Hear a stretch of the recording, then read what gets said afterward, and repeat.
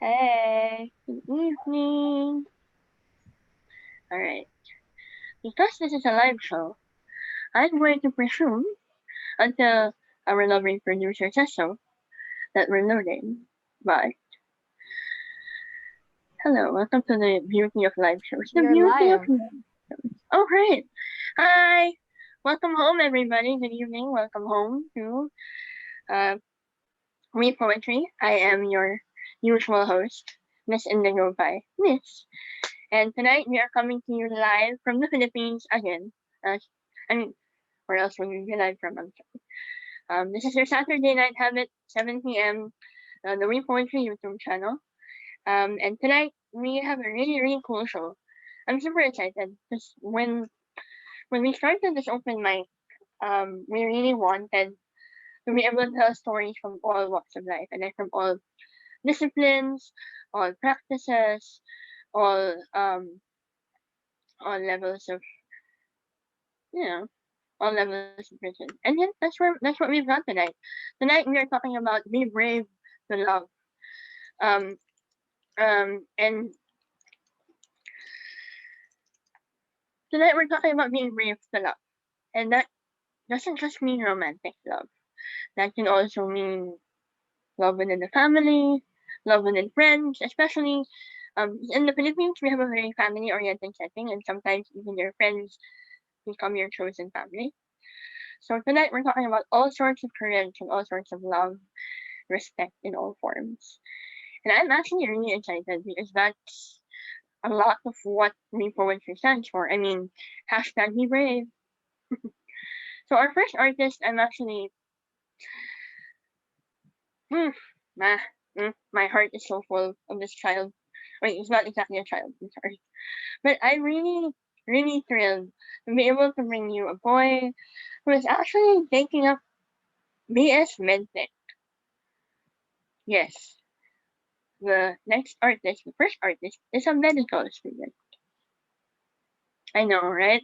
But see, even if he's a medical student, he keeps his heart very close to music.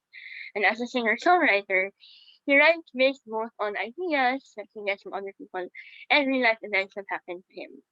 So usually when you hear a song, if you know him personally, it might not actually be about you. Don't worry. Just a coincidence.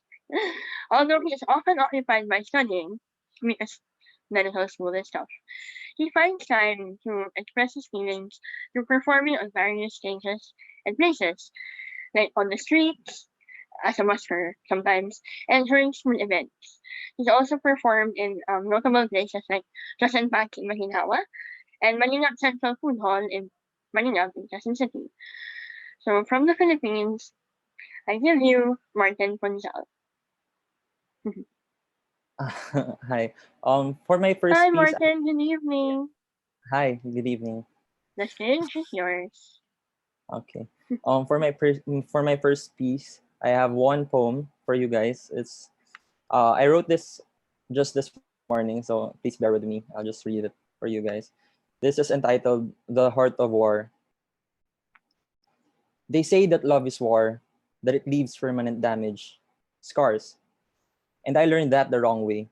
I suffered from the traumatic experience of losing a person who I can confide with, who accepted me for who I am, or at least used to accept me for who I am. You see, she didn't die. She just simply left and gave up. I used to smash the replay button on the memory of her leaving me, letting out a gentle sigh, turns around, walks away, and closes the door. It was silent, but my heart could hear the loud bang of this bullet fired by that pistol made from the experience. It pierced through my soul, and my heart bled words of hurt. I poured out in every piece of paper I can find, soaking them wet with the pain, anxiety, and grief. There was so much and I drowned. I drowned in the idea that I could never be loved at all. That in this scenery of war, I am a fort not worth defending. That I am not deserving of the love that people talked about, the love that people kept and carried every day. The reason why they kept fighting. I kept that thought for years and I let a lot of people down. They saw me struggle to even love myself. For the love that was supposedly for myself was also given away by me. People could see the hole left by my experience of war still bleeding like it was just yesterday. They tried to help me and got hurt themselves. It took me years to finally learn how to love myself again. And on my way to recovery, you came to meet me. You told me you would wait for me and that you believed in me. I kept those words until the very end of my road to recovery, and now I am healed. You fell in love with all my broken parts and accepted my patched up heart, opened your arms wide and held me close within your heart. I was afraid the wound had reopened, for words were still pouring out of me, but they came out in the form of tears of joy and endearment. Hold on tight, my dear, for you might drown. Never again will I ever let you down. For we are both soldiers who fight day and night to protect the fort that we made with our love. They say that love is war and that it leaves permanent damage. Well, it did, but I'm not afraid to take all the hits for you. Thank you. Um, for my next piece, for my next two pieces, I'm gonna sing two songs, two original songs of mine. This second song is a Filipino song, and I just hope you guys like it.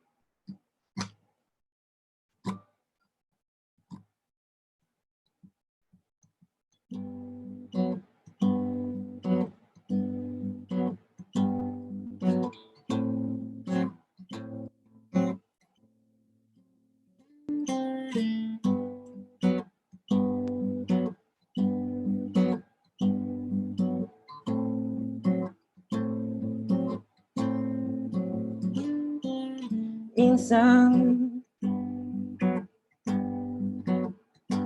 hinayaan ang puso kong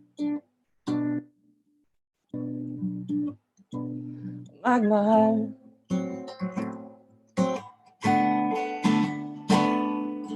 Minsan kong pinagbigyan ang puso kong masaktan. Oh, minsan na natagpuan ang nararamdaman na to, at minsan na natuklasan ang pagayo ng mundo. Kaya't sana'y marinig mo ang awiting to.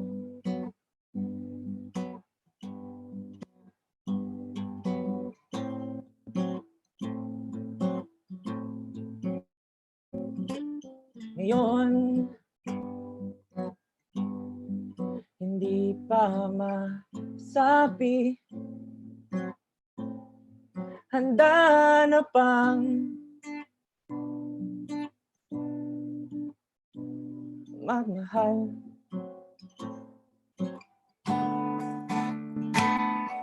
Ngayon, hindi pa maamin, handa na bang masaktan?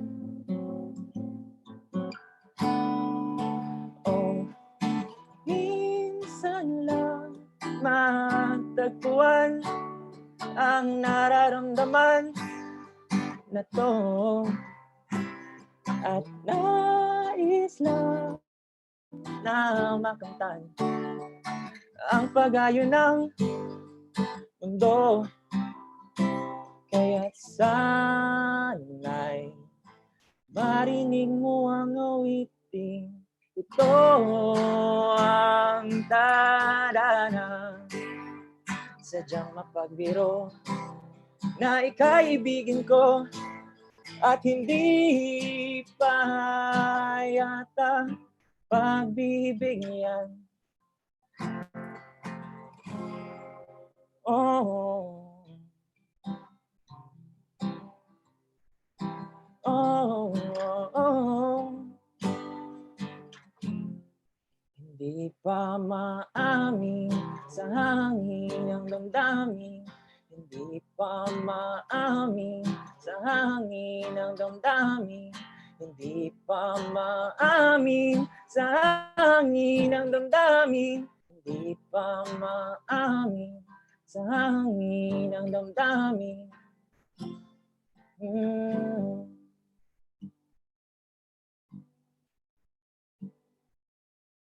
Ngayon handa ng pagbigyan ang nararamdaman na to. Ngunit hindi maintindihan, tila di mapagbigyan ng mundo. At minsan lang mapagbigyan ang puso kong magmahal ng isang katulad mo. Minsan lang, minsan lang, minsan lang.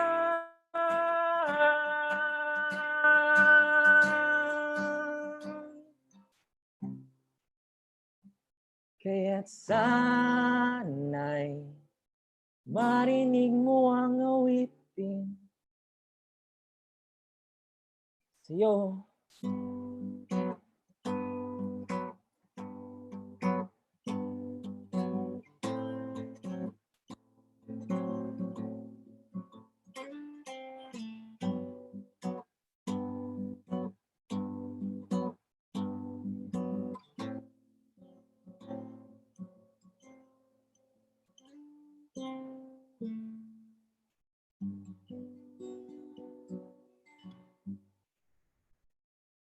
Okay, thank you. That song was entitled Bulong sa Hangin. And for my last song, this song is entitled Mama of Mine, and it was written for my mom. Okay.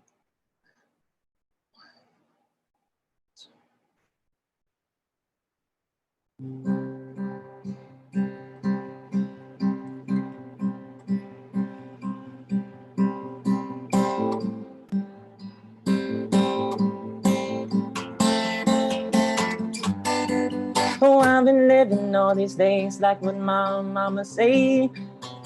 I'm playing every moment, every day, every time, like it's alright. And I've been wondering all these days, what would my own mama say? Everything will be okay, so it's just another day, it's alright. You'll be fine. She'll say, son, I love you. And I'll say, mama, I love you too. And I've been wondering all these days, what would my own mama say if she found out I've been playing every moment, every day, every time, like it's alright. And I'll say, mom, I love you. And she'll say, son, I love you too. So I take this time to show my love for you, oh mama of mine.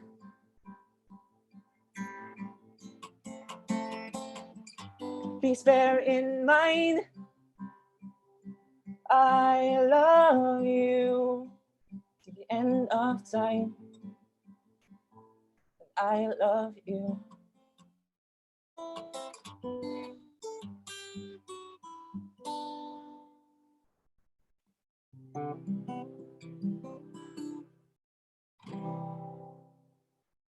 Thank you.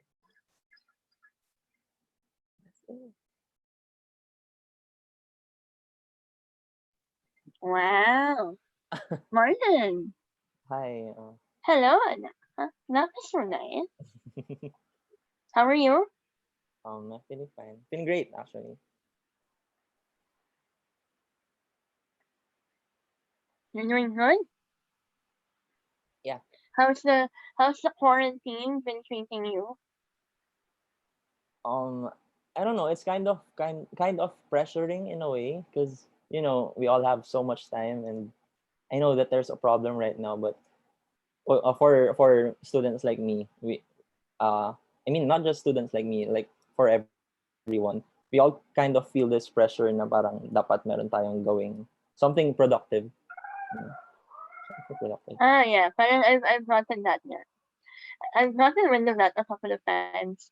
That some people feel guilty almost about being able to rest or whatnot since there are people going through what.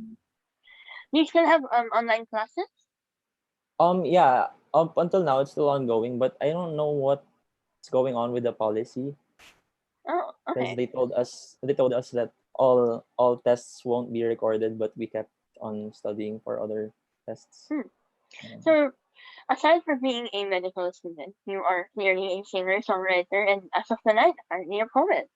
Can you tell us a little more about your poem? What inspired it? Because is this your first time to perform poetry? yes, actually it is. So that's Yeah, kind of nervous, really. nice. Yeah, but you did really well. So tell us about your poem. Um, I just wrote it just this morning. I was thinking about the theme of this event, this open mic. Um, it's kind of based on true stories as well Okay. because the story in the poem goes like the person tried to love once but got hurt and had a traumatic experience from it, Ooh, okay. and all throughout the years he failed to learn to love himself again. He hurt other people just because of it, and he let down other people, like most people around him. Then then when he went on to his journey to recovery, to healing his heart, he met this girl um who chose to accept him even though he is broken.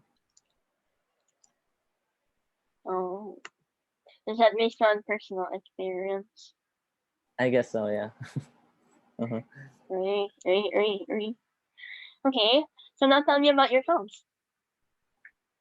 the second song, it actually has the same flow of story because Okay. um the poem and the song are both written for one person, the same person, I mean, the same person. Oh, I mean, based on it's the the same same person. person. Is this the same person I know? Yes, the same person, of course. Ah, alright. Okay. Okay. Yeah. And the last song, it's entitled "Mama of Mine." I wrote it way back, I think 3 years ago or 2 years ago. It was for my mom. I wrote Oh, it for her birthday. I wrote it for her birthday. So I chose. oh, when's your mom's birthday? Oh, it's 2 days from now, April Uh, 27. okay, advance happy birthday, tita. Yeah, from happy from birthday. the Poetry family. Birthday. Birthdays are fun.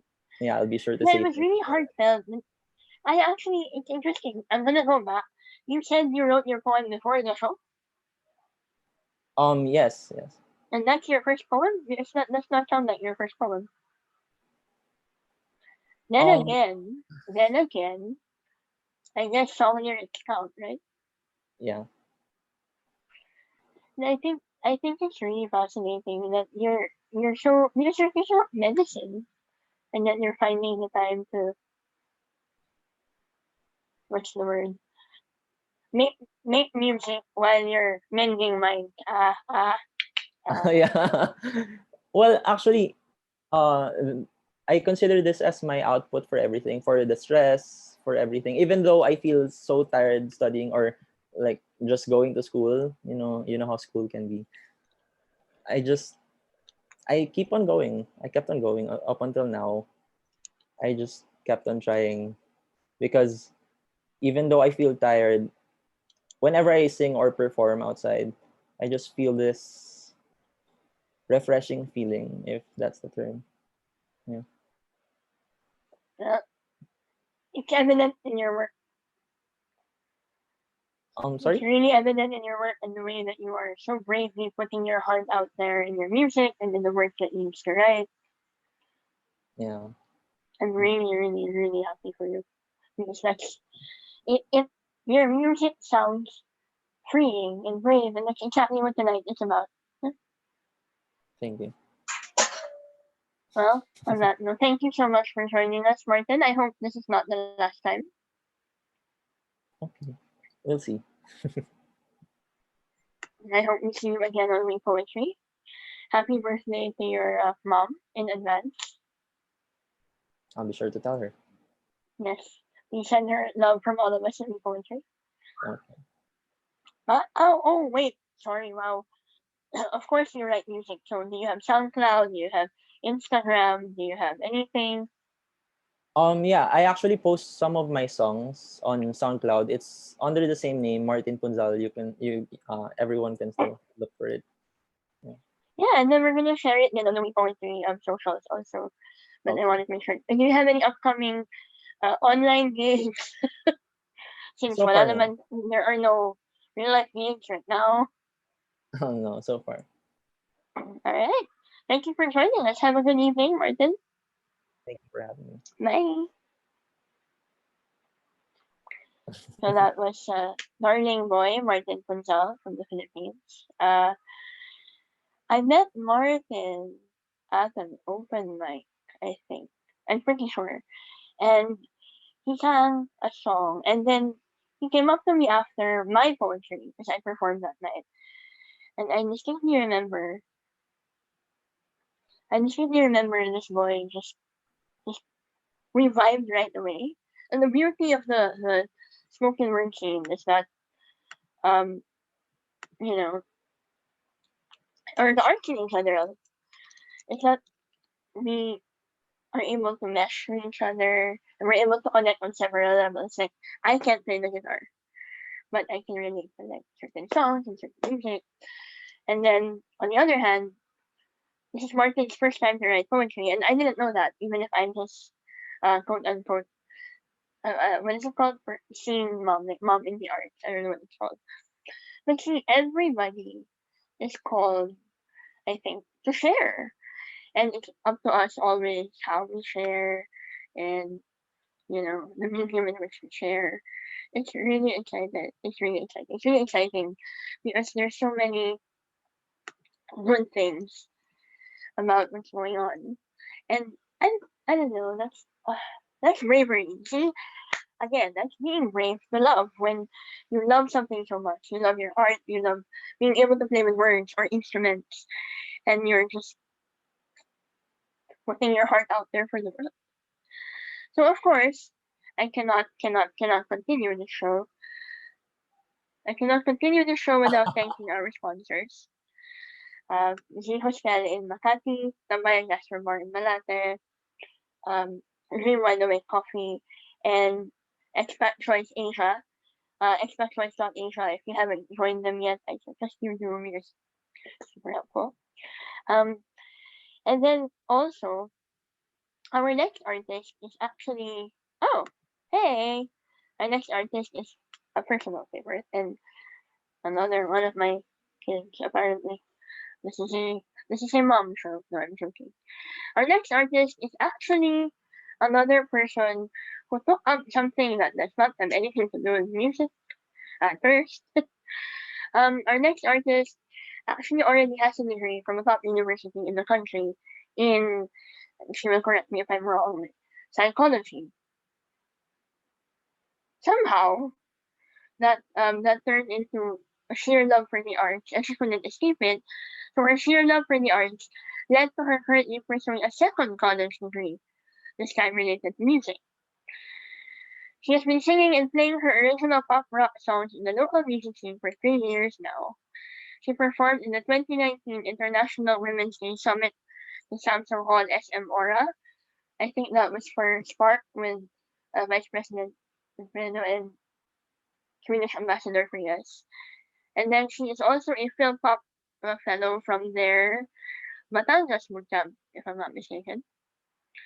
So without further ado, one of my personal favorite humans, I give you Miss Abby Esteban.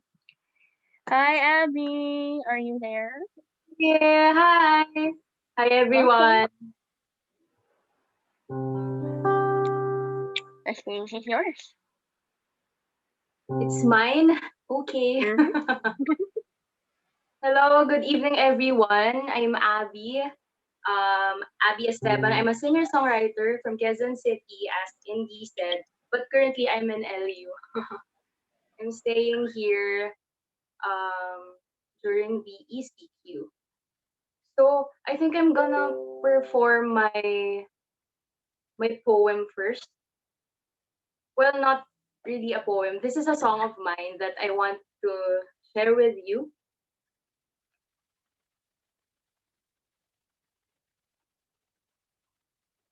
And ang pamagat nito ay TBH. So, sana magustuhan ninyo.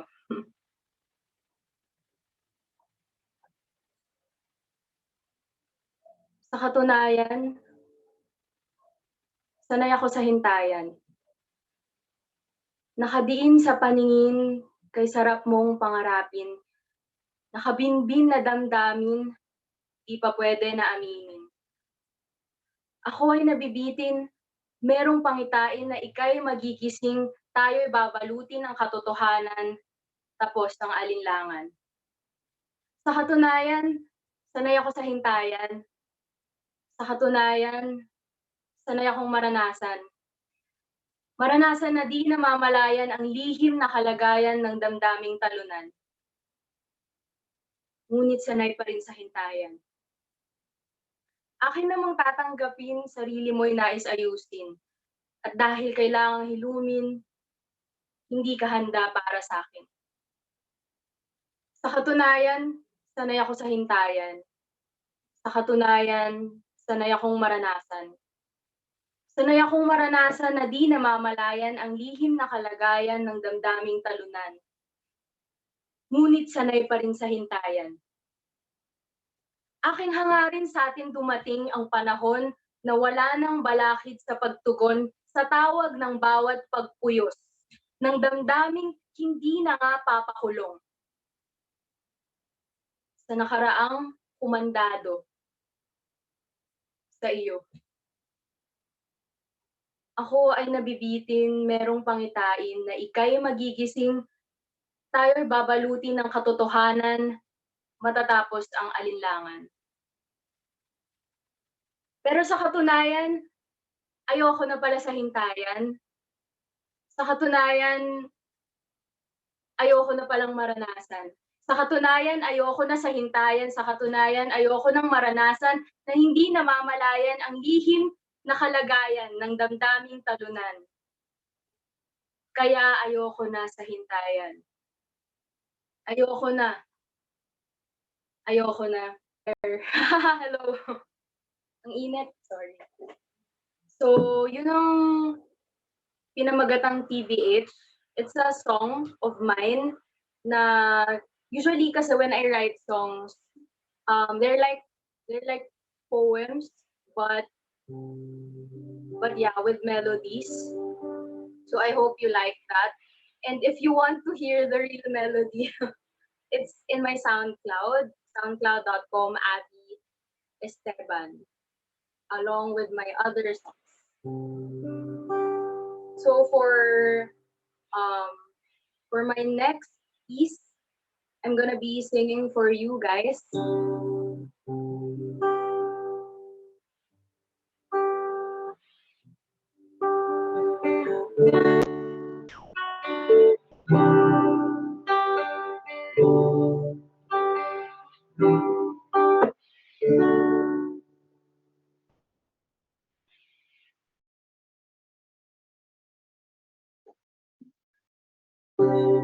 The theme for tonight is all about bravery, about being brave to love.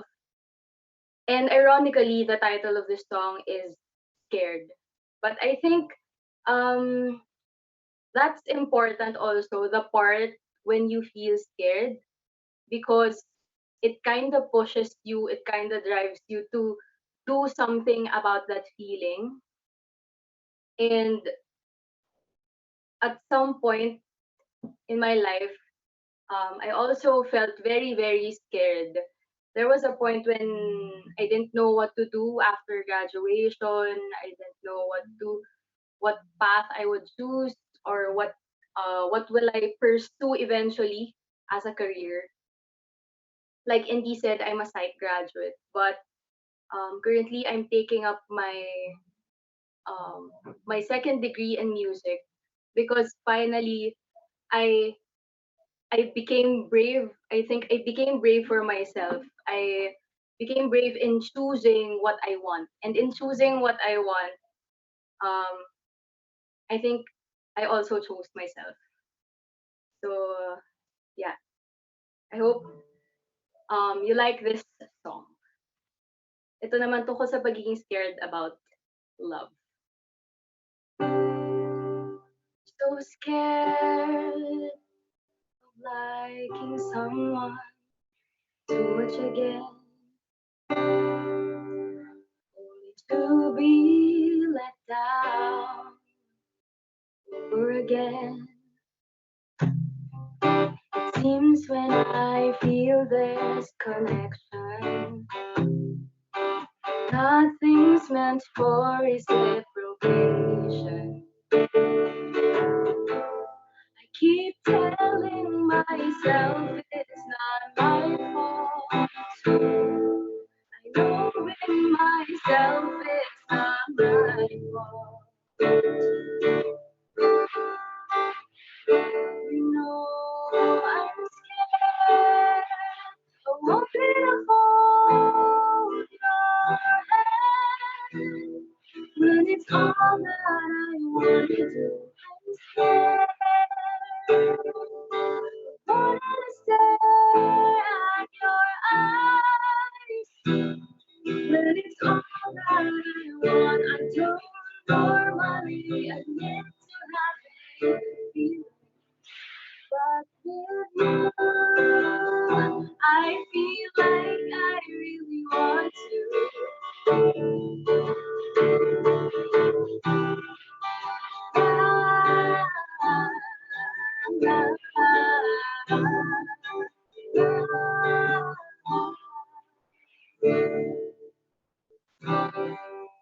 So scared of feeling something too much again.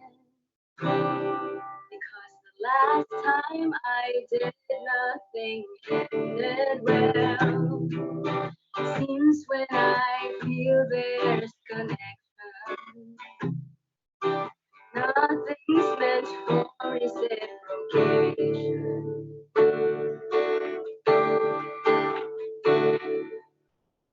I keep telling myself it's not my fault.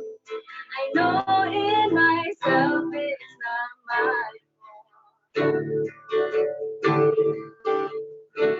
No, I'm scared of wanting to hold your hand when it's all that I want to do. I'm scared of wanting to stare at your eyes when it's all that I want. I don't normally admit to having feelings, but with you, I feel like I really want to. Sometimes when I'm alone with my thoughts, I can't help but cry and wonder, when is it ever gonna be my time? Is it ever gonna be our time?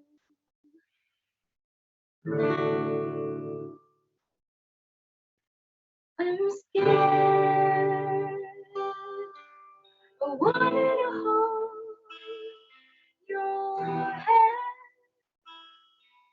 it's all that I wanna do, I'm scared.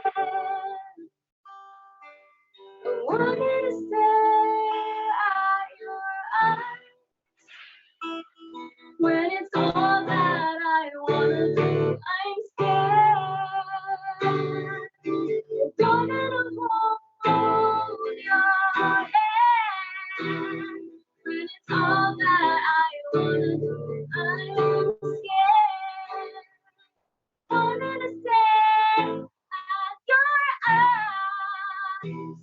When it's all that I want, I don't normally admit to having feelings, but with you, I feel like I really want to for you. I feel like I really want to for you. I feel like I really want.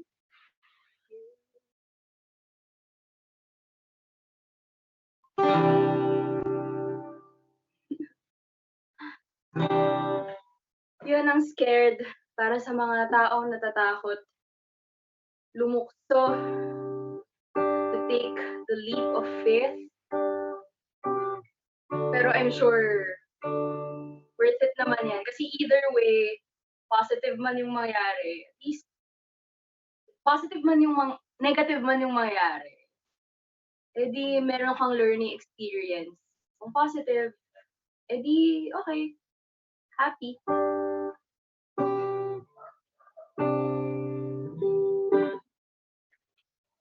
Nainitan na talaga ako. For my next song, oh my gosh, I'm gonna sing a song na hindi ko nakakanta recently. Another original.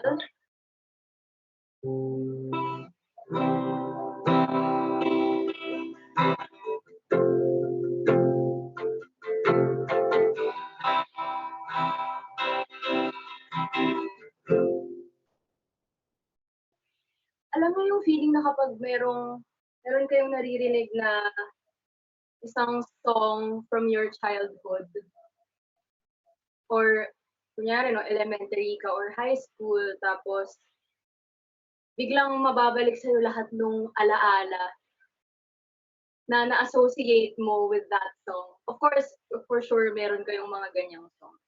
Nakaka-nostalgic pakinggan. Ganyan. Ako rin, marami akong ganong song. So before writing this song, I remember that was New Year. Tapos, naglalakad ako sa UP mag-isa, ganyan, chill lang, ganyan, naka-Spotify. Tapos, biglang nag-random play yung isang song from high school na sobrang gusto ko. Tapos, tinry ko alalahanin yung feeling na naramdaman ko when I got home. Tapos, I wanted to write a very hopeful song about love, lalo na New Year yun. So, I hope magustuhan ninyo.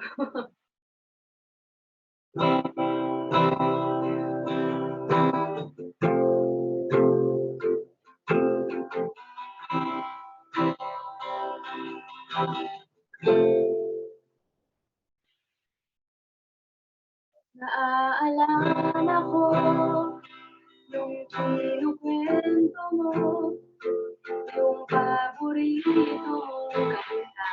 Yung kakaaral ng gitara, yung naririnig muli. Yung kanta ngayon, napapangiti ka pa rin, napapaisip sa kahapon. Kinakanta mo, sinabayan kita. Tinigang-hininga, magkalapit ang mukha. Pati pala ang puso ko pumintig ng naaalala.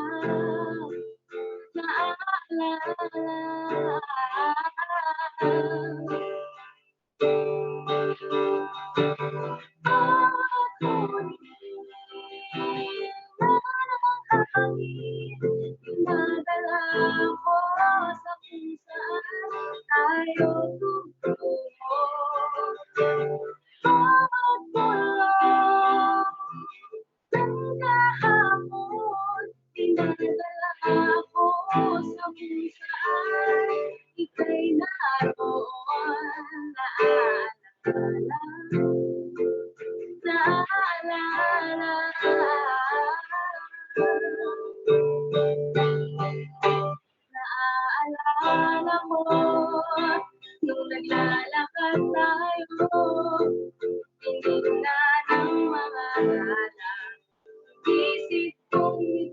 na nga yung maririnig muli sa sayo ng tunog. Isang kantang hindi na matapos pa ang pagtugtog. Kinanta mo, sinabayan kita. Dinigang magkalapit ang mukha. Pati pala ang puso ko umitigya.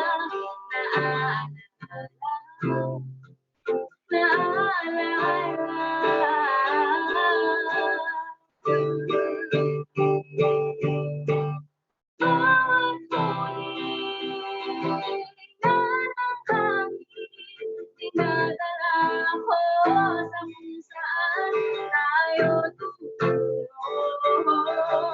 Bawat tulong ng kahapon, dinadala ko sa kung saan ika'y naroon.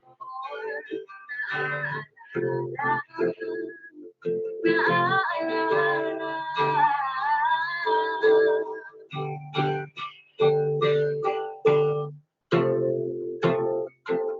Hindi tiyak ang bukas, ngunit sa'yo pagpili ay hindi lilipas. Hindi tiyak ang bukas, ngunit ikaw ang hiyas na lagi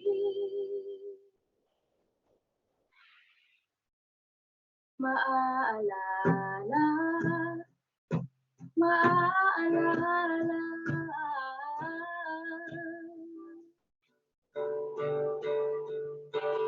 Bawat huni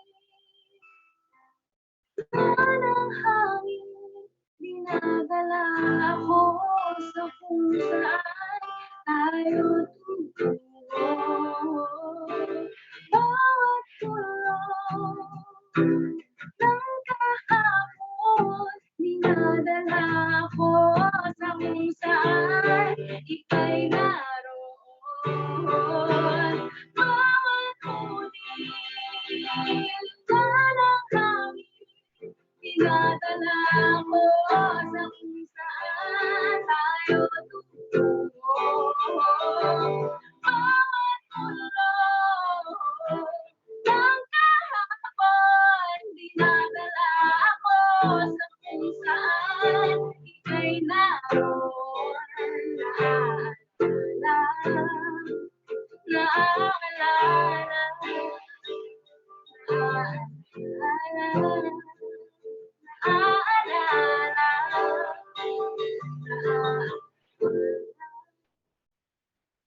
Naaalala.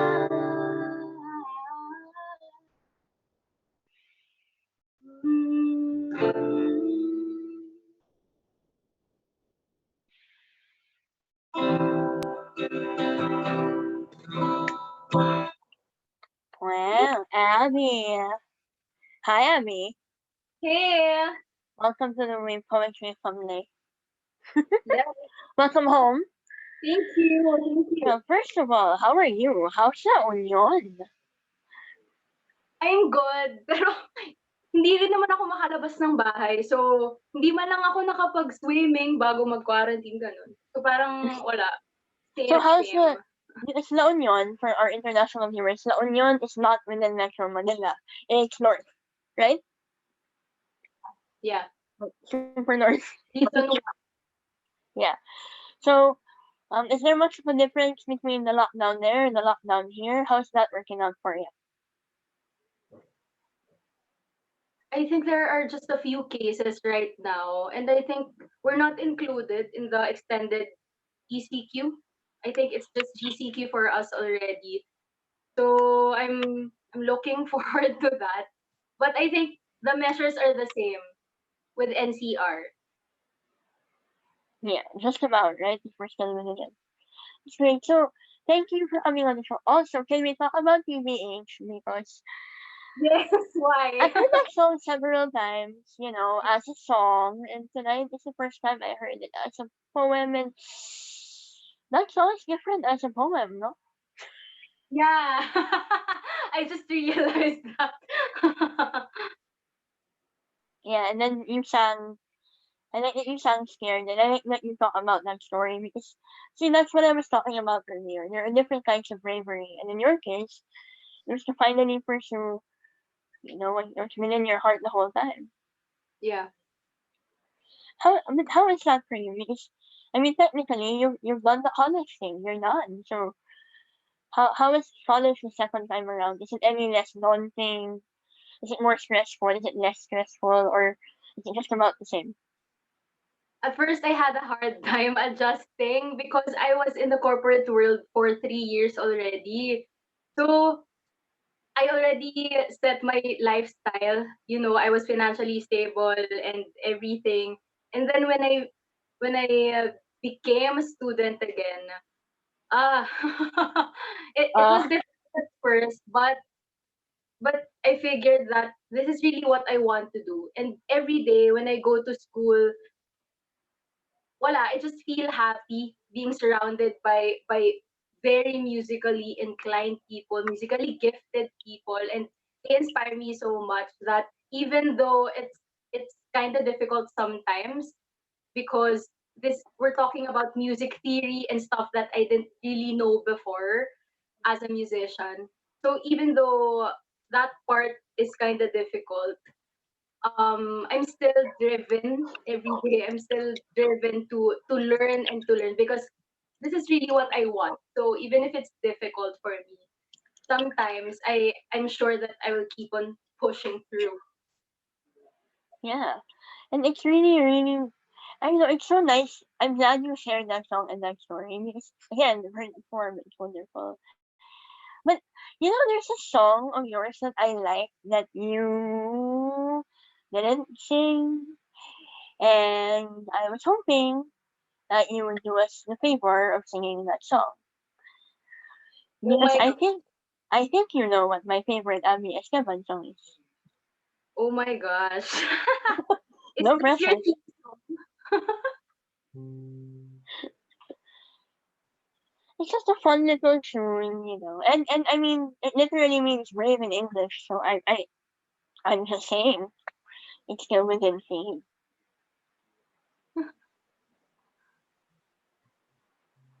Oh my gosh. Okay. What? Sorry. Napilitan. Hindi, joke lang. Sorry. Um, Actually, no. Do you have your couple? I don't know what you call them. yeah. Just a little tuning. Kaya ko ba to? Hey, is there anything while you're tuning? Is there anything you want to promote? Is there anything? You have a single coming out? Are you on Spotify yet? I'm not yet in Spotify, but I have a SoundCloud and I've just released pala a new song. So you can check that out. And also again, TBH is also there as a song. And all of my other originals as well. I post them all in my SoundCloud and some are also on my Facebook page if you want videos. So my Facebook is Abby Esteban Music. So you can just search for that. Cool, cool.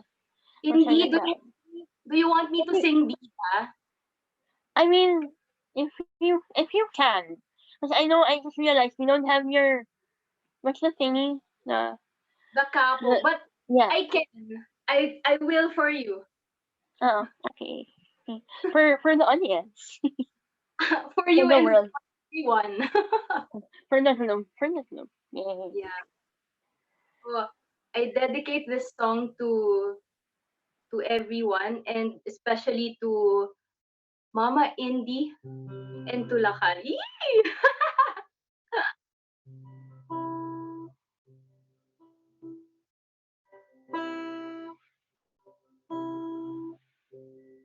Simulan natin sa yugto, wala pang maraming taong nagunang kilalanin kung sino siya. Ituloy natin sa sunod na pahina. Makulay lumapit na ang hinihintay na pumasok sa eksena. Ikaw pala.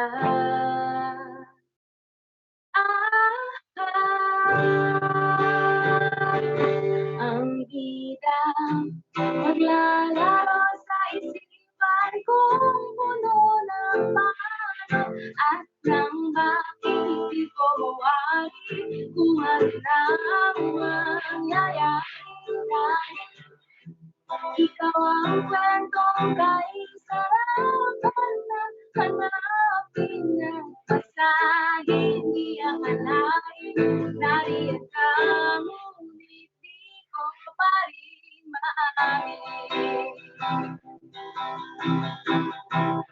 Nilagyan natin ng mga storyang ating lahat.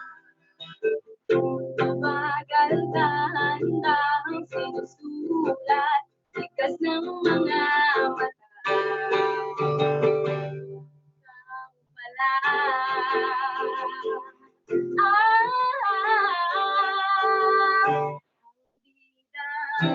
Maglalaro sa isipan ko, puno ng paano at ng bakit di ko mawari kung ano na ang mangyayari dahil di ko masabi kaya naisulat ko itong aking awitin. Sana'y makarating dahil ito na ilalahat ko na. Ilalahat ko na. Ikaw pala. Ikaw pala. Ikaw pala. Ikaw pala.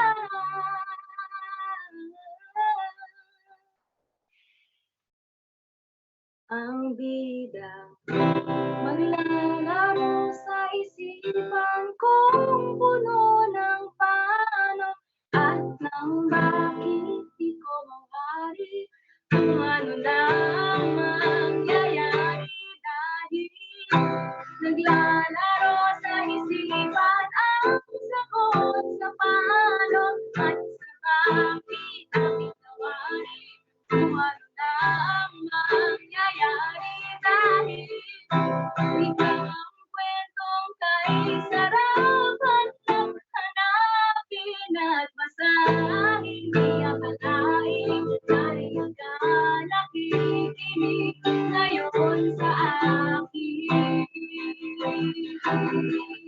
Ikaw ang kwentong kahit sarapan at basahin. Di akalain nariyan ka.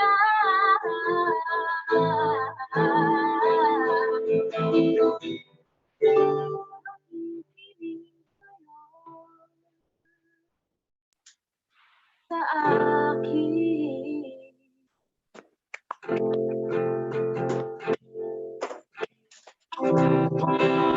Yay! Thank you, Abby.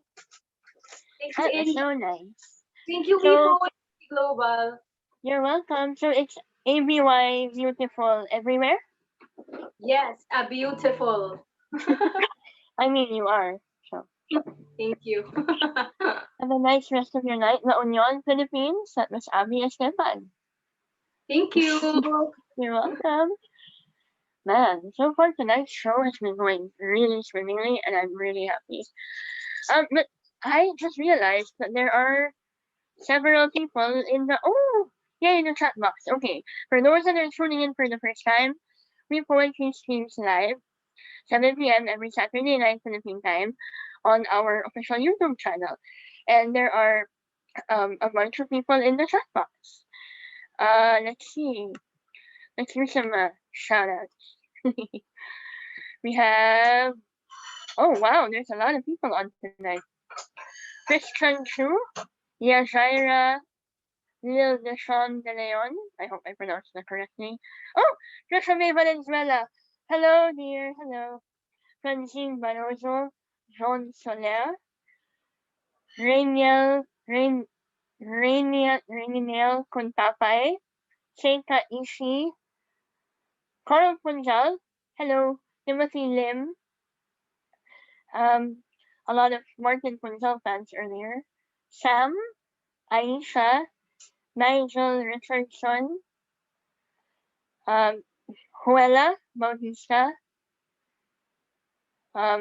Christine Almia, and Mick and Ariane, Rodrigo Conanan Jr., Rhea Leora, hi Rhea, Yasmin Medina, and Michael Daryl Mayo or Mayo. If I mispronounced that, I'm very sorry. Um, Again, we also want to thank our sponsors, Expert Choice Asia, Tambayan Gastro Bar in Malate. I miss Buckets Coffee. Speaking of coffee, Dream Wide Awake Coffee. Support your local coffee people. And of course, one of my favorite home bases, Zula Hostel in Makati. They are reopening their doors very soon. On the 7th of 4th, so you're gonna want to check them out. If you need a place to stay in Makati, meetings, or just especially if you're a frontliner and you need a place to rent near certain places, Zula Hostel is open for bookings very soon. Check them out. Okay, from that, we move on to another poet that's Manila based, and this one I'm very excited about. So earlier, we had a medical student who was a singer songwriter, and then we had Miss Abby who took psychology, and then went on to study music. And then our next artist is again another person, a STEM person doing art, which man, already like left brain, right brain, oh the brain. Um, so our next artist is actually somebody that was introduced to me, a friend, and she's a student from one of the top universities here in the South, studying BS Physics. Yes, I said physics. When she's not writing, she indulges in her love for theater, largely through her university's Harlequin Theater Guild. Aside from beginning to explore the world of poetry and sharing it with others, she's also a mental health advocate. She is honestly one of the most fascinating writers I've met. I cannot wait for you all to hear her pieces. So without further ado, here is Miss Prismness. Hello. Hello? Hello. Hi! Thank you Thank for you, joining Indigo, us. and good You're evening, welcome. everyone. Hello. So, actually, yeah, my stage name is Prismness. It's the name of the art speech I created. It combines physics with arts. And tonight, I'll be performing three of my pieces and a spoken poetry. They are of average length, and I recently wrote them this April. And the first two aligns with the be brave to love yourself, and the last is be brave to love a partner. So yeah, I hope you like them. Let's start with the first one, the piece I entitled Seeking Buoyancy. For those of you who are not familiar, buoyancy is a physics term which means an upward force exerted on an object immersed in fluid, mostly water. So let's start. Here it goes.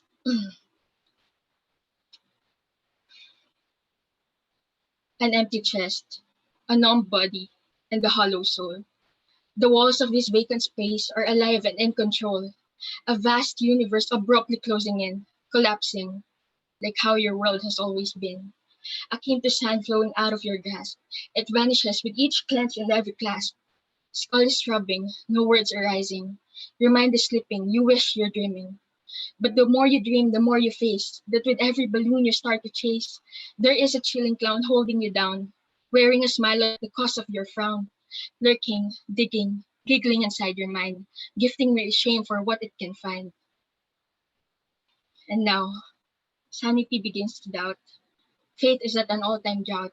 You dread the silence of the night even more, the glare of the morning light. Because with every sleep you're still awake, and with every pill your will's still a fake. You try anything that can save you, from science to religion, from magazines to TED Talks, from alcohol to strangers, from wounds to stitches, from lyrics to poems. And of course, the most promising of them all, the thing that drives most people crazy, which is in a positive, non-clinical kind of way, the reason for just about every song and film, the ultimate answer to the world's biggest problems, including yours, as they say, love. But that magic pill that was supposed to heal you kills, turning medication into addiction, transforming you from a hopeless romantic into a hopeless person. What will be your next move if every trick has been exhausted? What will be your new mantra if you're sick of quotes and hashtags posted? How can you heal yourself if the more you know about her, the more you learn that you cannot fill a pitcher with its own water? So that's the first one. The second one is something I wrote after watching the movie Alone Together. It inspired me about childhood dreams and fighting for that. It's entitled Time Machine. Dear past self, I miss your innocence and the courage it came with. How the world's your playground and there were treasures to be found. You ask about the moon, the stars, and the sun, dreaming about being there just because it would be fun. You dance like no one would judge. You sing, yes, you wouldn't budge. You wonder about love like it wouldn't hurt. You laugh when you fall because you love the dirt. You play outside even, I mean especially when it rains.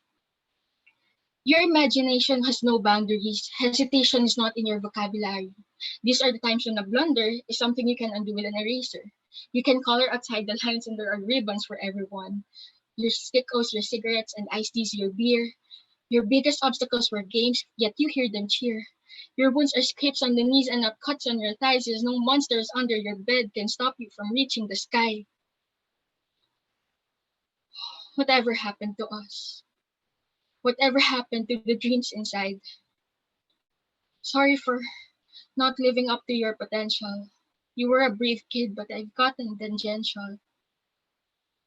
I understand how our sleepless nights are your way of waking me up. How panic attacks mean you're tired of this setup because I've lost the flame. And in a world where everyone abandoned you, I did the same. But I can't help it.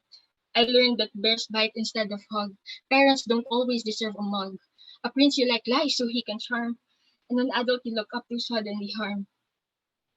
Questions started rising. Skepticism is not even enough of a word. I reinvented everything. And this new worldview isn't as good as it was, but it's much closer to the truth. I need no time machine, for I am still that child, still in need of affection, still wanting a revolution, but with a much careful heart. With spiky fences I wish no one can outsmart. It may be harder for me to tame these monsters, for they don't just come out at night, they come out at every corner. But I will still tie that cape and wear my crown. I'll put on my stickers and pair it with a gown, ready to save the world, even if it starts with mine. Yeah, so that's the second one. And this last piece is a love poem entitled A Dance Through Space and Time. Hope you like it. Yay. When we met, I dropped into free fall. I became a vector because you gave me direction. You don't push when I pull. We dance in serene, harmonic motion. With the same wavelength, our hearts beat so frequently. I am centripetal around you. You are my center of gravity. Applaud the universe for these vibrations. I can vocalize with every beat. At every impulse, we have momentum, similar energy. Can you feel the heat? You're the force that moves me, not a gas yet you're ideal. We don't need force to work things out. Even without height, we got potential. Like electric and magnetic fields, we are forever intertwining. When we grapple, it's constructive. I'm the buoyancy you're seeking. I am hoping time dilates. With each twirl and every sway, though you make me unstable, this love shall never decay. With every touch you electrify me, like north and south poles we won't ever divide. Don't need a lens to perceive your beauty, like a prism you show you have nothing to hide. Despite Heisenberg's uncertainty, I'm sure we're not just theoretical. Of all the combinations atoms could form, you are the most regal and special. Like relativity and quantum physics, I know we'll unify. Even if you were to annihilate me, I still have you nearby.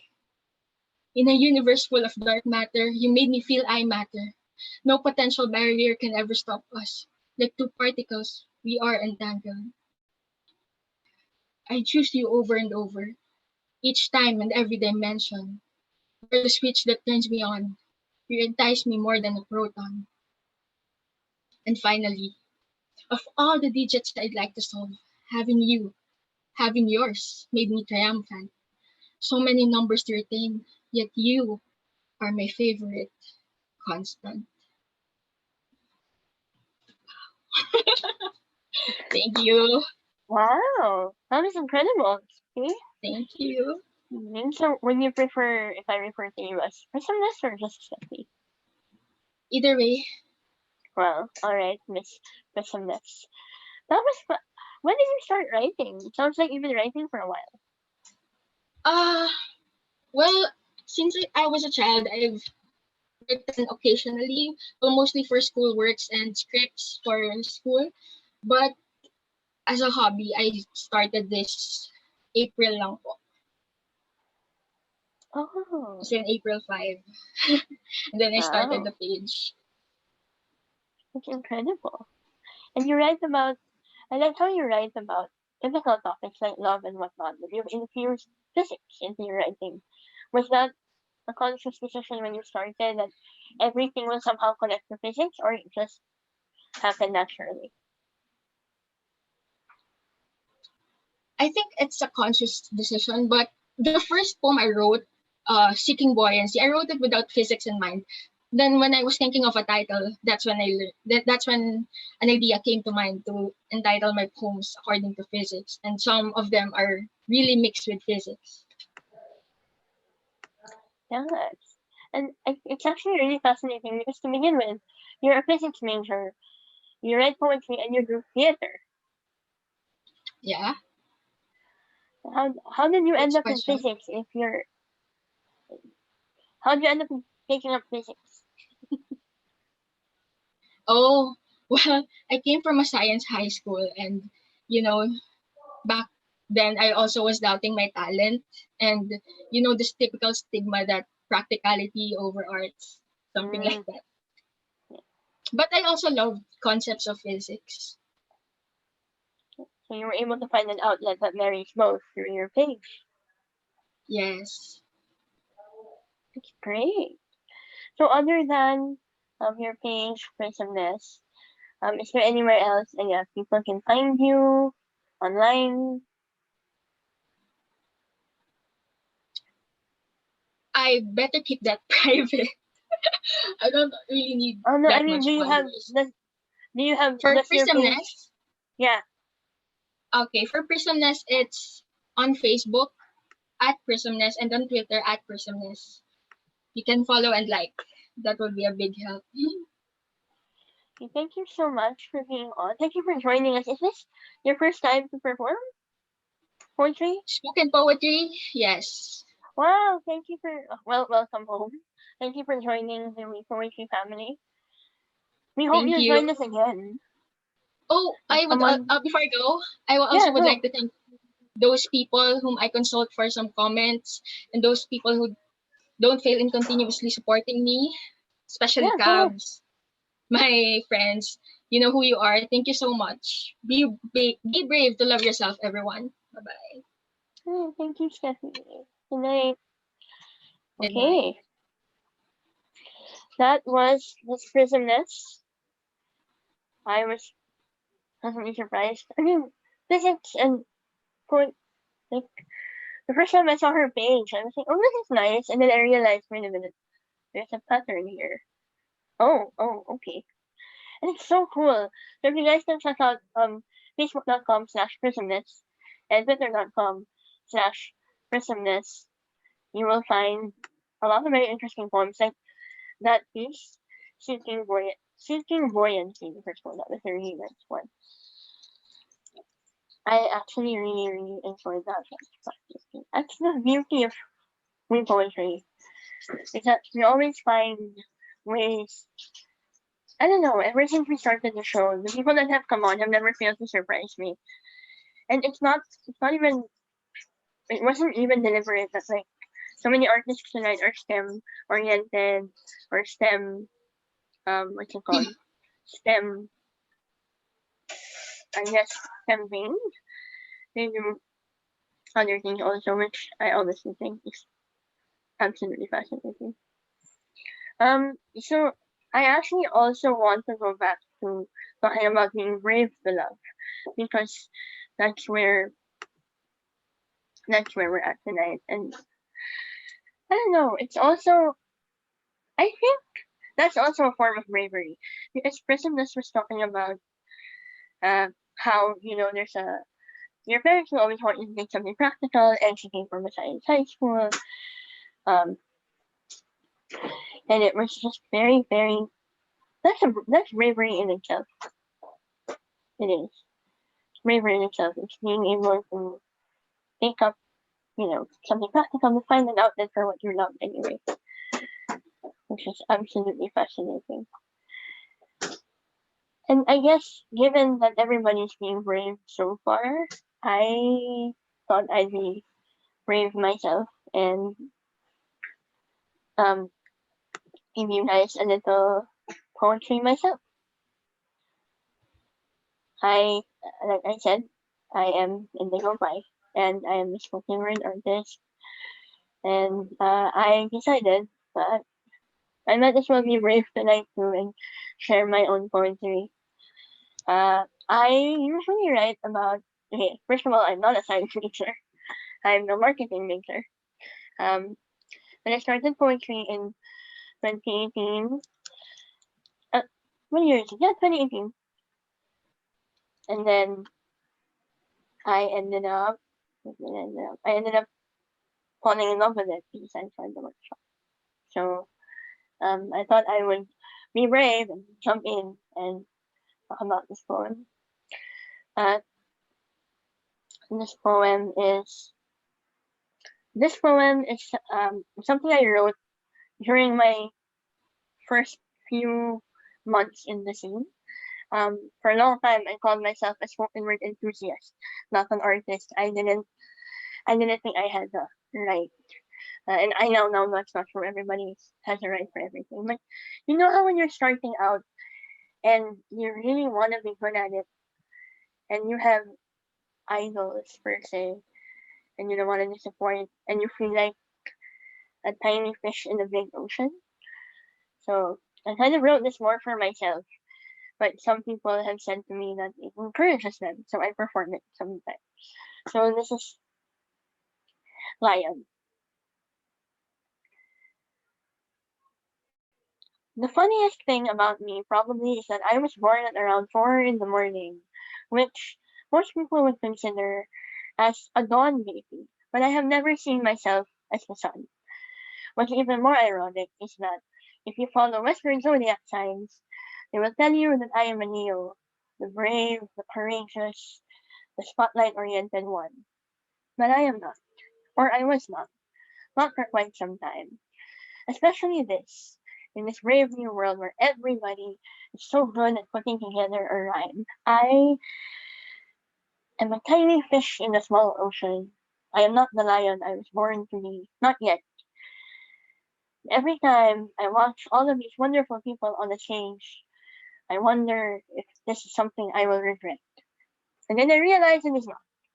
I realize that spoken word and sharing my truth and sharing my poetry is something that keeps me alive, that gives me a fire, that makes me want to keep going on no matter what. Because you see, spoken word poetry gives me a different fire, a different way of breathing, a different way of reading the books on that shelf. Suddenly, spoken word poetry has allowed me to be more open with myself and the people around me. The tiny fish swam and swam. I think it was Dory who said just keep swimming. Eventually, I made my way to the shore, grew some legs, developed a heart, and I became where I am. And I became the lion that I was always meant to become. And maybe that's what we need to do too. Maybe we're not always born into it. Maybe sometimes we feel like we're at the bottom of a very deep pit, and we have no other choice but to find our way out slowly. And sometimes it's just a matter of letting the water carry you. If you cannot give from an empty cup, and if there's nothing in your heart to share, then maybe on any stage you shouldn't be up there. But I go back and I digress. I will tell you this, that now I am a lion, but I will never forget when I was a tiny fish. Now that I am a lion, I'm trying to remind you that you can be a lion too. There is a lion in all of us, no matter what your zodiac sign may be, no matter what you may be going through in life. Sometimes all you need to do is take that first step. Eventually, little fish that swam will be a big lion who can roar and bring others to life. Thank you. That last line referenced Aslan, so if you haven't seen the Chronicles of Narnia, I'm sorry for my nerd. Okay, enough of my face. I was talking about the fonts earlier. Okay, so we have Green by the Way Coffee, and my Gastro Bar, Malate, who also has this coffee, and Expat Choice Asia. But I need to tell you guys about G Hostel. Um, G Hostel in Poblacion, in that area, first of all, I just talked about sunrises. You go up on the roof, they have an incredible roof deck. They have incredible parties all the time. They have wonderful food. I mean, these seats are not full for no reason.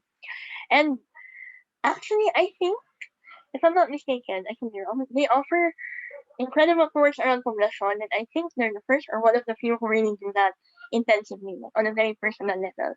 Will give you tours around Poblacion. G Hostel is honestly one of the more um, fascinating places I've been and I've checked into.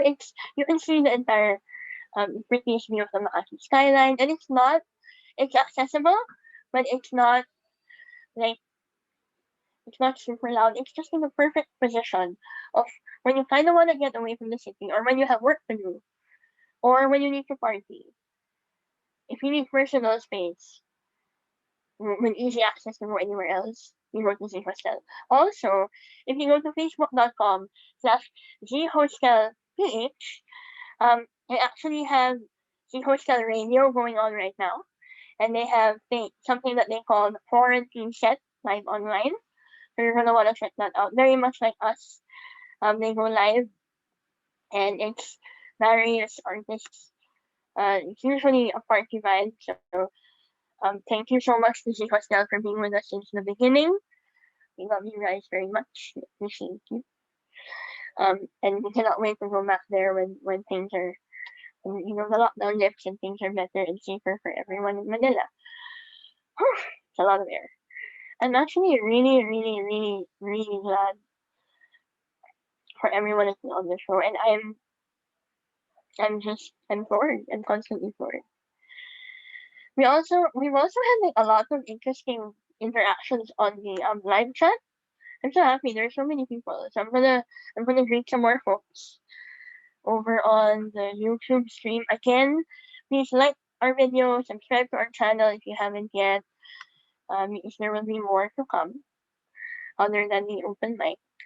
Let's see. We have Ellie Rosas, Mon Garcia, G or Jai Dino fan, Meow Cat, Meow, Maki, Maki, Just James, Princess 010799, Yasmin Medina, and Gisele De La Rosa. I hope I pronounced that correctly. My goodness. I really hope I pronounced that correctly. I want to thank everyone also that's over on Twitter. Kaya Music, Kaya, Ross, Inigo Conde, um, Holy Shomai, excuse Stephen Lightbone, I'm sorry if I mispronounced that. Um, Romela Gianan. Wow, I promise you if I'm mispronouncing your name, I'm sorry. Molly Marasigan, M, and Winona. Yes. So if you want to be able to join us tonight, we have a live chat going on in the chat box. So like and subscribe. We are also on Facebook, facebook.com/reportingglobal. That's also our username for Instagram and Twitter. If you join us in the chat box tonight, or if you tweet us, I will most likely be able to give you a shout out in the middle of everything that's been going on. So also, I hope everyone's safe. I know that this pandemic is a global issue, and I hope that wherever in the world you are safe, and your loved ones are safe and healthy. And of course, we're sending love always to our frontliners because it's really no easy feat. Okay, and then, oh yeah, that's about everyone in the chat. Okay, and then, oh my gosh, I'm really excited for the next artist. Yay!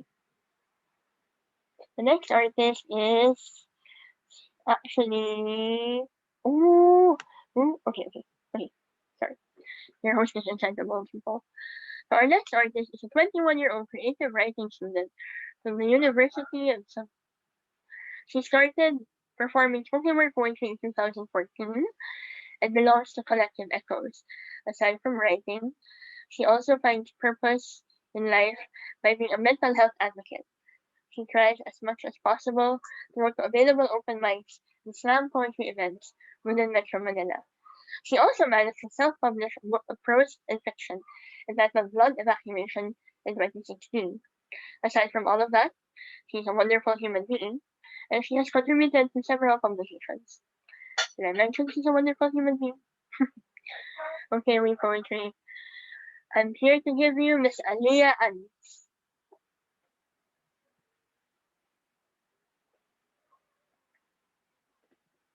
hello?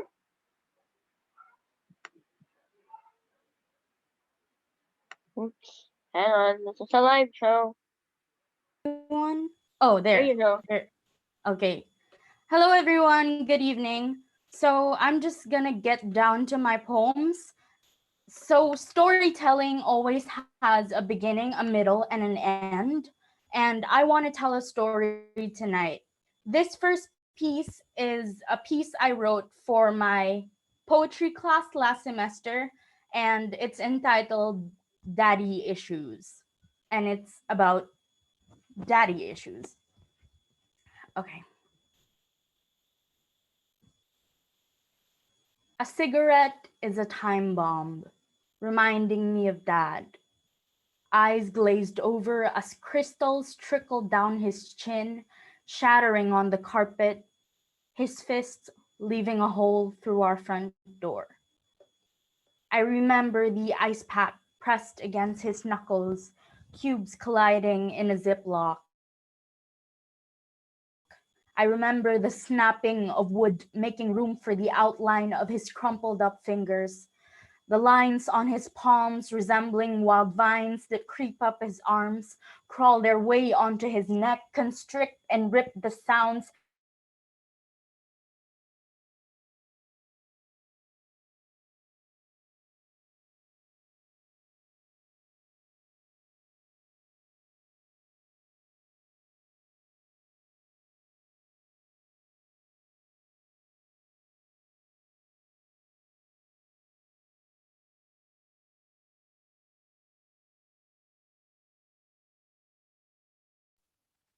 Alia?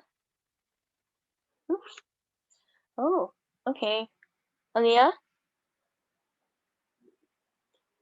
Okay, we're having some technical difficulties, but that's what happens when it's a live show. It's alright. We're going to try and get Miss Alia back. Ah, yes, the wonder of live shows. Where is Miss Alia? Let's see. We're gonna try and get her back. Mm. Hi. Hello? There you go. Hi. Hello, I'm back. I'm so sorry. No worries.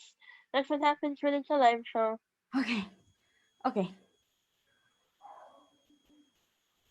What? The station's here. If you know it. Are you there? Hello?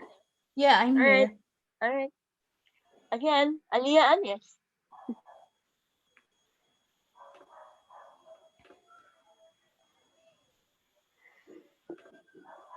The stage is yours, Alia. Oh, sorry. No worries.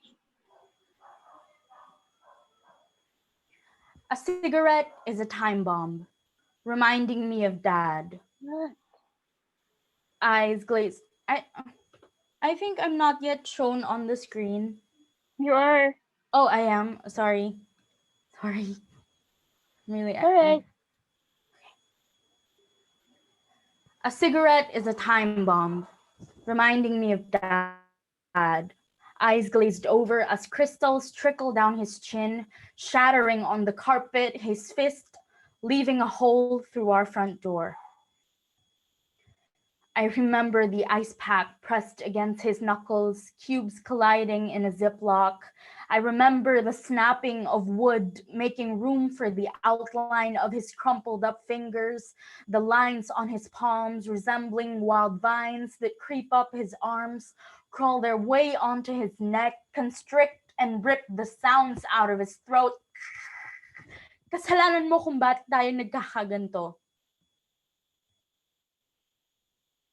I don't remember moving out of that house with a basketball ring in the garage, half of the bedroom occupied by a closet, triangles painted on the dining room walls. I remember Dad had set out patterns using masking tape and filled in the gaps with paint. To this day, the right side of the wall is still covered in adhesive, the gaps bare, left unfinished like his fifth bottle of San Miglite. Monday's box snapped open, the pills and tablets inside shaking out from their slumber. They stared back at me, pink,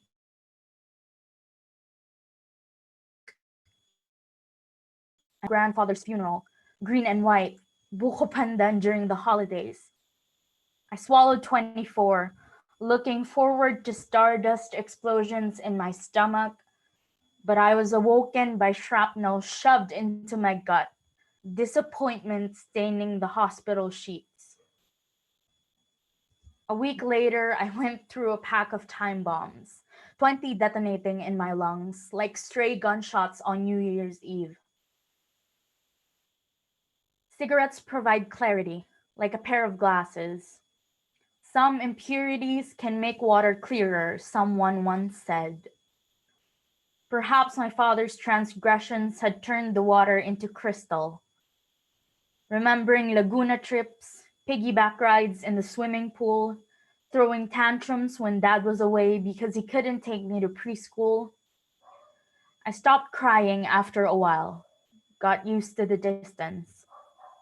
He's not gone, just away.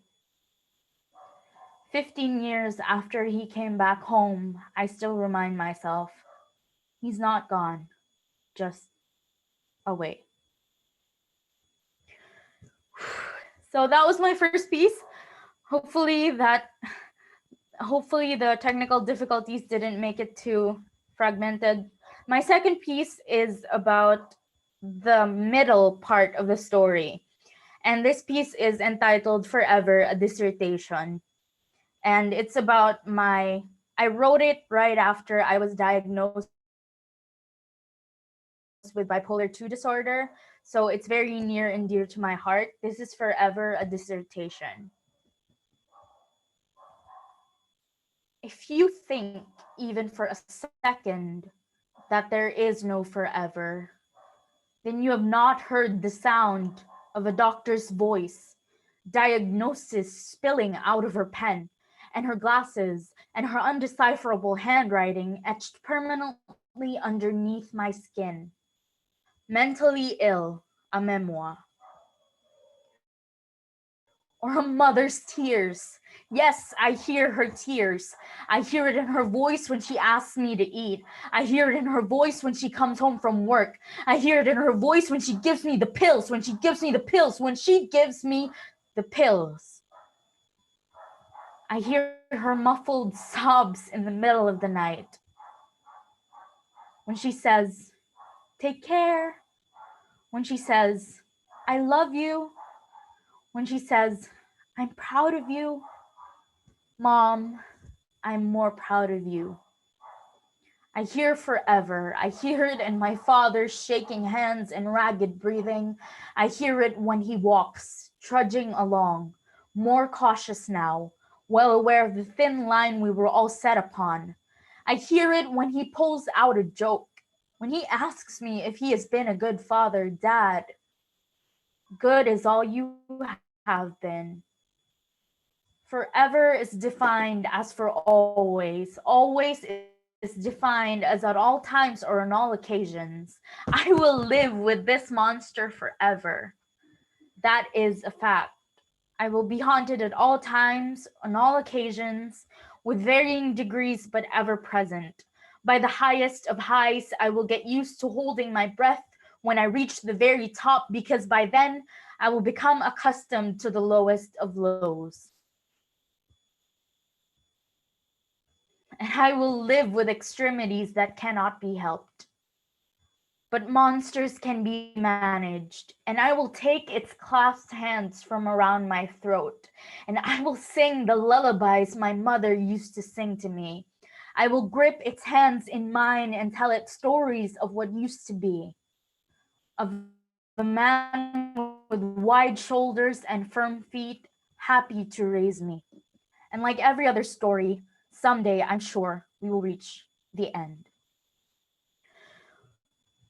That was my second piece, and now I'm down to my last piece.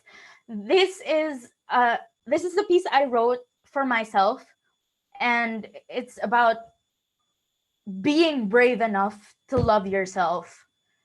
So the title of this piece is A Manual for Growth.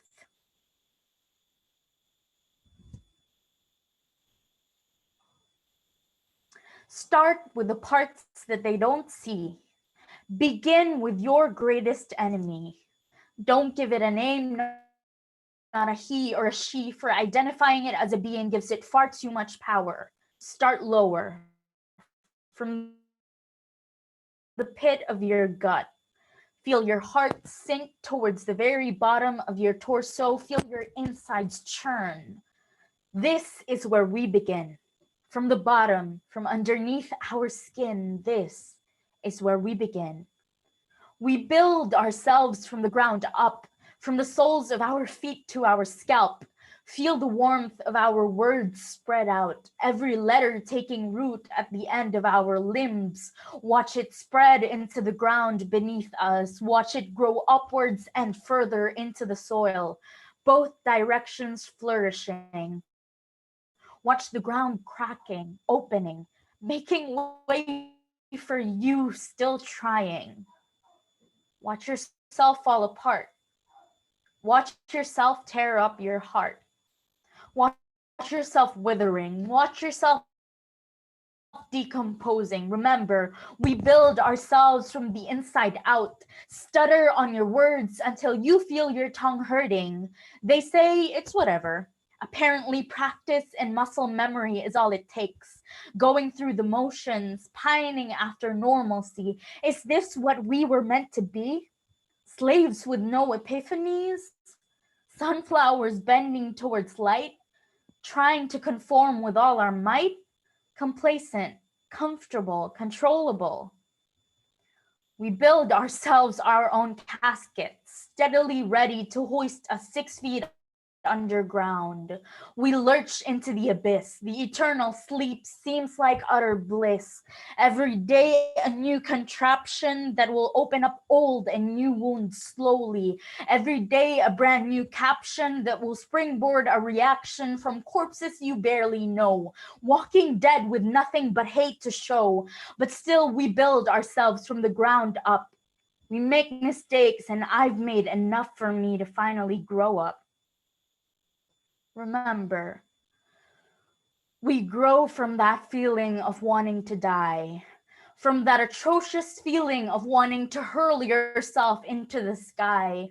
We grow out of the disappointment because every single day is another doctor's appointment, poked and prodded, laid bare on what seems to be an operating table, but more of a couch, more of being unable to express what I really want to say.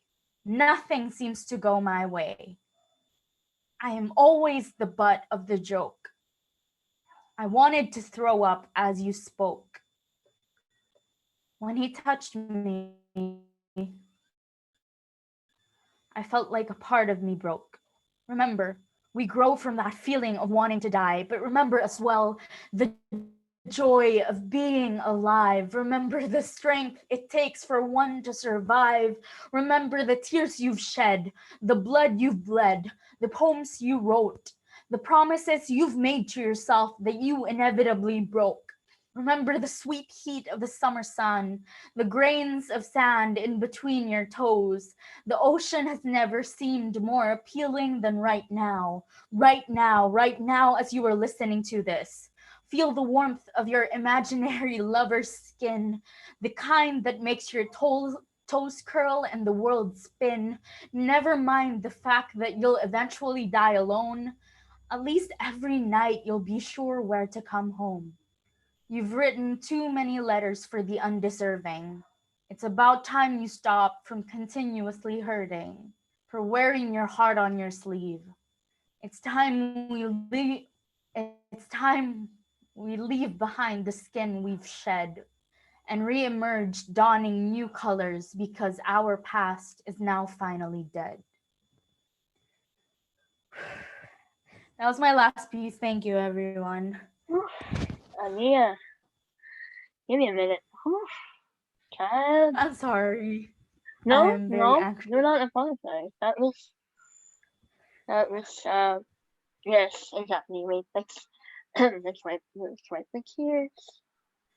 Well, alright then. Hi! Hello. Hello. How are you Hello. feeling? First of all, are you alright? I was very anxious because of the technical problem, but now I feel okay. I feel okay.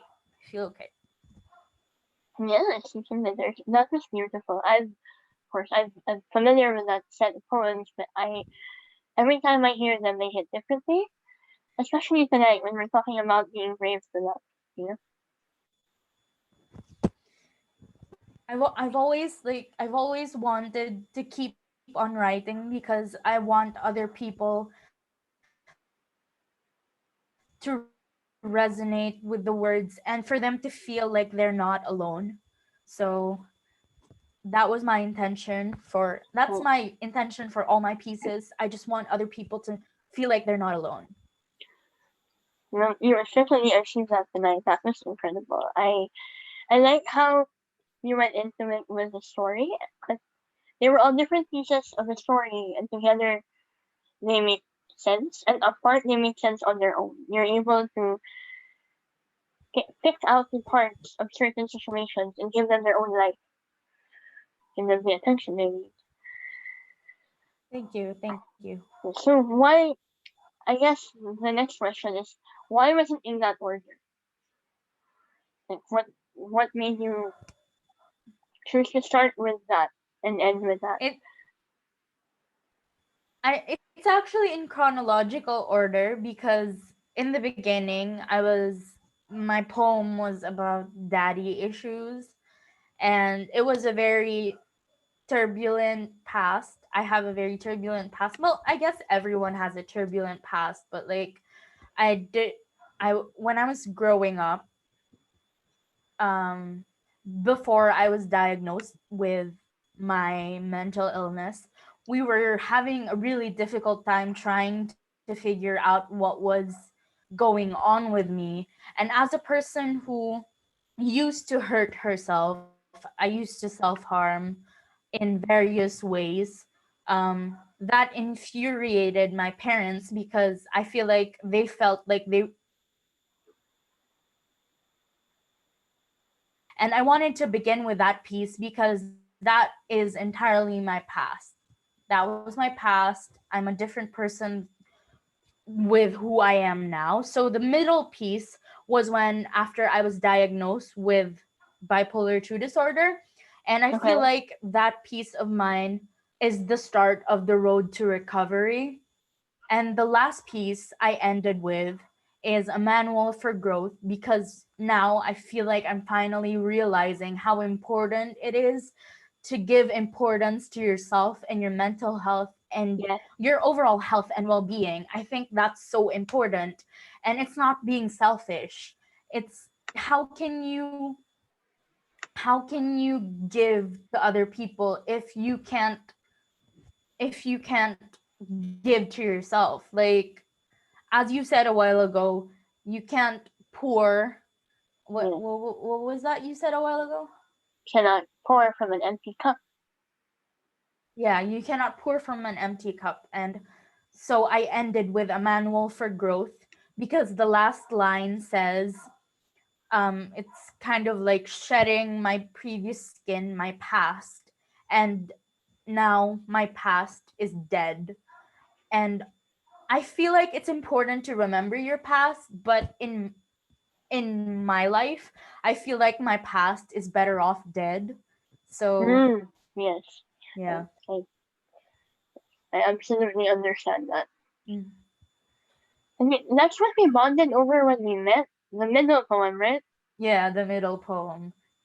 Still as In powerful as ever, by the way. thank you. Just, I'm glad that there's an option to turn off the video sometimes. It's, have a little tear here and there. But so other than writing mental health poems, I know sometimes you write other poems, fun little limericks. What's the poem that you I don't know. What's a poem you've written that isn't necessarily mental health related, but that you enjoyed writing? Like, what's the most fun poem you've ever written? I feel like the most fun poem I've ever written is the first spoken word I've ever written in my entire life. It was back in 2014. Wow. It's it's called Eight Confessions of the Best Friend. Okay, It's that about sounds cute. it's about is looking back on it and like rereading it, it's very problematic, but to be fair, I was a young child. So I was a teen and I wasn't thinking what I was writing, but it was very fun because it was about unrequited love as always. Um Ah, and basically it was about being the best friend. So that oh, that yeah, young teen pining. pining after the best friend. So Man, I mean, I think we've all been there. yeah. That's a familiar enough trope, isn't it? Yeah. But other than writing poems, I know that you write for publication sometimes. Oh, I've submitted my poetry and my prose to some magazines, or like they're more of zines, and like I've never had anything published like from official publications. They're mostly for fun, and I feel like I'm very insecure when it comes to writing, so whenever I feel like I want to submit, I hold myself back because I keep thinking that, oh my gosh, this isn't good enough to submit. So like I keep on putting it off and like hesitating, but I will take note of that. I will try to be braver. I will try to submit submit to more Brave, publications. bravery in loving your work enough to share it with others, right? Bravery in loving your work enough Yeah. to allow it to flourish. Yes, exactly. And bravery to perform that set of poems for us tonight. Alia, I thank you so much for being here. Thank you. You are a Thank you for life-changing having me. writer. And the way you share has certainly touched me, and I'm sure it's touched others who have watched tonight. And don't cry, I'm gonna cry again. Others who will watch this, others who will watch this back in the future, because as you know, we are live on YouTube right now. From the Philippines, that was Miss Alia Anyas. Thank you, Alia. We'll see you again. Thank you. Yes, Right? we will. All right. So we're live on YouTube right now from the Philippines. Whew, whew, my heart. Oh, that was wonderful. I'm always so happy when that happens. So again, if you're just watching, welcome to Read Poetry. Read Poetry's Christmas episode. Tonight we are talking about Be Brave for Love. We've had several incredible artists, including musicians who did jukebox poetry for the first time with their songs. And we just had Miss Alia Anyas, who's a poet and a mental health advocate and a creative writing major. And talking about bravery and mental health, Alia has spurned my bravery again, so I'm going to share another poem with you guys. Um, I'm also actually a mental health advocate because, like Alia, I'm diagnosed with bipolar disorder. That's actually how we bonded. Like I said earlier in the interview, she performed the middle poem at a gig for a common friend, and then we talked after, and we have not stopped talking.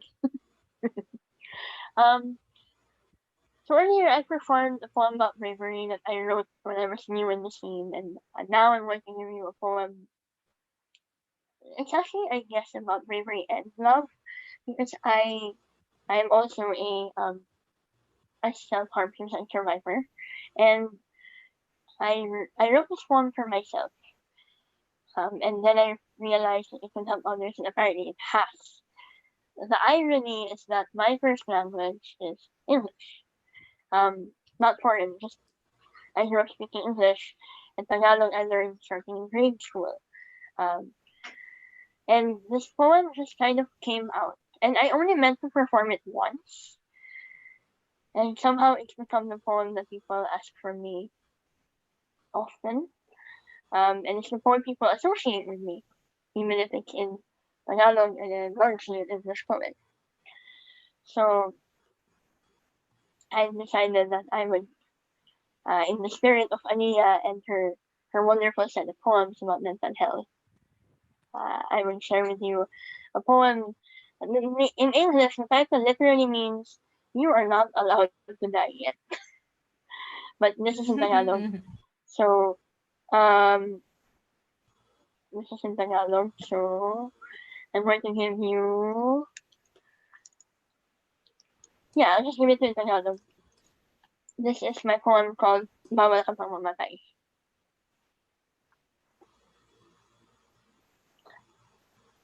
Bawal ka pang mamatay. Kahit gaano pa kahirap ang pinagdadaanan mo ngayon sa buhay. Kahit na parang ang mundo mo ay puro na lang itim at puti at dilim at wala ng kulay, bawal ka pang mamatay. Alam kong madaling sumukot, alam kong madaling sabihin na ayaw mo na, hindi mo na kaya. Bahala na sila sa mga buhay nila. Basta ako, tama na to. Pero, bawal ka pang mamatay. Madaling sumukot, madaling sabihin na ibibigay mo na lang ang lahat ng iyong pinaghirapan sa wala. Isusuko mo na ang mga alaala mo kasama ng iyong kaibigan at pamilya. Madaling sabihin na bahala sila, bahala na kayo lahat. Ayoko na, suko na ako. Hindi ko na kaya ang sakit sa aking puso. Pero kaibigan, bawal ka pang mamatay. Madaling isipin minsan na bitawan na lang ang lahat. Madaling isipin na yun ang pinakamadaling lunas sa bigat, pero sinasabi ko sa'yo may pupuntahan ka pa. May pupuntahan pa tayo. Dahil sasamahan kita kahit saan man tayo umabot sa mundo. Bawal ka pang mamatay. madaling ka lang matapos ang iyong sakit na dinadala, kinakarga sa iyong likod. Pero kaibigan,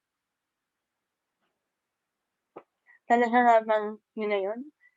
Di mo ba nakikita na meron ka pang kayang kapitan, na meron ka pang tungkod, bawal ka pang mamatay. Kahit na minsan parang mas masaya na lang na magpakain sa lungkot, magpakain sa galit, magpakain sa kahit ano pa bang kumakain sa'yo, nagsasabi sa'yo na hindi ka na kailangan ng buong mundo, na wala ka ng lugar dito, bawal ka pang mamatay. Dahil hindi yun totoo. Dahil lahat tayo may kanya-kanyang kulay na binibigay. Lahat tayo may tinataglay na tayo lang ang makakabahagi sa bawat isa. Dahil lahat tayo ay may ilaw at may pagmamahal na tayo lang ang kayang magbigay at magpakawala sa ating kapwa. Bawal ang pamamatay. Kasi kahit ano pa yung dinadala mo, kahit na para ka ng dinaanan ng dilubyo, nasaktan man ang iyong puso, wala ka nang mapuntahan, wala ka nang matakbuhan. Nandito pa ako, di ba? Bawal ang pamamatay. Kahit wala ka pang naiisip na solusyon sa iyong mga problema, kahit na parang para sa'yo walang-wala na talaga, bawal ang pamamatay.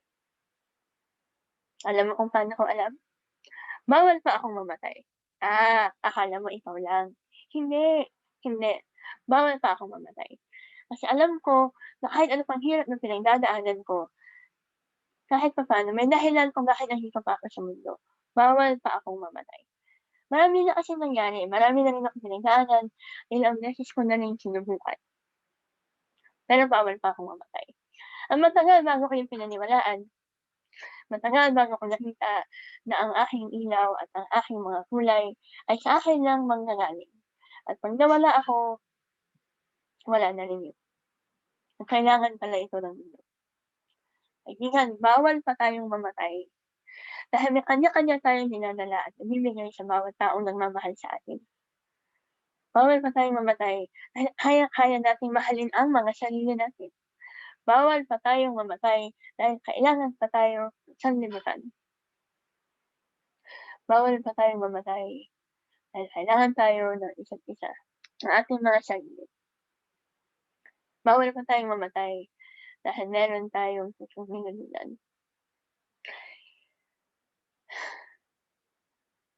Bawal pa tayong mamatay dahil sa hulit-huli, tayo lang din ang makakabigay ng pagmamahal na tayo lang ang nakakabigay sa atin ng sila. Kaya kaibigan, kahit ano pa yung pinagdadaanan mo, nandito lang din ako. Tandaan mo lang. Bawal pa tayong mamatay. Thank you. Okay, sorry. Turn that off a little bit. So, for the international viewers, I sort of have an English translation for that, but I also sort of don't. So I will tell you that basically, you are not allowed to diet. I am not allowed to diet. We are not allowed to diet because we have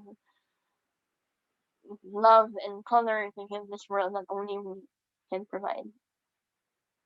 That's the summary. All right. I hope that wasn't too heavy for the folks watching. Thank you. Again, you know what? I need coffee, but speaking of coffee, again, thank you to Dream Wide Awake Coffee, Instagram.com/DreamWideAwakePH. They are a homegrown coffee brand. They make your coffee. They're a mobile coffee bar. So they will come to your event and set up, and they don't just have coffee. They have almond milk and ginger tea. I think in Tagalog, the thing you call salamat, they have that, but in milk form. So like ginger milk, hot ginger milk, and hot chocolate made from tablea, which I don't know what that is in English, but tablea. And then we have Tamay Gastro Bar in Malate, which is an incredible place when things are a definitely good place to go to celebrate the end of this quarantine mess. Expat Choice Asia, which is an incredible site where you can get credible recommendations for places all over Asia. Expect choice.asia into your browser. You should be able to find it. And again, our wonderful friends at Z Hostel Philippines, who give incredible tours of accommodation through the best parties. By the way, if you think the quarantine has stopped Z Hostel, you're gonna want to go to their page, facebook.com/, Hostel, Hostel PH, because they have what they call the quarantine live, and it's usually a really, really enjoying hour or two set of an artist that performs music. So you can have the party at home, like you can have the Hostel trademark party vibe at home for now. You also because we all have to stay at home and wash our hands and do our part in helping flatten the curve of the country. Um, and I really hope everybody's doing all right. We're so blessed to have people that view us from parts of Asia, our friends in Singapore, our friends in Indonesia, the US, the UK. It's actually really my heart is full every time I think about just how many countries. If I'm not mistaken, Wave Poetry has had over 50 poets from over a dozen or more countries. You would think I would have that number in my head because thunder, but it's just we meet so many wonderful people every week. And that's the beauty of the job. And that's bravery in itself, actually.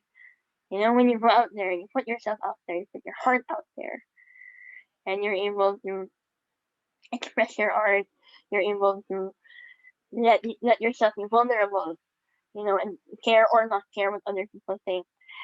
It's magic to me always. We've had last week we celebrated our first month.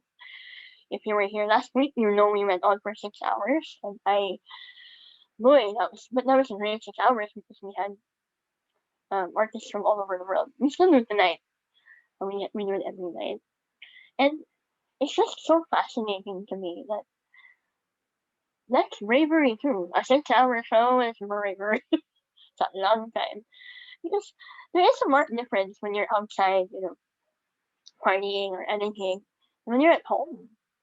Time moves differently. I have friends who are who make jokes now. It's like what day is it of quarantine? It's day XX. I don't even know anymore.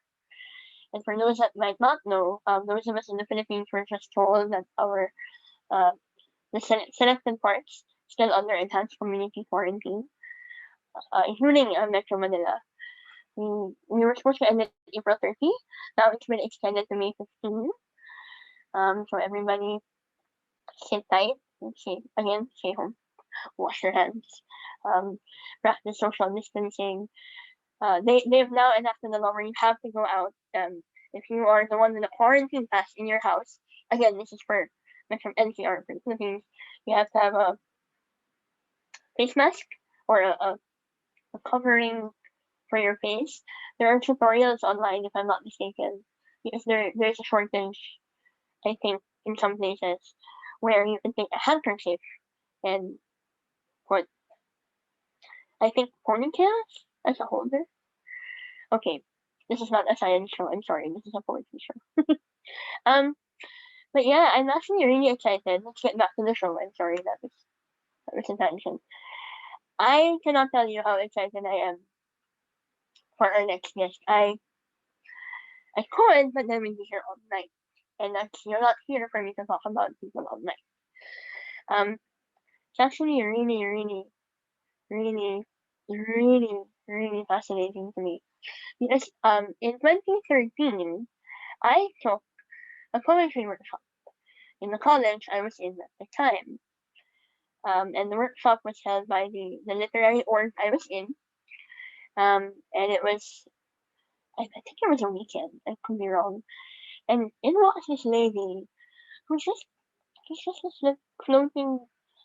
And I thought she was a student from another course. Apparently, she was the person giving the seminar. And she walked in with her bag, and she was really, really eloquent and warm. And then she had an exercise that involved stones, which I will ask her to explain later. It was really fascinating to me because I had never seen poetry laid out that way. And this was 2013 when I personally wasn't really aware of a local scene. I was more watching international one. But that really changed me and that really helped me get more interested in looking into the spoken word scenes here. I told her this before, she knows this, but that workshop really shifted a lot of things for me in terms of spoken word.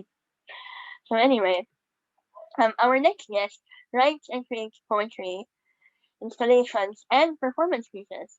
Her elegies and infinite gestures are currently in the archives of the Live Art Digital Agency, LADA, London.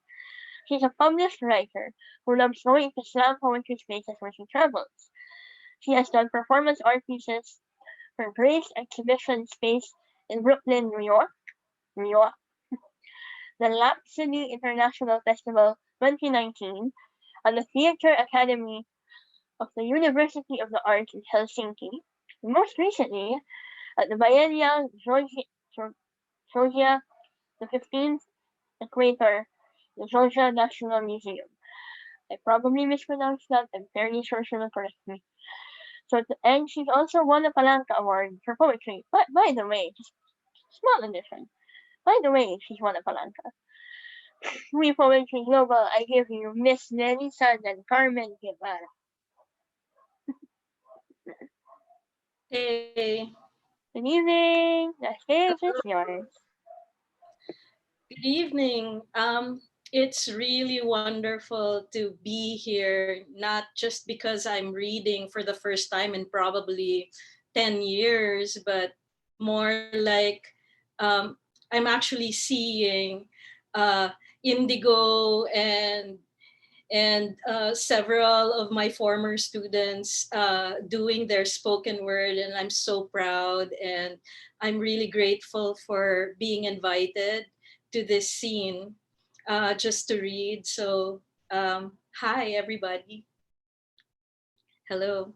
I'll be i'll be reading 3 poems, and I think it's great that I'm visiting it at this time. The photo I sent was a photo of New York, and I had the best time there. But my poetry was also activated there. So there are certain things I want to come back to because what I mostly do now is performance art. So I'd like to read you my first piece. It's called Because Somewhere It Is Winter. Because somewhere it is winter, and you have written about lying on the cold ground, on yellow ginkgo leaves, and the leaves fluttering like scales of a chimera softly around your torso, and you feel the change. The next season is warm and pulsing beneath the earth. As you stretch out your body, losing definition, now both snow and ground. What transforms is all of us. Your memories of the Pacific, a fainter blue. My memory of your dark body cools. Already, what was fall stands. Our trees whitening and heavying your rebirth. You are a story I can only tell in fragments. Missing pronouns float like drops of water frozen into crystalline shapes.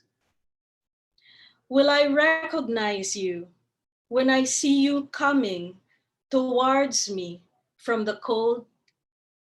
A figure cut against the absence of color, moving distinctly forward towards the light in my room. It is hard not to imagine wolves, though already extinct in these parts. Their ghosts remain. You amble like one in the thickening. I hold the door open. Thank you. That was my first poem. Ah, it's wonderful to read again. Ah.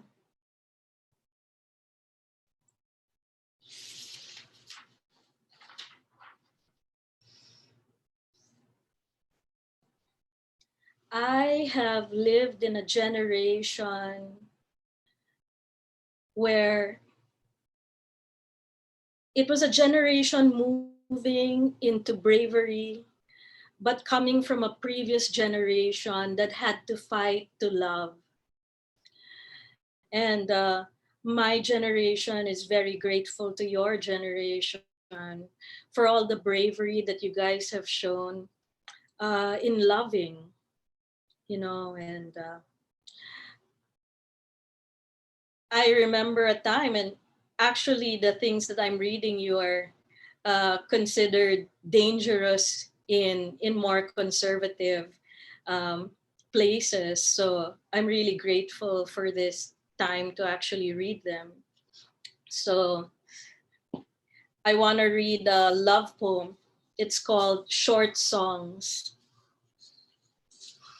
Um, I was staying in a really old hotel, and I was really drawn to this kitschy painting, but I was just feeling so many things and wishing for a lover, and just, dealing with those kinds of emotions. And uh, this poem came out,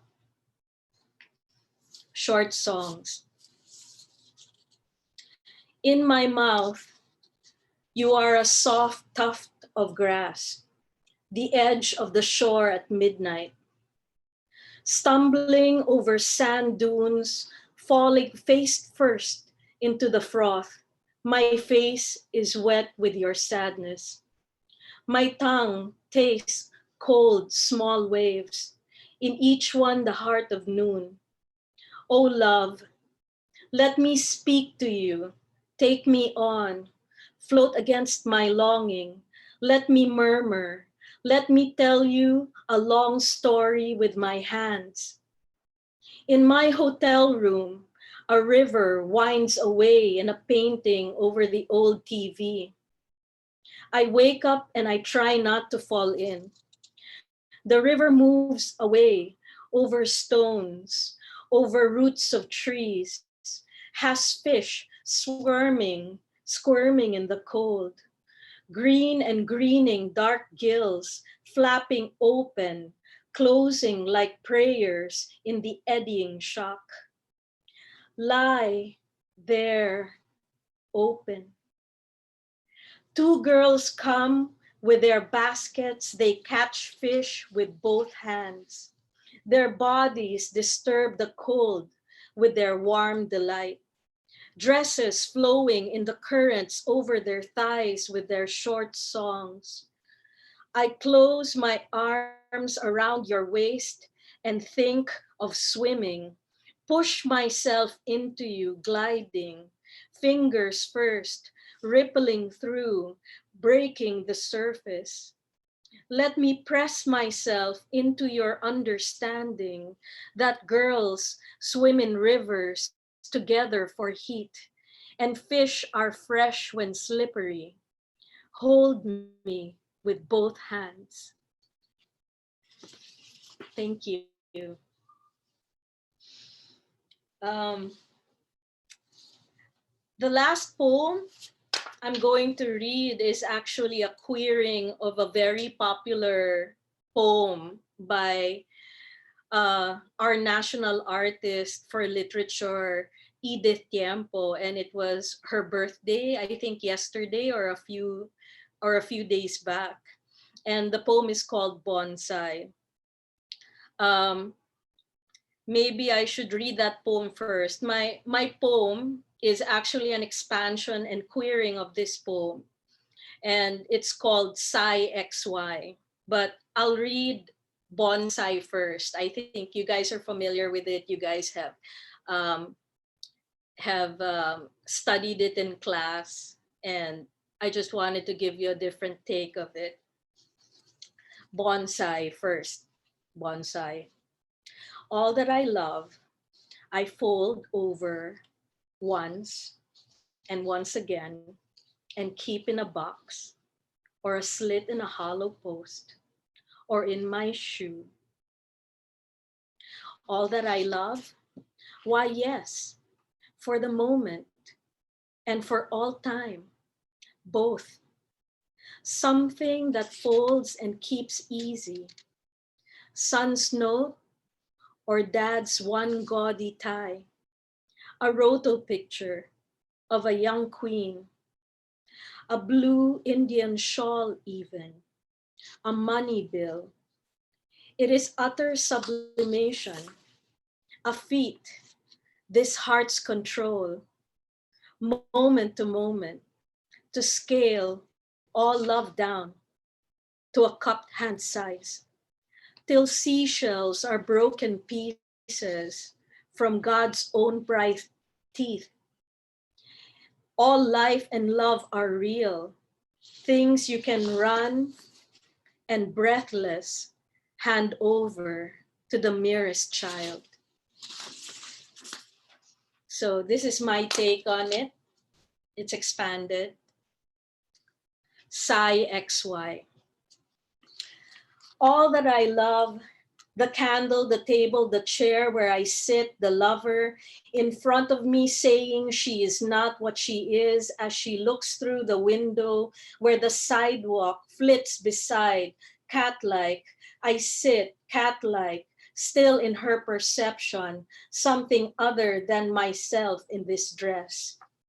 I fold over once, bending, revealing a cleave, lace, catching her eye, drifting into the seeming, never-ending dance of wills and frills. She grins like a Cheshire cat. I refer to the book, the tale, the rabbit hole where I have fallen. Oh, Alice, Alice, how could you? And once again, bend to the swift changing mood of her thighs. A sigh is not what bothers me. The window has a sill. Hold on.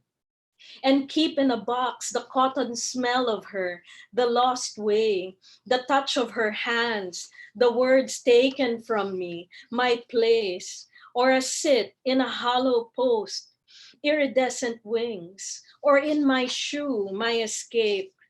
All that I have? The question mark is a turn in the river where close by a bench holds its place. Why, yes, but for the moment, caught in a sunset long coming at 8 p.m., how does one hold a smile?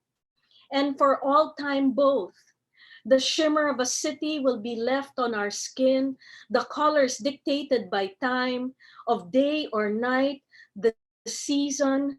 Maybe the wind will pass between us. A few or many words. It's too early to tell. Something that folds and keeps easy. Your pants near by the bed. Your shirt not as neat, crumpled like a peony. Son's note or dad's one gaudy tie. You once told me about your father and how you were like a son, killing the chickens by wringing their necks, but your dress got in the way of much of what was needed for you to be, what you always thought you were. A roto picture of a young queen sits on your dresser table, placed by your mother to emulate, to impale yourself on, to become. But you scratched between your legs an itch, a budding, not flower, something else. A blue Indian shawl even, keening on the banister without the smooth olive shoulders of that woman you watched over and over, passing through your wet childhood dreams, haunts you still. A money bill left in your father's pants pocket, enough for sweets. You fished it out as the soap ran white over the cold small rapids of the river where you rubbed your father's pants on the stones and your thighs, wanting to fit in them, greater than all longing. It is utter sublimation, how in the dark one can be anyone or anything, eyes closed. You are the man between my thighs, between whatever passes as love. You push, hungry and unyielding. A feat, this heart's control. Hold, there again, hold, moment to moment. What cannot be yields to something more primal. Gaslights flicker under the light of the moon, squid hunting, while we stay on the shore in the dark, holding hands as the moon shines full. We do not look like lovers, merely sister shadows leaning against each other, waiting for the squid to scale all love down. The squid hunters wade to shore with their catch. In this memory, you pretend to be invisible, a god, not a goddess, holding the nets, offering the catch to the world. To a cupped hand size, this is the blood of my son I have given up to the world. This is the blood of my son I have given up to the world. Blood flows between your thighs, a river you never liked, a valley you wished was mountain. Till seashells are broken pieces. In daylight, the shore is strewn with and glimmers incessantly. We could almost be brave, hip to hip, the easy laughter in your eyes from God's own bright teeth. Even the smallest of affections is divine, though broken. All life and love are real. I grow smaller with your disbelief, enough to fit. Things you can run and turn over, flip like a coin. Breathless, hand over my life back to the merest child. I want to say, watch your life change. Thank you. Wow. Marisa, that was wow. You are wow, okay. Let me recover from that. Okay, I'm recovered. Well, thank you so much for joining us tonight. I love Because this. I'm so, you're currently still working from home, right? yeah, I am. And we have classes till May 30 online. So wish us all luck. Well, yes, for sure. Luck. Those were beautiful pieces. I really enjoyed them. There's something, there's a recurring energy, and your voice reverberates. I don't know if is that a technique or is that just how you breathe? I have no idea.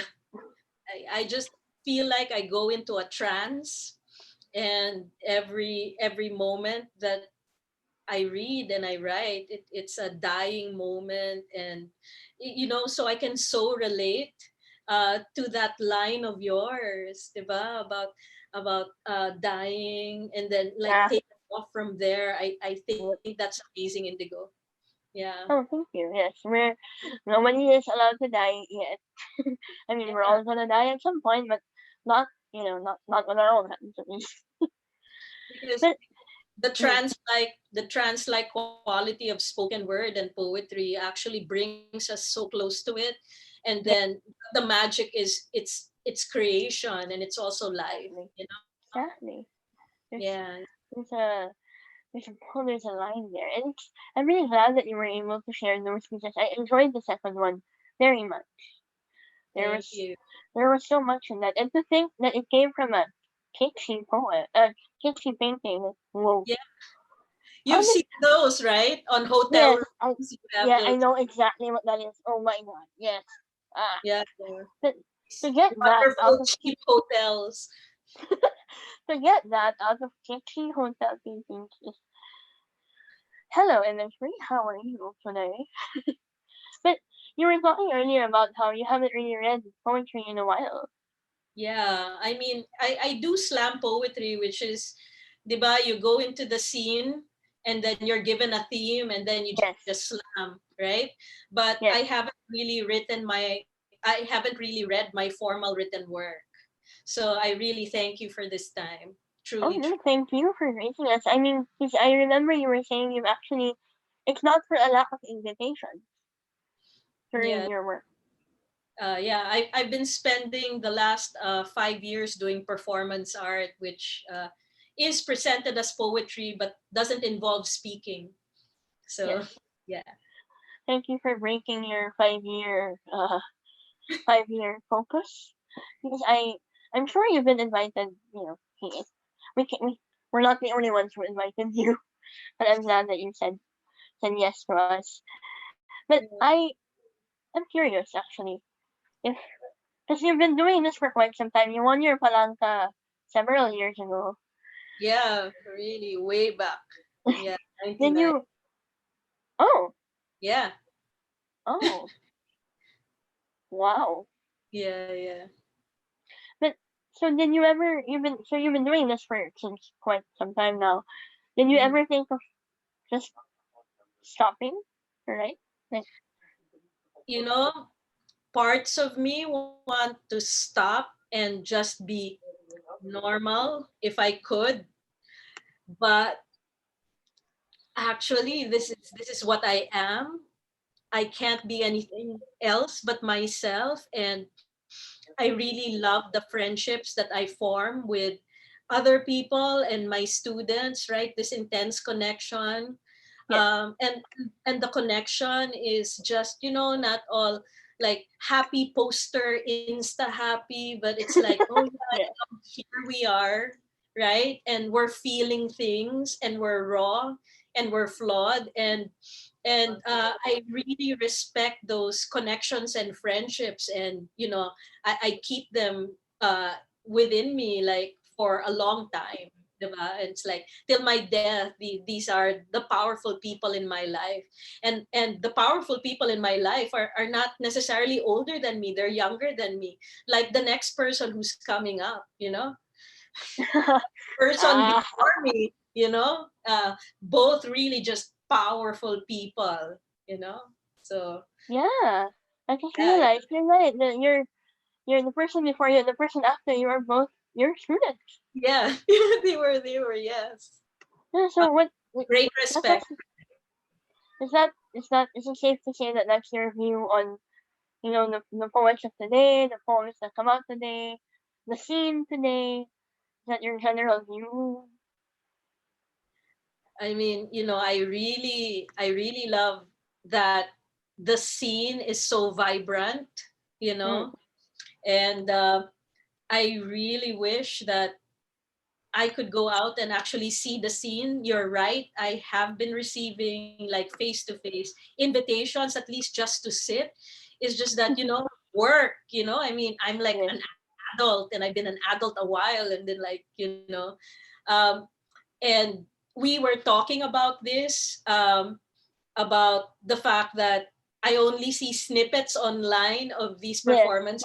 Are seeing all of this now. This is such a wealth for me. I'm just so grateful for the wealth, Thank you Thank for you for the time. and Yeah, I was surprised. You were around like during sound check. I was like, oh, she's here. We should get to experience the whole show and the scene, and I'm glad that I'm glad that you are having fun because that means that you will come back maybe sometime. yeah. I'd really love like to set foot on a spoken word stage again, like in the Philippines. It would be really, really nice. My last slam was in Hanoi last year, so parang Ooh, Vietnam, yeah, fun. parang I suggest that to everybody. Like if you're traveling and you know your Facebook is on, like your interest in spoken word, something flashes like events, and you know just include yourself in these events, and you're gonna have fun meeting international spoken word artists, diba? So yeah, it's really great. Yeah, yeah. You guys Yeah, should that's do. absolutely. That's also what we're trying to do here. You know, we poetry, we bring in poets from everywhere and try to share stories and culture. Ma'am, thank you so much for making the time tonight. Thank you for being here. Thank Thank you you, for your Lynn. beautiful words and your sentiments. I'm so happy that we were able to give you a space where you felt comfortable enough to share certain poems and be yourself in your queerness and in your element, as we say. Thank you. That was the wonderful Palanca Award winning performance artist, incredible human being, Master Miss um, Melissa Del Carmen Guevara. We thank her again for her time. So like she said, the woman is busy. And our next artist, like she said, is actually a student of Mom Melissa. And this next artist is actually also one of my favorite people. He hasn't performed in a while. It's interesting tonight. I realized that's a running theme. People in STEM and people that have not performed in a while. So the next artist is spoken word artist affiliated with Weaker Poetry, which is the spoken word branch of Ampalaya Monologues. Nice. He's a college sophomore taking creative writing, where his collection, entitled If I Have to Be Honest, won third place at the 34th Gawad Aesthetics and Poetry Division. He loves talking. He really loves talking. So the stage is where he feels most alive. Ardent in his craft, he has been to many stages, the biggest being the Beta Theatre Center. He was the champion of the 2018 Tula Salitaan Poetry Slam at Conspiracy Garden Cafe and won third place during Performa Tula Festival's Tanghal Tula in 2019 at the Cultural Center of the Philippines. A reckless spirit, he often finds himself in very interesting predicaments that are always no match for his extroverted and flamboyant nature. Rest assured, he will always leave you with something to fight for. 100%. Ladies and gentlemen, and non-binaries, I give you Ryan Ram Mali. Hey, good evening, everybody. Hi. My name is Ram. God, I miss doing that. It's been so long. So, can I just say, this is actually the first event that I get to be a part of this year. Uh, I was supposed to have two events last March, but things didn't go well for me. My mind has not been responding well with the things happening, so I had to back out at the last second. So this is a really great opportunity. Thank you for having me. Uh, I will be reading three pieces. The first two are short poems, and then the last will be a spoken word piece. So this first one is called He Sat All the Time. This is one of the poems from my collection, unpublished. I'm still not that fabulous yet. He Sat All the Time. It's part of my collection called Unexpected Bodies. This is actually, I wrote, this poem is really special to me. It's about my boyfriend, well, ex, but no bitterness, whatever. So again, this is He Sat All the Time. There was no option but the mall, where we inhaled eyes as we rounded aisles of bags. He perched a backpack on his lap, and I sneered at its all-knowing crouch, posing the question, why? He had no use for the straps. His shoulders have been free of that burden for 3 years now. A pair unhinged our evening. Out came the obvious. Out came the obvious, relentless in its pursuit of discomfort. What happened to you? They asked in heights he once belonged to. The fall 3 years ago existed in the past, nothing but a warped recollection of asphyxiation, the rapid admission of wind, and in the present, where his legs were merely artifacts from a history he was condemned to tell without ever needing to open his mouth. Where was grace then when a tragedy, impersonalized and refused to treat itself? The mall, large as an echo, encapsulated the situation, and I knew he was aware of how the air went still as he wheeled by, how shoppers expressed their calculated silence like they were allowing a casket to pass through. I hate that they didn't know that when I touch him, the coldness he came with didn't desire a shiver. And when I dream of him, I see sepia skies, regret, solid as a body realizing its own consciousness, grit, and a possibility ardent for complete locomotion. I see him on the 17th floor, retreating from the edge. We never would have met, but it is an absent heartbreak I am willing to experience. So yeah, that would be the first poem. The second poem is a new one. I just wrote this like a week ago, and it's called "On Wednesdays, My World is as Real as a Grave." Here goes.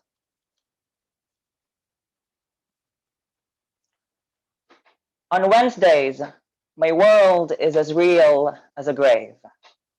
Everything steers only to pay respect. My room complies. The forgotten dirt shuffles seamlessly from glass to silverware to the windows where the city of Manila, dewy in its wake, is merely a moving painting of people dithering to and fro and people imposing their existences to whatever will claim them. But today, I am outside their milieu. I lay on a map of my own grime and musk, maybe some dandruff, fingernails, semen. Cities would envy such pollution, a body undead, but its repose reeking of what it could be. If only the heart stopped beating. There are no demands, no appointments. The floor awaits my weight, and I stare at its ridiculous loyalty. Why can't you just swallow me?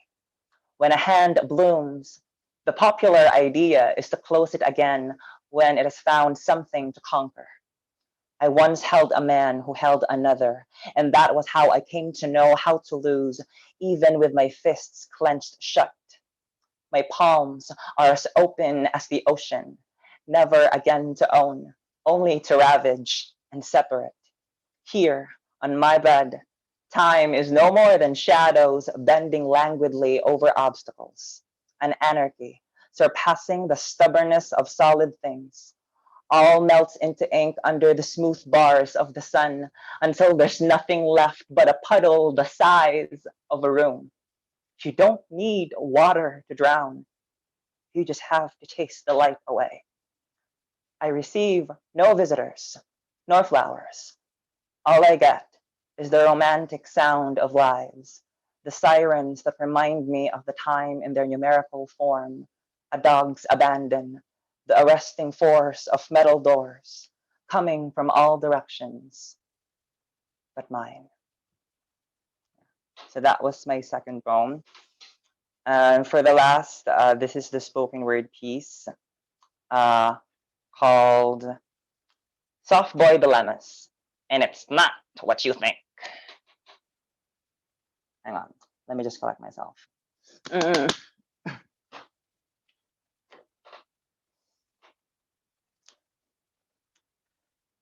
When I was younger, the air postponed its violence as I walked in the hallway. An abrupt pause, tangible as how a stare can hold a body captive in its own waters. The eyes know how to paralyze, how to unclothe without touching a pinch of skin nakedness, swallowed me and all of my garments whenever the boys in class noticed my softness, told me that it's out of place, that it didn't belong in body parts that required the attention of violence, and they looked at me. the sweet relationship I had with gravity, the way I turned the lights on, how I sat on chairs, the intricacies I operated with to speak, to walk, to show people that I existed and they wondered why I was so soft. The word bading was a whip. Let me tell you how that word rendered the air still, how I couldn't breathe, but felt its texture on my throat, the way the temperature plummeted and landed ungraciously on my nervous skin. That word was uncomfortable skin I kept peeling off, but never got to the bone. That word was a discreet command my muscles adhered to, and each night I prayed to be a little stiffer. I perform a prayer, an exorcism, crying and taking fistfuls of air, punching the soft flesh of pillows because strength measured by force allegedly made a man more effective, and I was apparently out of practice. If I were to count the number of times I stared at the mirror only to find the person I hate, I will remember the day I tried to bury him on a New Year's Eve with a vow that it was the day my softness will take its last breath in the form of a squeal or a dance or a walk. I remember walking with it to the market, the air postponing its violence, the slippery sound of the scales and meat, puddles, knives on wood, all suspended with a knowing that I was there, a boy so soft. He destroyed what it meant to be one. But this softness, this affair my body had with gravity clung to me the following year. Flamboyant accidents, little breaks in the masculine character when I turned the lights on. The way I sat on chairs pretending is like holding your breath. The air will always find its way back to you when I came out as gay. It was like finally being able to exhale. It was learning that masculinity is as stable as a rock falling from a cliff when it breaks. It only knows how to scatter, but I know how to collect. Know the brevity of each passing sorrow, so every time the boys in class or in the neighborhood couldn't solve a problem with their fists, so they turned to me. Sun-kissed and pissed at the sight of me, I would collect myself from the trembling palms, kissed their knuckles, forgave them. For a man, or even a boy with all of his obsession, is a victim of his own hardness. Look at me. Look at how soft I still am, even after years of them poking me until I shattered, but I never did. Thank you so much. Wow. Ay, Indigo. Wow. Wow. Hold on, let me. Well, you came with the ammunition, and you're not. Huh? You came with You came fully loaded, I was so nervous. and yet you killed it. Oh, thank you so much. Shan, can It you didn't say? help that I came after Ma'am Nerissa. Okay. I was so First of nervous. all, who chose? I'm sorry. Did you not Mhm. ask for that, Hmm? girl? You okay? Why did you come after her? Why did I? Ah, oh. Yeah, I chose the slot, but Thank still. you. Just put it out there into the world that I love nobody. you. Yes, I I love love you you. too. Nobody asked you. Nobody. You brought that upon yourself, my friend. Yeah, But I did. you did very, very well. I don't know what you're apologizing for. That was wonderful. I have Thank heard you you. Thank you before, so much.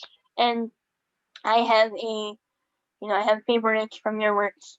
So those were all wonderful. And that last piece, the Thank bravery, you. It means so the much. love, that was it. That was wow, Mhm. wow. Is that something that you wrote under to release an emotion? Were you going through something, or was it inspired by somebody else? Talk to me about that poem a Mm, little bit. I Because mean, I wrote this piece. This piece is actually kind of new. I wrote this like a couple of weeks ago. And I wrote this because I realized that even though I did write a couple of, queer themed pieces before, I've never really written a coming out piece also, or like something that will speak to my, flamboyant nature. I As if it Yeah. not already obvious. No? Yeah. Because you are not subtle. Thanks. There's nothing subtle about you, my friend. Well, you're not supposed to be subtle about these things. Yes. You have to like Yeah. take that toxic masculinity. Oh, I missed you. Oh, I missed you too. Yes, I'm really glad that you're back to writing. So, do you have any? Are you working on another collection? Are you working on a book finally? How's Um, it going? actually, it's my thesis year. Next year. And I'm really torn between writing a poetry collection or a novel. Although I initially took creative writing so that I can learn on how to write a novel. Yeah. But then I got so into poetry, like so into it, That's that weird. now I've forgotten how to write prose, which is actually kind of difficult for me since I have fiction at the moment, and I have Oh. trouble transitioning from poetry to fiction. So um, I am kind of working on a novel. At least I think I'm working on it. I'm still gathering, character sketches and possible settings for it. Yeah. It's a hard process. Yeah. Yeah. As somebody that, yes, I can relate to that more than I wish I did. Yeah, but I So, really want to pass a novel for next year. So, you got please. this. I mean, hey, that's bravery in itself too. Yeah. Trying something sort of new or going back to an old love. In terms of the arts, we do not return to excess. We return to previous artistic loves. Yeah. So, the world just Okay. heard that. So, let us tell Okay. the people where you can be found on the internet. If you have anything to share or promote.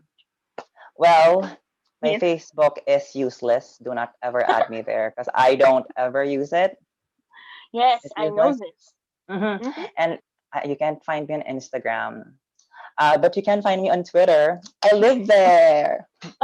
Yeah, you can find me on Ram in Trouble. I post almost everything there. So if you follow me, I'm just saying that I warned you. I'm sorry, So did you Ram say in Trouble.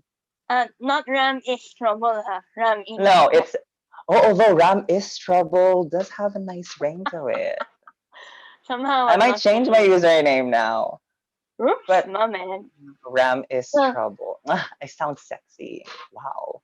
sweetheart, that's exactly what you are. Thank you so much for being on the show. Thank you so much. Thank you. I Thank hope you. you Thank come you. back. I hope you grace us again with I your will. wonderful presence. Thank you Because so you much, are a gift. Indigo. You are Thank you, alive. everybody. Thank you. Night Ram, thank you so much. Thank you. Well, that was the incredible Ryan Ramali, who is, yes, a dear friend of mine. And I'm really just so glad that he was on the show because, that's bravery in itself. And that thing is a whip. Woof. For those of you that don't know, um, even if I'm the only person you see on screen most of the time, usually the entire We Poetry, like core family, is on live behind the scenes, letting the show run, a lot of things happen. And so a lot of the times when we're on mute or when our videos are off, when somebody's performing, we're communicating and we're working, and it's just magic. And so earlier when Ram was doing his thing, if my video had been on, you all would have seen me snapping and probably yelling a little because I don't know, Ram is the kind of person that would inspire you to yell. But I actually have a small surprise for everybody. The show is still ongoing. We're still don't worry. We've got a show to do, people. But I am not your only host for this evening. I would like to explain to you that the other reason the team is online all the time is so we can help each other, just started. And, sometimes we also just share hosting duties for fun. So, again, My name is Indigo Pai. Thank you for having me for your first half of the show. I would like now to redirect you to one of the co-founders of Free Poetry alongside myself, and quite possibly, yeah, quite possibly one of my favorite human beings and one of my favorite poets. Okay, so speaking of be brave to love, this is the person that was brave enough to love his art and love the art of others enough to pave ways for them and open doors. And that we poetry was born. So we poetry family, I will leave you tonight in the capable hands of a human being that has really inspired so many people. Tonight, I'm turning over to Lahan. Lahan? Hello, hi, good evening, everyone. Hey! Hey, how are Well, you? How are you? How well, was your first half of the evening? oh my god, it was fantastic. Did you see? We had people in STEM tonight. Mm-hmm.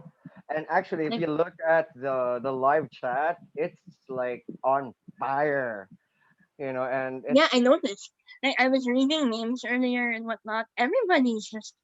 We have so many people tonight. I'm so happy. and it's not just that. Even our group chats are on fire. The team, the We Poetry team group chats, like it's just like everybody's supporting everybody. The And there's artists so are many. Yeah, and there are so many feelings being stirred up, and there's so much magic always. absolutely, and I think that's something that has been here at We Poetry from the very beginning. And of course, we're very different. We're quite different now. I mean, you would remember our pilot, Oh, or do good you lord, want? do I remember? Uh, but you know, That it was feels like interesting. a lifetime ago instead of 6 weeks ago. That's true, actually. We Really, celebrated 1 month. we've only been doing this for like a month. I know, right? It's crazy. Like it feels like we've been doing this for a long time. At the same time, also, it feels like it was just yesterday. Yeah, So it's a beautiful feeling because we're able to enjoy both sides. And was I correct earlier? Over mhm. 50 poets, over a dozen countries. Actually, we are over 60 poets. Oops. Actually, Well, close to 70 poets me, from all over the world. We sorry. had, I guess, Oh, 13 countries or 14. right. Yeah, Sorry. Oh, that's right. Sorry, this week. All right. The point is that a lot of people have become brave enough to love their art and share it with us. absolutely. And then I think what's Hence, very, yes, go ahead. hence hashtag be brave. That's all there's to say. Hashtag be brave. Uh-huh. And and I think for people, the dynamic of the team can be felt all around the We Poetry. I mean, kudos to the tech team, by the way, for making this possible. I know that it's Absolutely. crazy in the back end, but we're here, So That's what thank you. happens when you have a live show. Absolutely. And the marketing team too. Thank you so much, guys. We have a marketing team from who's operating in Singapore and also here in the Philippines. So um, hello to everyone and thank you so much. Yeah. So, I'm gonna leave you now to tell people about our new project and introduce the rest of the hosts. Oh yeah, absolutely. Oh, I didn't know that. That was not in the memo, but yeah, sure. We'll do that. I We'll do mean, who better? All right, Nathan. It's your that. show Okay. now. See you Thank you. later. Thank you so much. See you later. So that was Indigo Pie. That was the host for the first half of We Poetry. I'm Lakan, and I'm a poet, and your host for the second half of the show. And I'd love to thank first and foremost the artists that came earlier.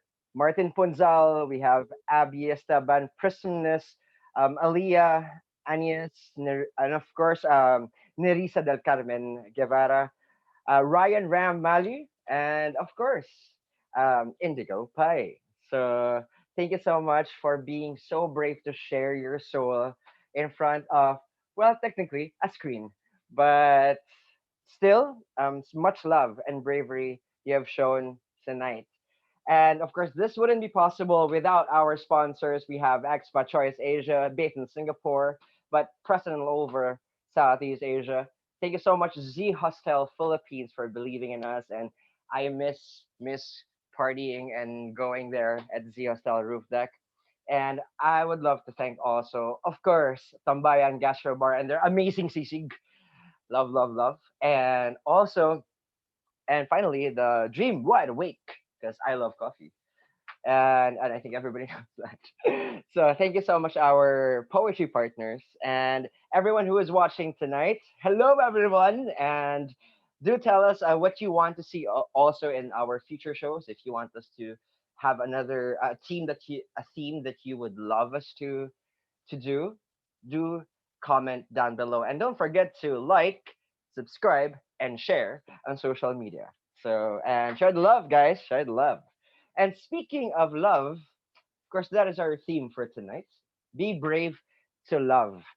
And I know our next performer from the Philippines, she's not afraid to love a lot of people. And I have seen this firsthand because she is a teacher. And I have always admired teachers. My mom is a teacher. I've I've taught in high school and university as well, and to see her really reach out is such an inspiring thing to witness. And being a poet, she is an acclaimed, and I know this. She is the God's light of Alabatsinag Pilipinas Art Collective, and she writes about hope, hidden hidden in metaphors. And she is a spoken word artist, and she's a teacher who discovered poetry as an avenue for expressing thoughts and feelings. A member of the collective group of Ala Batina Pilipinas, she also performs spoken word for causes and evangelism for various events in schools, cafes, and art spaces all around Metro Manila. In June 2018, Bianca Bonifacio, our next performer, has been invited to perform her poetry at the Hong Kong New Music Festival with the University of the Philippines Ripiano and some from the Philippines again, because I said the name already, Bianca Bonifacio. Hello, everyone. Hello, Hi, Kuya Lakan. hello, For those Bianca. for those who don't know, the name God's Light in Alabatsinag was named by Kuya Lakan. So he was the one who named me that name, God's Light. So I would it's it's so nice to see your face. Oh my goodness, I miss you. I miss you so much. thank you for inviting Uh, me. Thank you. it's great to have you here, and you I'm know glad. this. It's one of my signature lines. Welcome home, Bianca. Welcome Yes. home. Always. There, Thank there we you. have it. There we have it. Take it away with your first poem, Bianca Bonifacio. Thank you. First of all, I would like to thank again Kuya Lakan and Ate Indigo for inviting me in We Poetry. So I will be sharing to you three of my spoken word piece, and I hope that I think it's really related to the theme, which is be brave. So for the first poem that I'm gonna share to you, it's about being brave to just let go and be able to love again. I think sometimes there are times when we feel that we are in our comfort zone with somebody, but then again it's suffocating us, and that's the time that there's a moment that we need to let it go. So I wrote this poem with that in mind, and this poem that I'm gonna share to you is entitled Fire Zone.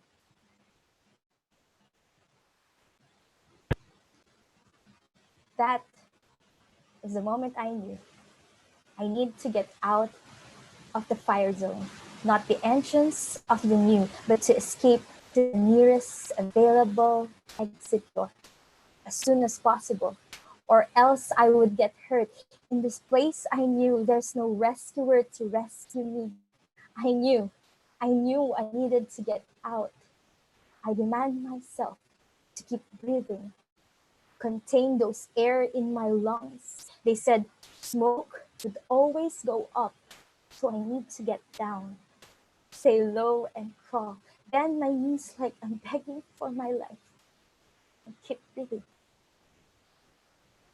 Keep breathing.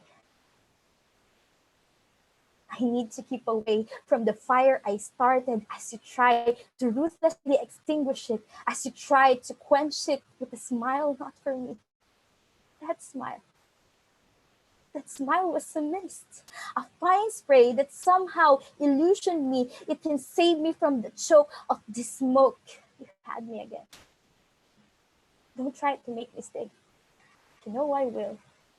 But you don't know that as I stay, I slowly will die.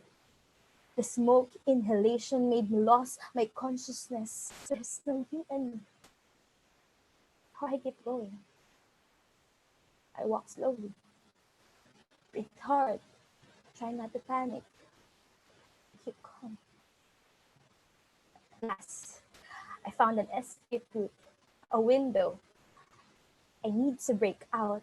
I just don't know if I'm gonna fly or fall down. All I know is my rescuer is not in sight.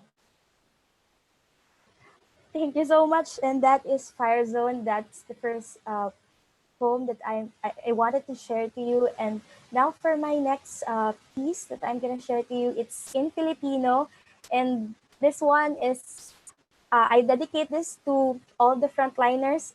Right now, the nurses, the doctors, scientists, even the garbage collectors, everyone who would risk their life for us to be able to conquer this crisis. And this poem is about being brave to let people know how much you love them, because sometimes we just take for granted the life that we have, and it's better to tell that person how much you love them, show them how much you love them while they're still alive, because we're not supposed to write songs, we're not supposed to write love songs that we weren't able to tell it while she's still alive, and then we're just gonna say it in their eulogy.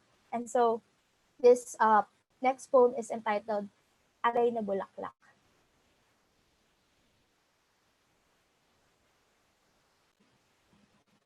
Ang lahat ng tao ay parang damo. Ang kanilang katanyagan ay parang bulaklak nito. Ang damo ay nalalanta at ang bulaklak nito ay nalalaglag.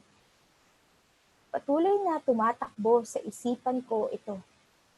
Kapag namatay ba ako, maaalala pa rin kaya ako? Sa huling hantungan kaya, sino nga ba ang mga pupunta? Meron ba? Kung sakaling ito ang huling paalam, sino ang mga huling taong makikita kong tumatangis pa rin at pumipiglas sa paalam?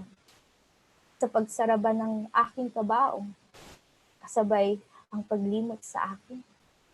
Sa paglipas ng panahon, may mga tao pa kayang mag-aalay ng bulaklak para sa akin o tuluyang malalanta ang mga bulaklak at hindi na babalikan pa. Patigil ako. Hindi ko alam kung nanaisin ko pa bang mabuhay upang wag mo nang mamatay, o anong silbing mabuhay kung lahat naman tayo doon nakahanay. Ang lahat ng tao ay parang damo. Ang kanilang katanyagan ay parang bulaklak nito. Ang damo ay nalalanta at ang bulaklak nito ay nalalaglag. May isang bulaklak sa akin ay inalay, isang liryo mula sa pamilya, simbolo ng pakikiramay. Kasabay nito ay ibinulong ng hangin ang mga salitang ang mga taong nakatalibot ngayon ang magpapaalala na ikaw ay mahalaga. Hindi mahalaga kung malimot ka nila ang iyong dahilan. Maging sila ang iyong inaalala. Ang mga alay na bulaklak maging simbolo ng malalim na damdamin, magsilbing wikang binibigkas tuwing di sapat ang mga iyak ng pangungulila, magsilbing yakap ng alaala sa pagitan ng mga ngiti at luha, magsilbing paalam. Nakasabay ng pangakong aalalahanin ko ang iyong mga gawa. Habang buhay kong aalalahanin na minsan pa'y may nag-alay ng bulaklak sa pagdiriwang ng aking buhay sa mga panahong mas nanaisin ko pang mawala. Isang liryo ang magiging tandang panumbalik ng saya sa bawat umagang Sumisibol araw-araw, namumunga gabi-gabi, sumisilip kinabukasan sa likod ng mga tagang magpatuloy ka. Sa paglipas ng panahon, natutunan kong hindi sabay tinitimbang ang araw ng kamatayan sa araw ng kapanganakan. Ngunit kung paanong higit na inaalaya ng bulaklak ang mga patay higit sa mga buhay, marahil mas pinapairal ang paghihinayang sa pagkawala kesa sa salamat sa buhay na meron pa. Maraming salamat po at iyon po ay that is the second piece that I shared to you, Alay na Bulaklak. Again, I would like to thank everyone, especially for We Poetry, for having this open platform for the artists and for the arts. And for my next and last piece that I'm gonna share to you, in line with the theme, I think this is the most closest to my heart because this is what really define in all aspect of my life about being brave to love. It's like it's about you're trying to be brave in breaking your own walls that you've been trying to build up. And when you try to break that wall, you need someone to break that wall with you. You're not alone. And so for those who are watching right now and for those who are listening in on YouTube live right now, I hope that it also speaks to your heart that break down your walls. And so this next piece and last piece that I'm going to share to you is entitled Heart of Stone.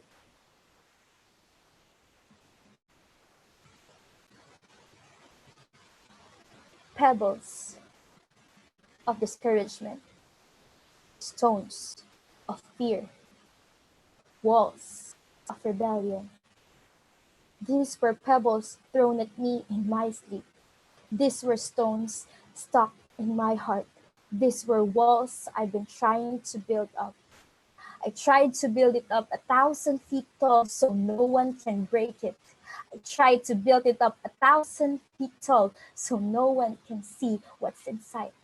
I tried to build it up 1,000 feet tall so no one can hurt me but me. I shunned myself away even to the slightest hole so no one can peek in. I built my grave inside. Though I wanted these stones to be removed, they all seemed too large. These pebbles, stones, and walls, brick by brick, are slowly making me a prisoner where light could not live. No way out. No way in.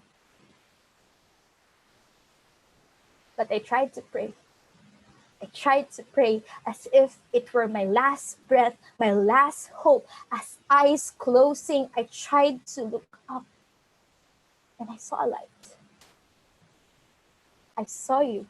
I saw you removing my stones. You rolled away the pebbles, stones, and walls, these bars, barriers, and barricades I've been building for years, brick by brick. You removed them in my heart. You who died on the cross, you suffered like a prisoner, but conquered death. In 3 days, you rose again. You love me. And I, prisoner dead in sin and pride, this heart of stone starts beating again.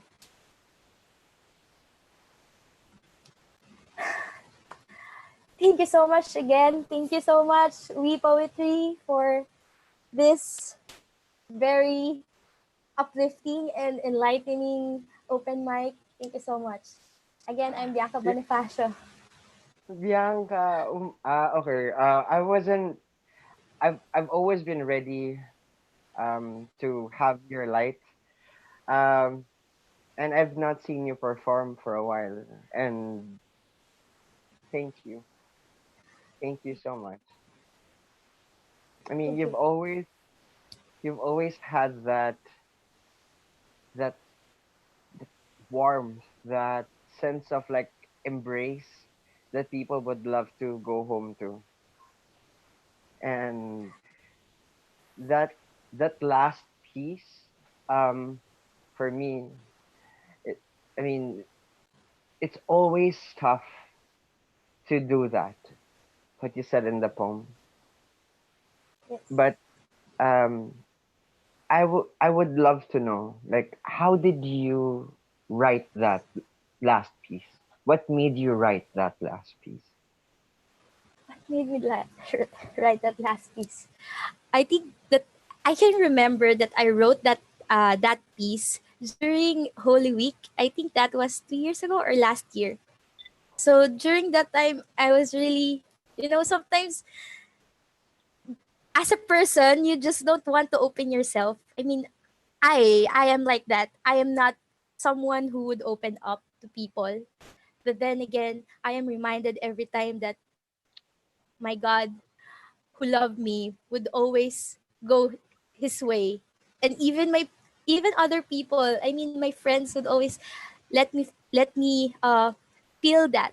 Even my let me feel that sometimes we have to break our own walls, but we cannot do it alone because we are the ones who try to build it. So those times I always have dark times, but so usually when we are in our dark times, that's the time that we try to find the slightest hole that someone will peek into us.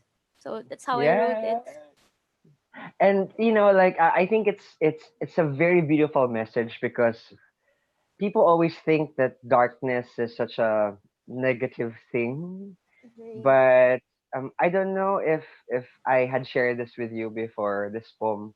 It had some excerpts saying that we only see how beautiful stars are at night when it's dark.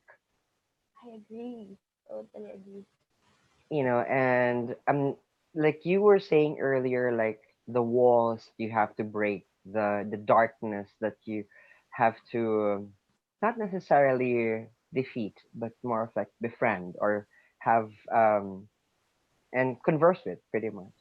um is there any walls that you have you had to face, like, most recently? The walls that I have to face right now is because I just miss people. I mean, especially my students. So sometimes you just can't tell these people how you feel. I mean, for me, even though I have this online, there's some people that is not online.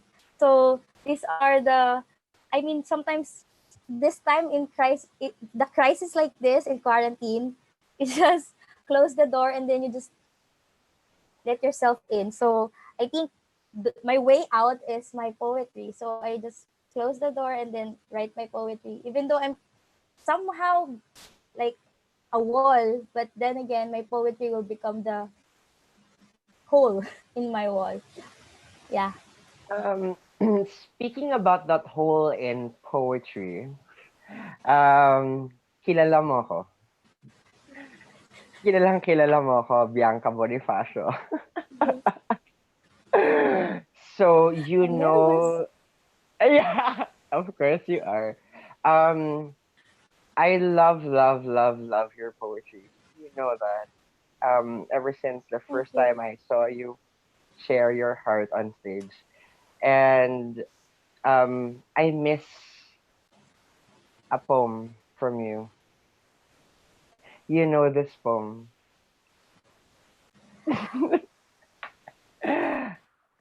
and and I think this is also not just for me, but para to sa mga minamahal mo na mga mag-aaral, mga kaibigan, mga pag-ibig, mga tao, at mga pagkakataon. Kaya gusto ko sanang makiusap, na ibahagi mo sana ngayong gabi yung tula na alam mo kung ano ang tintig ng aking puso. I don't know if I can still remember it, pero sige. It's something, this piece that is requested by Kuya Lakan is something that I wrote years before, but it's ever evolving from my Hmm. life. So this one is really something different now because there's an answer to it. Is this hanapin na Ooh. tayo? Sige po. Okay, so I'm gonna share to you this piece, Hanapin lang tayo.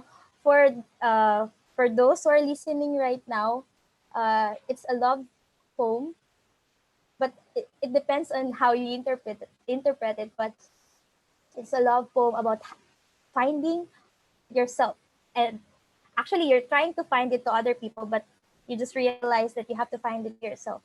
So this piece is entitled Hanapin lang tayo. I wish I can remember everything. Hanapin mo lang ang hilagang bituin. Mali. Hanapin mo muna ang dalawang makislap na bituin, pagdugtungin, at sa dulo'y matatanaw ang hilagang bituin. Yan ang natutunan ko sa pamumundo, na kapag naligaw ka raw sa lugar na hindi mo alam, umasa sa mga palatandaan sa kalawakan. Pero siguro kung maliligaw ako, dalawang bagay lang ang una kong maiisip. Mananatili o magpapatuloy.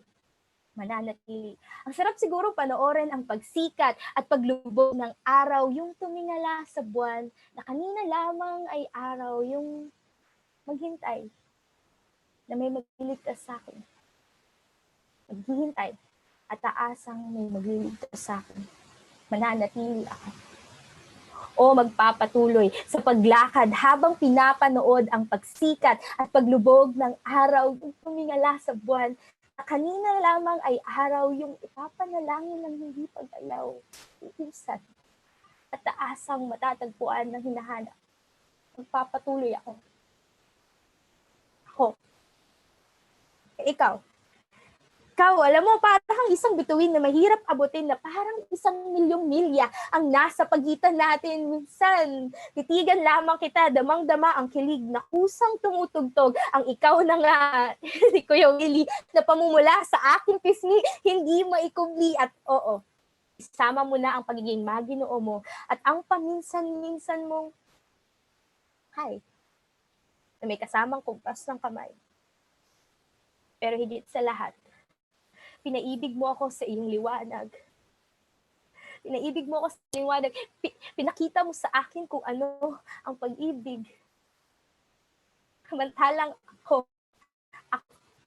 na naririto, ako na paulit-ulit tumitingin sa'yo. Ako na nangangarap na ang bituing iyon ay mahuhulog. Mahuhulog sa akin. Ako na sana ako na lang. Pero alam mo, nung tumingala muli ako sa langit, nahanap ko ang sarili ko.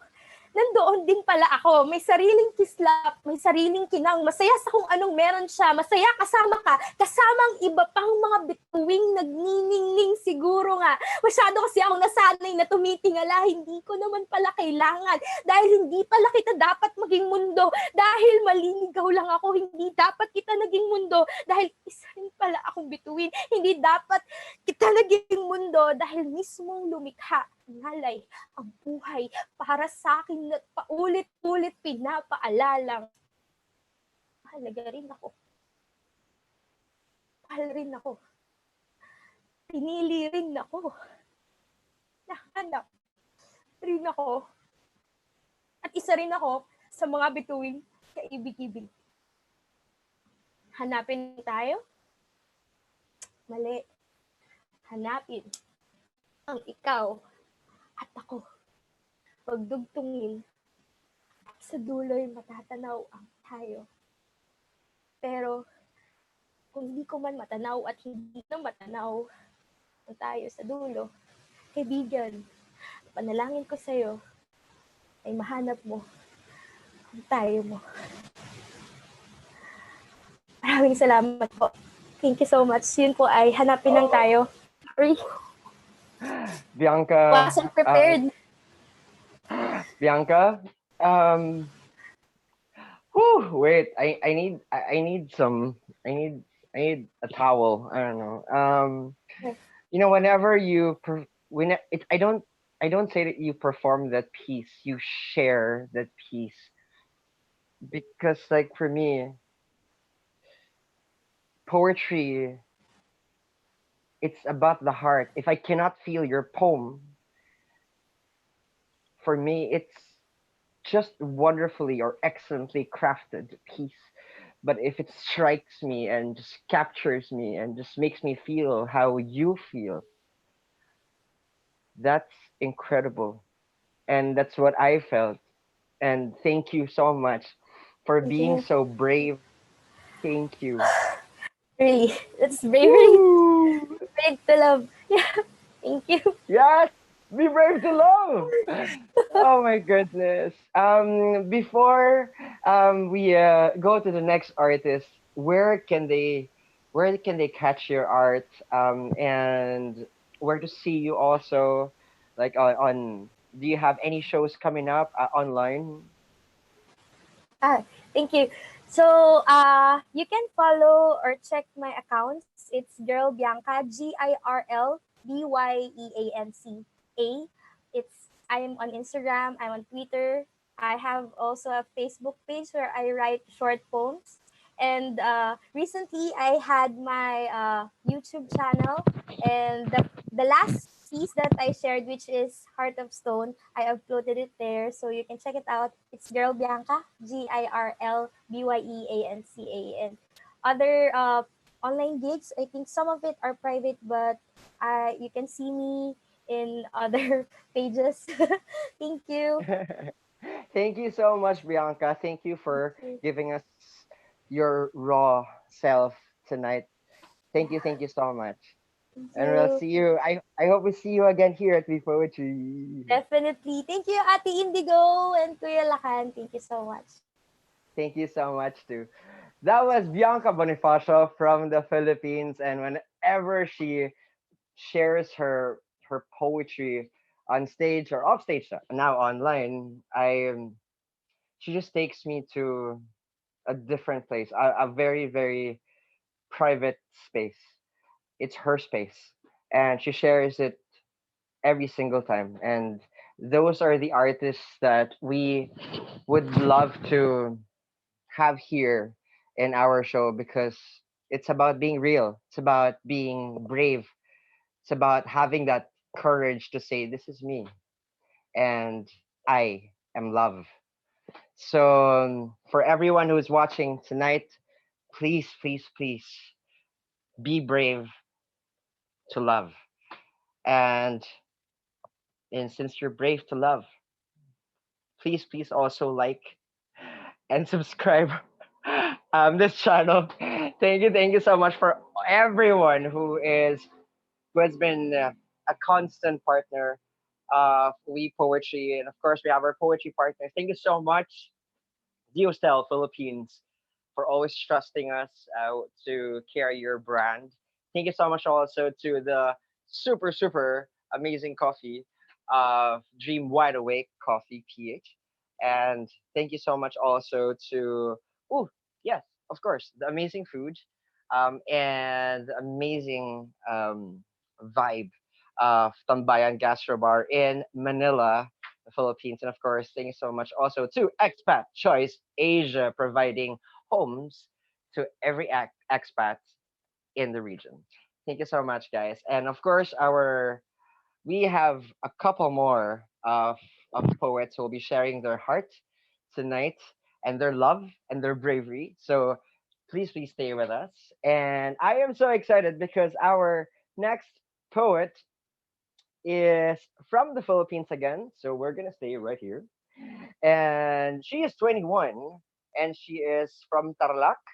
And she uh, she came alive when she lived in Baguio. Her art took its own form when she was in college, and she currently works for GMA Network, one of the Philippines' top television stations. And while she was trying to figure out life outside the confines of her professional setting, she reverted to her first love, writing. Ah. We're going to ask her about her journey later.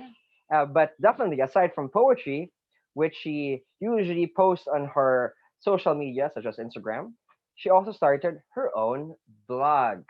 So we are very, very excited to have this poet tonight at We Poetry. Let's all welcome from the Philippines, Christine Romboa.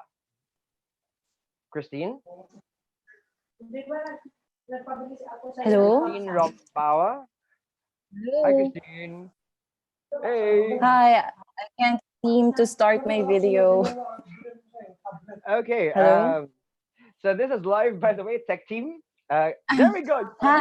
Yes, you're live. Okay. Hi. Hi. Hi. Where are you right now? Are you in Tarlac? I'm in Tarlac right now. Tarlac. If you do not, if people, our viewers do not know where Tarlac is, it's a province, a city north of Metro Manila. Probably, if it's not In traffic, maybe Central an Luzon. hour. Central Luzon. Yeah. So, how are you doing with the COVID-19 pandemic? It's all new. It's still all new to me. I miss living alone. And you used to be based in Manila, right? Yes. Right now, I am working from home.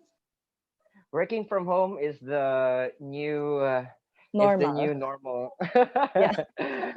But I think with changes, we also learn to discover who we are more and more.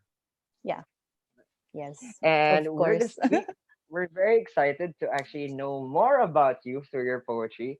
So let's all welcome from the Philippines, Christine Rombawa. So hi guys, I'm Kirsten and I would like to share two pieces. I only got to prepare two pieces. My first piece is Sa Dinami-Rami ng Bituin. Okay, here. Napakaraming bituin, ngunit hindi mo nakikita. Napakaraming dahilan kung bakit hindi ito natanaw ng iyong mga mata. Baka sa masyadong polusyon ay natakpan ang pagitan niyong dalawa. Nabalutan ng dumi, nasobrahan ng ilaw, sandamakmak na ilaw ng gusaling punong-puno ng liwanag, kaya tila ang mga tala ay naglaho na. Itinago sa iyo ang natural na liwanag ng gabi ng mundong ito. Itinago sa iyo ang mga diamante ng madilim na kalangitan. Napakaraming pagkakataon na isinawalang bahala. Marahil hindi mo ginawan ng paraan, dumungaw sa bintana o lumabas ng panandalian. Nawala na ang gabi at natakpan na muli ng liwanag ng malaking bituin ang pagkakataon mong tingnan ang bituin na dati madalas mong awitan. Napakaraming bituin, nakita ng mata ngunit di matanaw ng simpleng kamera. Kitang-kita ang kinang sa sariling mata ngunit piniling tingnan na lamang sa mga litratong pinangkuha. Piniling kunin ang bituin gamit ang makinang pumipinta. Napakaraming bituin, ngunit sa buwan ka nakatingin. Hindi ko alam kung bakit mas pinili mong tingnan ang buwan na minsan ka lamang dalawin, na minsan lamang maging buo sa iyong paningin. Kung bakit sabay ang pagliwanag ng iyong muka sa pagbalik tanaw ng mga ngiti sa iyo ng buwan. Kung bakit sa dinami-rami ng mga ipinintang tala sa kalangitan, pinili mong mahalin ang buwan. Napakarami ng mga tala, ngunit minsan pagod ka na. Minsan, mas nais mo silang tingnan sa iyong mga panaginip dahil kailangan mo ang pahinga. Kailangan mong huminga. Nais nang pumikit ng iyong mga mata. Tingnan mong mabuti ang mga bituin. Napakarami nila. Ngunit hindi mo binigyan ng tsansa dahil ayaw mo. Huwag na. Hindi mo kailangan. Hindi ang milyon-milyong bituin ang nais mo. Ang puso mo'y para lamang sa isang tala. At yun ang araw na bumubungad sa iyo sa umaga. Ang araw na nagbibigay sa iyo ng init tuwing nanlalamig ka. Ang araw na malinaw na ipinapakita sa iyo ang mundo kung nasan ka. Mas nais mong tingnan ang liwanag ng bituin na iyong minahal. Napakaraming bituin, ngunit hindi lamang bituin ang may liwanag. Napakaraming bituin, ngunit hindi lamang bituin ang nasa kalawakan. Napakaraming bituin, ngunit hindi sila parating nariyan. Napakaraming bituin, ngunit hindi ibig sabihin sila lamang ang maaari mong mahalin. Dahil hindi isang bagay ang pwede nating mahalin. Hindi limitado sa isang klaseng pag-ibig ang puso natin. Napakaraming bituin at napakaraming paraan kung paano tayo magmahal. Napakaraming bituin. Ngunit ang pag-ibig sa buwan o maging ang pag-ibig sa haring araw ay pag-ibig pa rin. Okay, so that's my first piece. I wrote it just last week while sitting on a outside while drinking coffee. My next piece, I will let my father. Okay, Dad. So, okay, my next piece is where is it? Matapos ang bakit. I actually wrote this way back. Like, I think in 2016. I wrote this in 2016. Okay. Matapos ang bakit. Tanda ko pa, noong tayo'y magkasama, matapos ang napakaraming kamusta, tumingin ka sa aking mata at doon nag-usap tayo sa ilalim ng mga tala. Nakaupo sa kama ng mundo na gawa ni Bathala. Halos mapako ang mata sa bawat galaw ng mga malarosas mong labi habang iyong sinasalaysay ang kwento ng iyong buhay, ang bawat pait, bawat sakit, bawat pagpikit ng iyong mga mata tuwing natatakot ka. Saka ko lang nalaman ang mga pinagdaanan mo na pilit mong itinago sa mundo. At kahit hindi mo sabihin at kahit pilit ang iyong pagpigil, ramdam ko ang pagbuhos ng luhang kay tagal mong ikinulong sa iyong mga mata. Ramdam ko yung hinanakit sa puso mo, sinta. Halos malunod ako sa ilalim ng mga salita na ibinibigkas mo, tila nagbago ang taong nasa tabi ko. Tila nagbago ang mga mata ko. Dahil sa tagal nating magkasama, sa tagal nating minahal ang isa't isa, ngayon ko lang nakita ang totoong ikaw. At mahal, mali ang hinala mo. Mali ang hinala mong mababawasan ang pag-ibig ko dahil mas lumalim pa ito.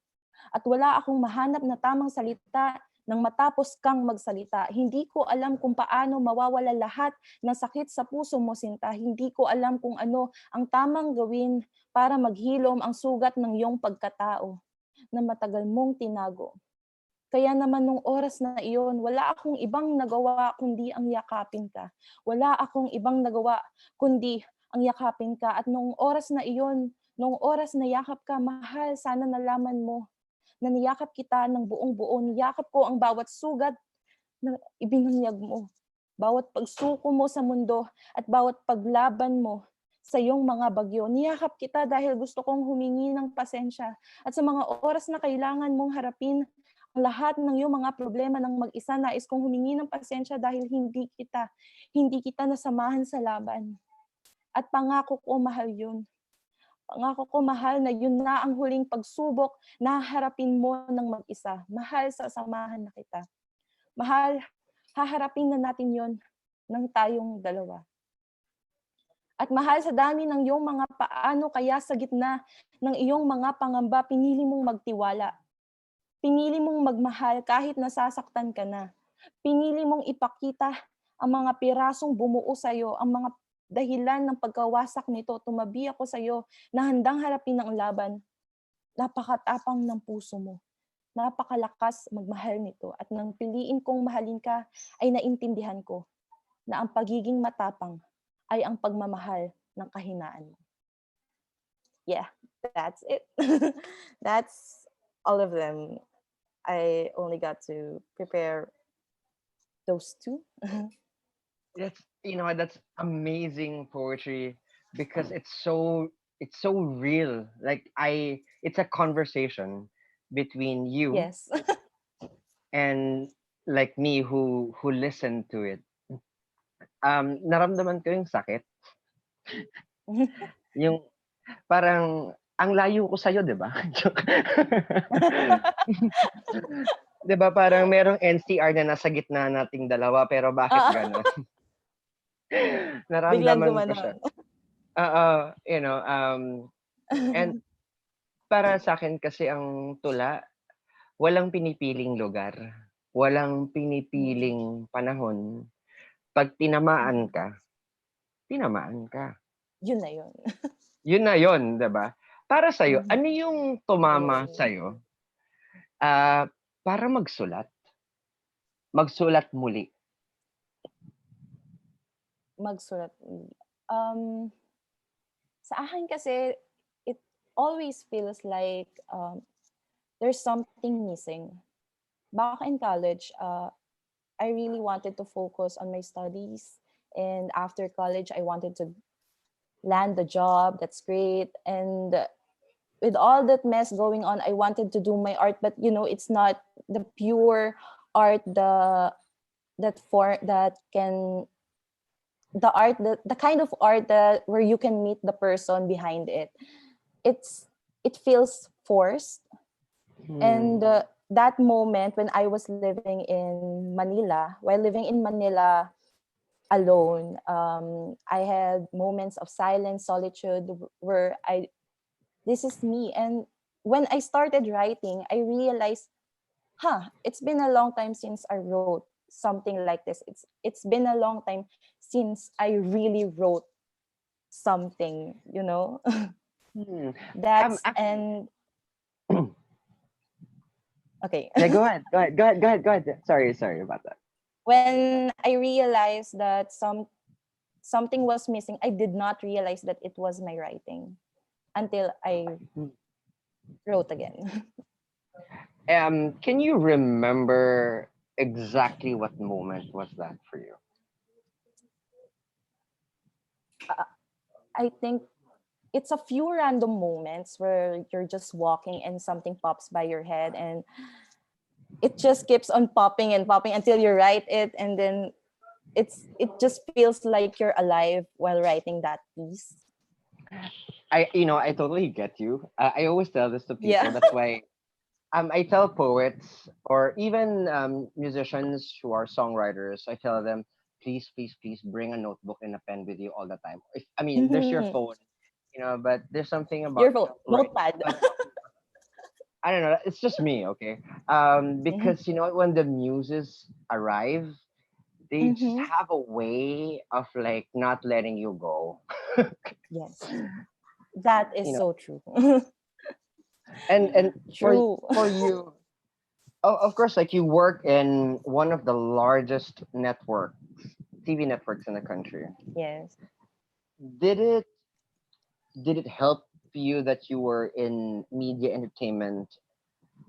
Did it help your art in some way? Yes, I think it did, because when you're working with the media, you get to see a lot more of the world. You get to see what is really happening in our society. And I guess writing isn't just something that you feel, it's something that is really happening. And how you feel about those things really affects your writing. It just really gives it more heart. And like, what's your writing process? Do you because it's very unique to everyone. I mean, Yes. your writing process is your own. So for you, how do you usually start a poem? Do you start with a title, or do you just write straight? Or It actually depends, because I write different kinds of things. Like sometimes I think I'm writing a poem, and then later on it becomes a song. And then hmm, later on I'm writing a poem, and then later on it becomes a script. So it's really just so messy. I guess I'm a messy writer, if that's what you call it. well, aren't we all? It's a beautiful mess. You know, We're a um, beautiful mess. and I think it's what's so amazing about poetry, because it can be made into a song by being the lyrics of a song, Yes.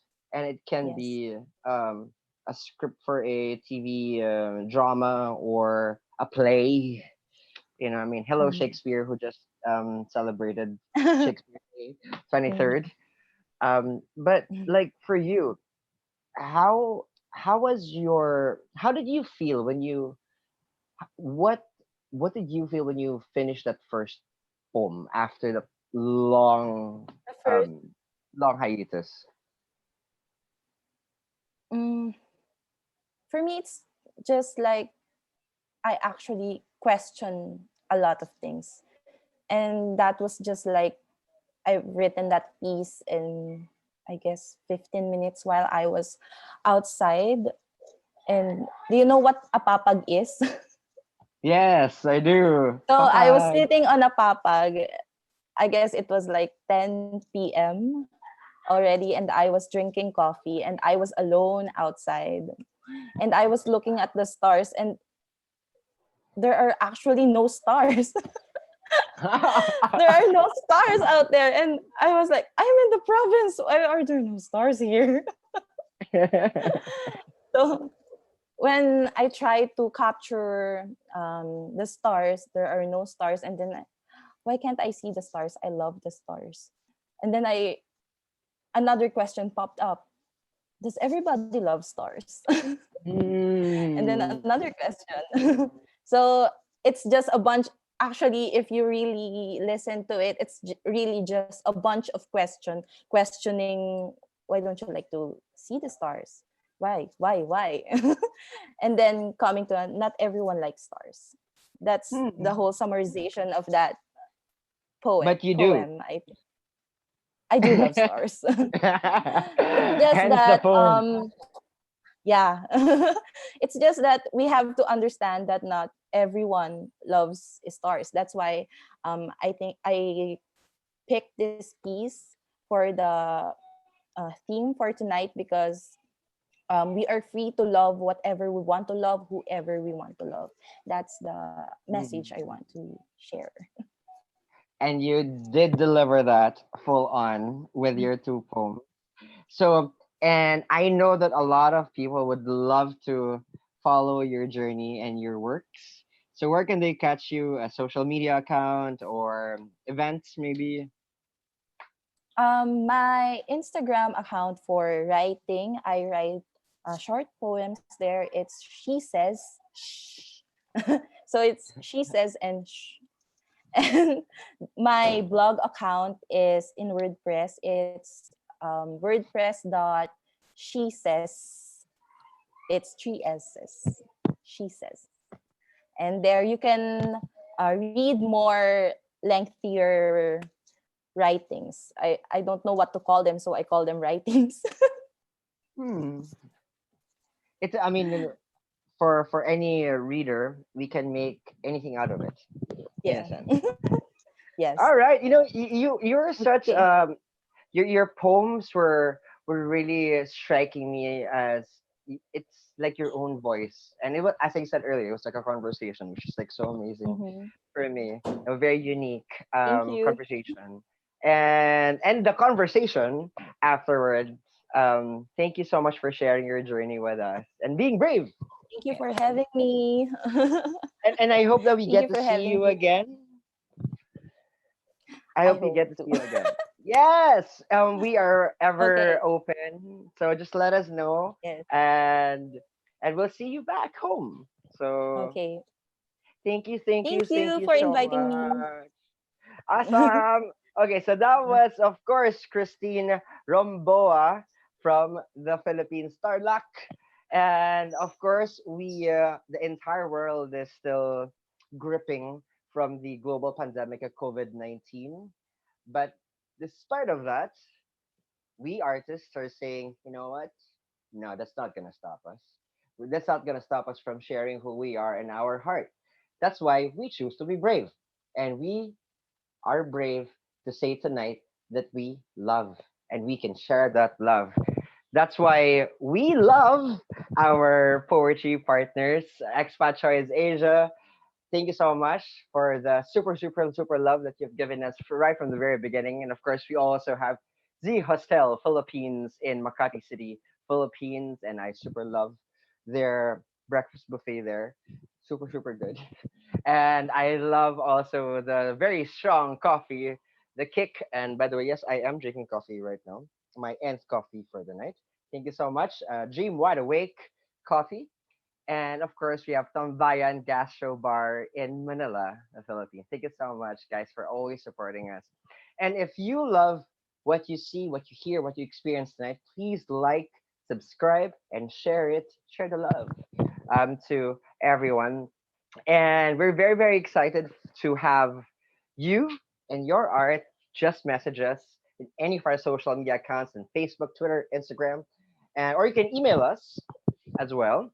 wepoetryglobal@gmail.com. So, and because of this love and this COVID pandemic, we have partnered with an organization in Singapore, and check it out in our social media. We teamed up to create a coronavirus, a corona video partnership, where we're now accepting videos of poetry, of music about your life in this global pandemic. And the competition aims to collate the stories from all over the world and make it into a documentary. So please visit our page, and there's going to be a social media account that you can check out and submit your stories, and we'll all move in to the new normal, to a new future together. So from the Philippines, no, we're gonna stay in the Philippines for our next artist. And I'm so happy to have so much diversity with our poems and our persons who actually guest in our show every week. And this is our sixth episode, and we're very happy to have this next artist from the Philippines. And okay, sorry, we're live. Sorry, I just got cut out there. Sorry about that. So, while we're still waiting for the connection to clear up, like to also invite next week. We will have our show, and of course, Saturday, 7 p.m. And it's going to be for the COVID-19 frontliners. And I hope that you guys join us um, same time, same channel here at We Poetry Global. Now, going to our next poet and artist. He writes. He's a writer from Quezon City, and Philippines, of course, and is the author of two poetry collections: Metro Manila Mammal by Soma Publishing 2018, printed, and You by Origami Poems Project in 2017, twice nominated for the Best of the Net Anthology. His poems were first published in the Philippines Free Press in 1998, then in Pacifica and Philippines Graphic in 2015. And since then, he has more than 100 poems published in various literary magazines, anthologies, and other platforms worldwide. Some of his awards are the following. So he won the 2018 as a runner-up in the Submittable Centric Poetry Contest, third place in Tanggol Wika's Dali Text Poetry Contest, and a poem recognized among the best of Kitaab. He also coaches wrestling and Brazilian luta libre, and won a gold medal in the 2016 ADCC Southeast Asia Philippine International Submission Fighting Open and the Greco-Roman wrestling event of 2011 Philippine National Games. Let's all welcome from the Philippines, Carlo Silla. Hello, Carlo. Carlo? Yun! Evening. Hello, good evening. Happy National Literature Month. Yes! Happy National Literature Month, everyone watching. Kumusta? Naman. Masaya. Salamat sa invitasyon. Maraming salamat. Kasi sobrang talagang gusto namin na magpadayon ng mga manalikha. Bigyan ng entablado at bigyan ng tahanan. Thank you. Maraming salamat. Carla Guevara, Carla Sevilla, ladies and gentlemen. Okay. First, I'm dedicating my poetry reading tonight to the late poet Edel Garceliano, whether he likes it or not. He passed away only last April 23. So I'm reading three poems. The first two are published, the last one not yet. And the first one published in Philippines Graphic in February 2000 and 2018, from Pedro to Juan. That night, that second, when you were dying 1,000 deaths in my arms, I pulled my left hand from your waist and lifted the bottle of San Miguel beer on the table and poured its remaining content all over me. Then I, a la gremlin, multiplied into 1,000 first aiders, each duly certified, to save you from each impending death. And I, or we, succeeded. By dawn, you were a young flower blooming for the first time, reborn, re-energized, re-virginized. And just to be sure, in case there won't be a single bottle of San Miguel beer come the next mortal moment, yesterday I spent all my savings for your memorial plan, bought from Loyola Memorial Park, so you'll be buried someday among this country's showbiz celebrities, artists, heroes, etc. The only caveat among the etc. are probably crooks. What? Don't want this post-mortem gift? I'm wrong again. You prefer the libingan ng mga bayani instead? Well, I guess as far as sharing your final resting place with heroes and a certified crook goes, you're right. So that's the first poem. And the second one, also published in Philippines Graphic, but more recently, only this last March 30 to April 6th issue. It's the second poem there. It's titled Praxis, for Nicaraguan liberation theologian, poet, and priest, Father Ernesto Cardenal, who lived from January 20, 1925 and died last March 1, 2020. To live and love until arms wear out and there is only the wounded and withering heart. To live and love until the word is no more and there is only the healed but withered heart, then the heart is no more, and nothing is wounded nor withers, and everything bright and new. And for my last poem, the unpublished one, it's in Filipino, in Tagalog specifically. So Indigo allowed me to read this because I was concerned maybe it may not fit the guidelines. What the persona of the poem proposes is not possible currently and quite risky considering the quarantine. Magtalik tayo sa gitna ng EDSA. Magtalik tayo sa gitna ng EDSA, sa may kanto ng Ortigas. Ang iyong basa, sisisirin ng aking tigas.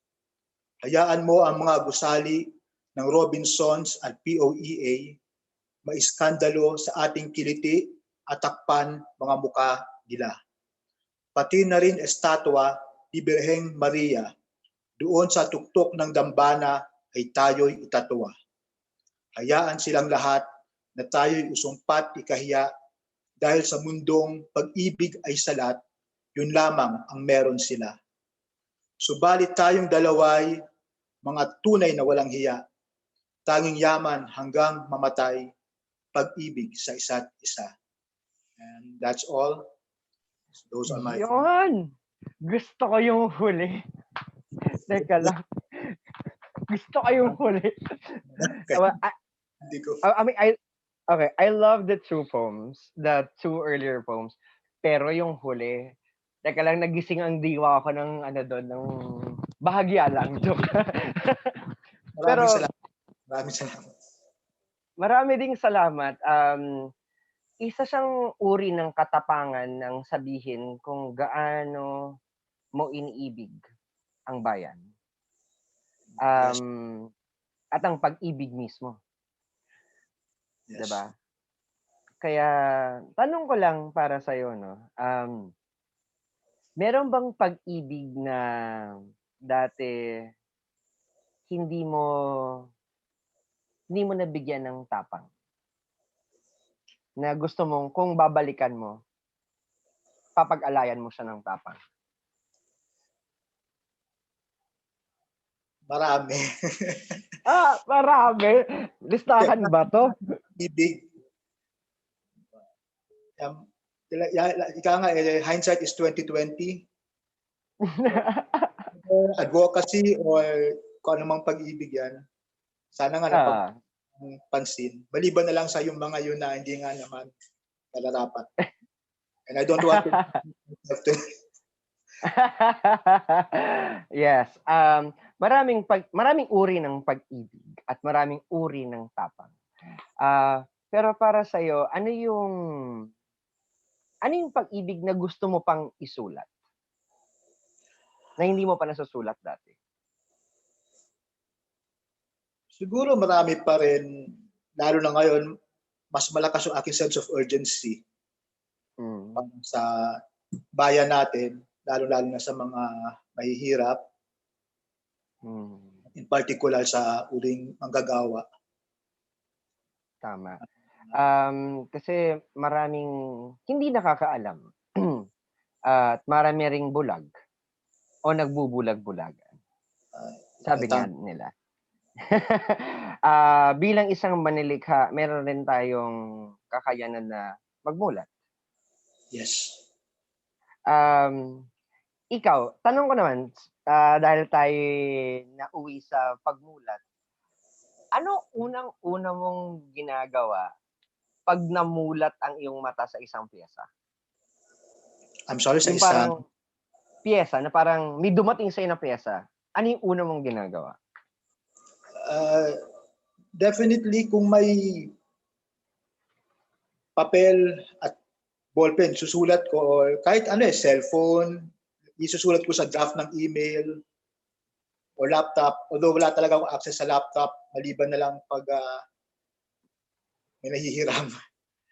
Okay, and ayun, first, pag wala akong kahit anong instrumento, I memorize those lines. Usually naman, hindi po agad the beginning lines, or maybe one or two lines which I might end up writing somewhere between, in the middle of the poem. Then, the very moment na may pangsulat na ako, of course, we can't trust memory, isusulat ko na. Yun. Sometimes it's very fast. Sometimes. That is so true. I mean, as much as we would love to trust our memory, it will fail us at one point. And once it's gone, once the line is gone, it's gone. I mean, diba? Parang nakakaasar yung ganun. Parang siya, minsan panaginip, alam mo, maganda yung panaginipan mo eh. Nung pagising mo, di mo lang matandaan eh. Kung bakit ka... Tama. Basta alam, maganda yun. Ano nga yung mga detalye. Parang, naalala mo yung emosyon, pero hindi mo na maalala yung diba? Nakaka-bad trip yung ganun. Kaya, I was treated for ADHD. I stopped the treatment because for the meantime, I can't afford it. So medyo unreliable ang memory ko.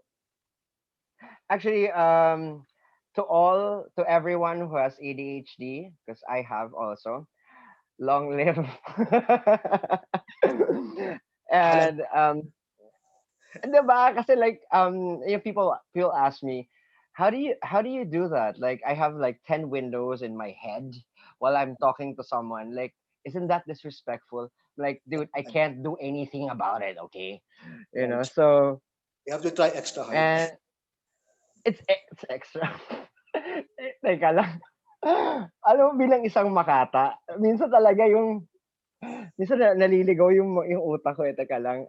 Ang ating pong, meron, ano ba tayo? Ano ba ang rating nito sa MTRC? Joke. But of course, we would love to remain respectful, of course, with our art, we have to be responsible with our pieces also. But it doesn't mean that we will be fearful of our own poetry, Yeah. but it's a balance between the two. It will Yes. always be a balance. Such is love, you know. Yes. Yan, hindi dapat tayo sugod ang sugod sa pag-ibig, di ba? Tama. Minsan bangin yun eh. Kadalasan. So, syempre, marami na gusto pang makita at maranasan ang iyong sining. Where can they catch your poetry or your other works of literature? Bale may blog ako, Carlo Silverio. Siguro yung mismong title na lang ng blog post. Complete list of published poems. Blog ko ay Carlos Sevilla of Quezon City. At halos wala lamang laman yung blog na yun. So madali ma-scroll down, mahanap yung list of by Instagram, Carlo Silverio Sevilla III. And yun, ano naman kami, kumbaga follower din ako ng We Global Poetry. Yeah, thank you. Hindi namang hanapin. Magpapag susunod-sunod na yun. And you know what? Pwede kang magbalik-balik dito at ang narinig ko sa ating We Poetry team na meron tayong gagawin na isang palabas para sa ating bayang mahal, ating bayang ina. Kaya abangan natin ito. Kaya, 'di ba? Balik tayo, Carlo, at maraming salamat sa iyong sining at tapang. Thank you. Thank you so much. That was Carlo Sevilla from the Philippines. Yan. Okay. So, and of course, we are live from, the Philippines, but I am not in the same location as everyone else in We Poetry Global Team. Our tech team is in Pasig. Our logistics team is in Quezon City. Marketing is in Manila. And, I am not in Metro Manila, but I am in the Philippines. And this is the new normal. But definitely with this COVID-19, we'll get through this together, for sure. And while we're waiting for that time that this one gets lifted, please like and subscribe and share We Poetry YouTube channel. And of course, please follow our social media pages on Facebook, Instagram, and Twitter. And please watch out because next week we are officially going to be a full YouTube channel because we'll be launching 3 more shows every week. So watch out for that. So, and because of that, we are now going to fly. Even if there is COVID-19 restrictions, we will fly tonight to the United States of America because our next artist is from the United States and she is a 20-something bisexual Latin poet, activist, and actress from Austin, Texas. She has published 2 books available on Amazon.com, including the collection Ink Stained Hands. We're going to ask her about that later. And currently, she resides in rural Missouri, or Missouri, some people would correct me, where she is doing her best not to go completely feral. But sometimes it just comes out, right? As always, poetry for our next artist keeps her very, very much sane. Let's all welcome from the United States, poet, writer, Ana Ramirez. Hello, Anna. Anna? Are you with us, Anna? Hi. Anna? Hello. Hi. I can't see you. Let there be That's light. weird. Hello, tech team. Maybe you can shed some light over here. And while we're waiting for Ana Ramirez's screen to pop up, we are Yes. going to Of course, thank the artists who performed earlier. So much artists, and every single episode that we have had, 6 episodes before this one. Thank you so much for being so brave and showing us your art. So we're still not seeing Anna's. Um, That well, is so weird. I think we're waiting for the spotlight to happen. Um, but you know what? It's okay. We can chat first while we're waiting for that. So, what time is it there in Austin right now? Here in Missouri, it is Oh, 10 sorry, a.m. sorry, Missouri. Yeah. 10 a.m. Good Well, morning. it's the same. It's the same in Austin. It's the same time zone. So it's also 10 a.m. in Austin, Texas, I'm sure. Well, both states. Good morning. Yeah. I How is moved from the central time zone to the central time zone. It was a very exhausting move. I bet. Like you took some sleeping pills somewhere there, right? Yeah, it's definitely a lot of jet lag involved in that process. In fact, But I've always wanted to ask our North American guests. So how does it feel to perform during the day? it's not the weirdest thing, surprisingly.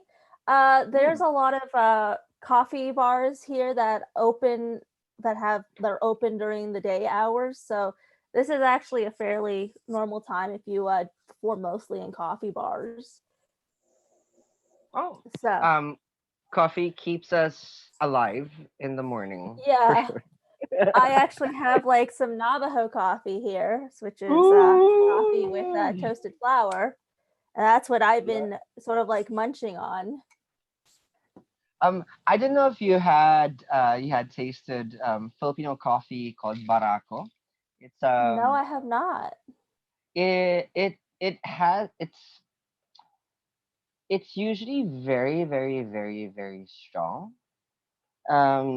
And it's much stronger than I think than most coffees available commercially.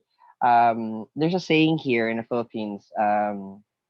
It's kapeng kaya kong ipaglaban, or in English, a coffee that can fight for me. So, I love that. right? That is awesome. I mean, God, like Very really. poetic. So anyway, are you there? You're on spotlight. Okay, you're on the big screen. Yay! Okay, cool. Okay, awesome. So now everyone, we're ready for her poetry. Let's all welcome from the United States of America, Anna Ramirez. So I prepared 3 poems. The first one is called Lightning. This is a poem I wrote about a girl I actually met in Austin. And I kind of like I have this thing where like I temporarily fall in love with like a lot of different people. So this is like after getting home, I wrote this poem and I spent some time just trying to find her. Never found her. So like all I have now is just this poem I wrote about her. So it's called Lightning and it's in ink stained hands. Her hair is fire. There's tattoos up both her arms. She's lightning in human form. Struck me and my heart stops. I'm unable to form words. I hold her close to me. She's had a few too many margaritas, but that's okay. And she is fire burning my skin. Her hands go to my waist. I pull them off with a nervous laugh. She puts them there again, and this time it's like electricity, bewitching, ensnaring me. I think I'm drunk too. 2 beers in, Austin in the summer. It's raining. She is the thunder. The first band plays and she pulls me close. Dance with me. She's so enthusiastic that I can't help but dance. She's not graceful. Suddenly I'm a runaway from San Antonio running back to Austin. How could I have been so blind? Austin was always my home, always where I was meant to be. There's no place I'd rather be. She smokes. She's gone before I finish my declaration. I'm holding nothing but air. She occupies my thought. The drive home is silent. Where'd you run off to? Lightning struck me hard. And it will never strike again. 2 years since I last saw her. 2 years since lightning struck. Fantasy over, reality hitting home. And so the second poem I've prepared is called Smoke. I love how my transitions are choppy both in my writing and in real life. So Smoke is, I don't even remember what Smoke is particularly about, but it's definitely about a different girl than the one I wrote about before. So maybe it was just probably some crush on some person that I knew once upon a time. Like, I don't really have a story for it anymore because it's been so long. It's like her hair is flames. It's like her body is smoke. I choke on the feeling of it filling my lung. A few drinks in, just a bit too tipsy, tossing back margaritas on 6th Street, the sound of the backbeat in the summer air. June 17th, no rhyme or reason to the fireworks. Fairy lights strung up along the street, Sharpie ink staining along our arms. She says that we won't last, that we're going to get lost in Bee Cave, both of us dressed for summer rain. Temperatures climbing to 110, sticky sweat and the scent of barbecue in the air. Oh, she tastes like drinks and chocolate. Warm, choking on the feeling of smoke, fires due to burn out someday. We've got a ticking clock racing in our hearts. It should tug on my heartstrings looking back, but all I've got is the sound of a bass beat running through my head.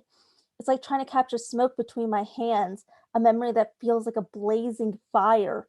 She said I love the moment more than her. She said that I love the feelings more than her. She said that the love I feel will one day ebb away. Maybe she was right when she said I didn't really love her. Maybe she was right when she said one day she'd fade away from me. Maybe she was right when she said she's like smoke. Joints passing between our group of friends. Some of them I can barely remember the names of. Can't remember the name of the girl who drove us. Can't remember the name of the guy who got us in the club. Can't remember the name of the song, but I remember her hips grinding on me. I remember pressing my mouth to her neck. I remember standing on the rooftop patio, drinking in one hand the twinklings of the city before us. See, Austin was everything to me. I could easily refer to her the same way. She was like smoke. Trying to remember her is like remembering Austin. She was only there for a single summer, but she defined the city for me. Dancing in the haze of memories, she was smoke, defining Austin the way she did. And I can't drink a margarita without thinking of her. I can't think of 6th Street without thinking of her smile. Sometimes when I'm by myself, I think of her, the feeling insane and intense. Maybe she was right. Maybe I never loved her. Maybe I just love the feelings. Maybe I just love smoke. And so that's it from that one. And the third one is from the recent release, Uncertainty. This one is called Cancer Venus. I overthink, overreact over everything, emotional to a fault, constantly wandering and letting everything get to me until it all explodes. Chaos reigns, trying to pull it together. Promise I can do better. Please don't leave me. I'm clinging to a fault, won't ever be the first to let go. I'm begging and pleading, please don't leave me, to a man who's already gone. Whispering to let go, but I love you. I cry and I beg, please love me. It's not hard. I promise I can be so good. Just love me. There's no rhyme or reason to it. The day I finally let go of him, I don't even remember how. I clung to the idea of him for so long that the being free felt strange. It's like warm sun kissing my face. Letting go was the hardest part. I let it wreck every single good thing, and I never leave well enough alone. I nitpick at everything. Oh God, I love myself. Venus, please let me love myself. Let me not overthink and let me be a normal person. If only I understood what it meant. The fortune teller was telling me that I have cancer in my Venus and confession pouring. She said that my relationships will ruin me if I don't keep them in check. At 17, I didn't understand. I already thought I'd spend forever with him, the plural of relationships. What was the point in figuring out my sexuality with just one man to hold me for life? There was no point in exploring it, looking at why a woman made my heart flutter. God, I wish I knew. If only I could love myself. Venus, let me love myself. I'll worship at your altar. Please let me love myself. And there you have it. 3 Oh different wow. poems. Okay, could I just say that so much dimensions?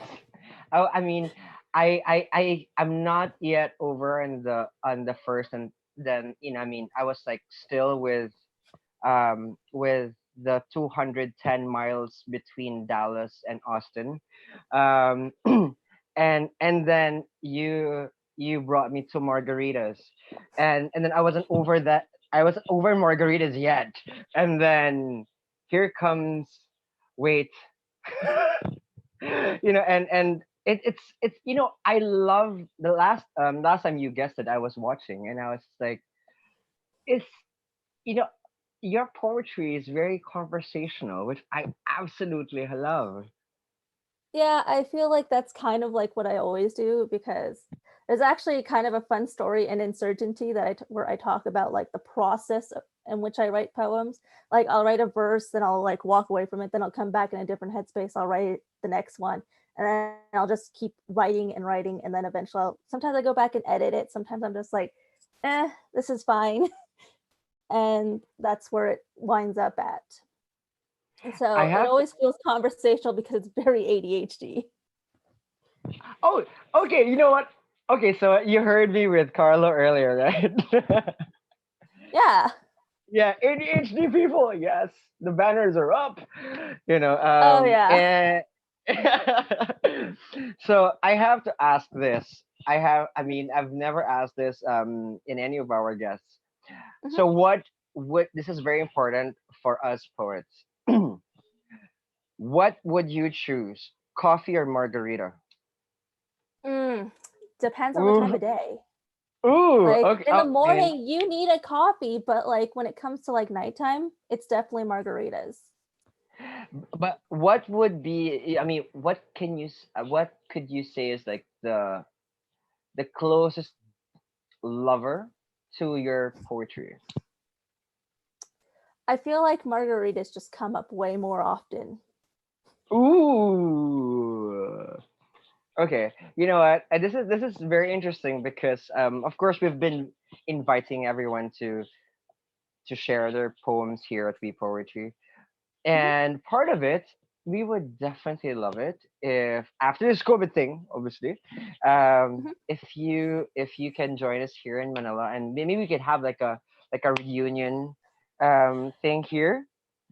Oh, Um, that would be you, so fun. If I have the money, I probably might try. It's just a you know thing what? about money. Um, you know what? We will maybe we'll I would love to page the airlines. You can sponsor us anytime. So so we can do that. Why not? Because we know that our friends from Z Hostel Philippines would definitely pay for the arts. Wink wink. So That'd be really cool. right? That'd be something for the Okay, gram, really. okay, you know why I thought about that with you is because there's a restaurant, like a Mexican restaurant slash bar Ooh. here. We have Ooh. um so for $4, is it four? No, sorry, not four. Like maybe $5. $5, you can get unlimited margaritas. Oh my god. Something Yep. like that in like Austin would like cost you $20 to be honest. So like that's like the dream right now. $5 unlimited margaritas. Sign me up. That's why I thought of you. Like, oh, maybe she could come over and we're gonna be like drinking and like doing poetry at the same time. Oh, that'd be so fun. That would be absolutely amazing. and Indigo's the, actually been trying to get me to go over to Manila for like the longest time too. then you know what? Okay, so people, better get ready. So this is really an announcement because of this COVID thing. We're gonna do something that's never been done pretty much in Southeast Asia. So watch out. So sponsors also watch out because our letters will be coming in very soon. So, but like you as a poet, was Mhm. it ever? What was there a time wherein you just had where you said, you know what, like I'll just put a period somewhere and I'll just do something else. Um, I don't think so. It like I feel like writing's just like been something I've been doing forever that like I just have never given it up. It's like the one thing I have consistently done throughout my entire life. Like I used to paint and sculpt, but even during those times I was like still writing. Like I have journals where I was like documenting like the process of like a painting. And I completely forgot that I wrote. That's the fun Hmm. part too, is like finding like journals where I just am talking about something. I'm just like, huh, I don't remember this at all. but like it's always the same. Like there's like scribbles of verses in them. Sometimes like I'll revisit them and incorporate them into a newer poem, but for the most part, yeah, it's always been writing for me. Always been writing and write, and I mean, we of course we tell people. I mean, you can rest. You can rest. I mean, you don't have to like write every day. Oh, I'm sorry. I'm sorry. I transform when there is a cat. Hey, sorry. Here she is. Yeah, I actually Okay. have three. Well, okay. What's the name? I'm sorry. I'm. Elizabeth. This is Elizabeth. She's Hello, like very Elizabeth. confused right now. She's like, "Who are you talking to? What is going on? Why are you holding me?" There is no purpose in this. There's no But reason to There's no reason to cuddle you, Elizabeth. I just like you. and like I think the one thing about cats, I made a couple of like cat poems because I'm a cat person also, and hence my transformation from being the host and the modulated voice, And like, you're just like, "Oh my gosh, kitty!" That's me every single time I see my cats like wandering around. Like they are so adorable. Like they just are. they exist, and I'm just like, "Oh my god, 10 out of 10, amazing." They're, I mean, for me, I mean, it's not like, okay, one thing about cats, I tell people who are thinking whether to get like a dog or a cat, I tell them, okay, you know what? When you get a cat, the cat owns you. Okay, It's true. it's not the other way Like I around. have both cats and dogs. Like I have two dogs out in the yard right now, and like the dogs are very loving. Like they immediately will jump on you and be like, "Oh my god, hi, I love you." Whereas the cats, like they're just like, "I have to decide if I love you first. You have to earn it." Mm. Actually, you know what? That is so true. Because my head cat, my alpha cat, um, so yeah, The she's head like cat, the cat the that's in head. charge. Yep. She would just like look at you and she'll be like, "Do you even have qualifications to even look at me?" You know? They have Yeah, that that's judging. Elizabeth for the most part, to be honest. Like people are like, "Oh, but she looks so loving with you." I'm like, "Yeah, that's because I earned it. She loves me because Ooh. like I earned it. Like she doesn't know who you are." Actually, I was wondering. I mean, do you have like a collection of cat poems? Uh, I actually don't know what that is. Like I have like cat brushes like designed to like brush the cats, and like some of them are Okay. like in the shape of like cat heads. So like Mm. they're like got the little ears and the whiskers on the back of the So brush. cute. And like brushing the cats with it, they always look so annoyed by it. They're just like, "Ugh, this Like person why? keeps bringing like cat-shaped items into the house. It's very weird." It's very weird. Okay, I like that. Because that's really what you see in their eyes. Like I But have a cat-shaped mug like in my cabinet, and I have like a cat-shaped thing that I keep my brushes in for my face stuff, mhm, and mhm. one in the bathroom for my toothbrush, and they're just like, "This is so much cat stuff. Why do you have this?" Like it's just Well, the look of judgment on their face. Like you just know when they're just it's like hardcore judging you. super. Like they're super judgers, absolutely. Oh But yeah. they do love to stay and like and say, you know what, This is pretty I can nice. be with you, and There's we blankets love that. here. I don't have to go outside where it's wet and like dirty. They Hmm. don't like they do not like dirt at all. They do not. They do not. They're very clean animals. But Absolutely, Mr. good for Love. them. Like be like a cat, just like constantly washing your hands. Yeah, and like for me, it's just so. I mean, for me, cats I love. That's This has just just simple. become like a tangent about cats. Right. I'm sorry. Okay, but you know what? Here in We Poetry, people like sometimes tell me, "Oh, you totally did not talk about poetry." I was like, "Yeah, but I'm talking to a poet, and we'd love to discover It's what's behind that. technically about poetry because technically you can write poetry about cats. Absolutely. So, See, I'm always thinking here. I got some galaxy brain shit going on here. bulbs are out. Yeah. So, but definitely we would.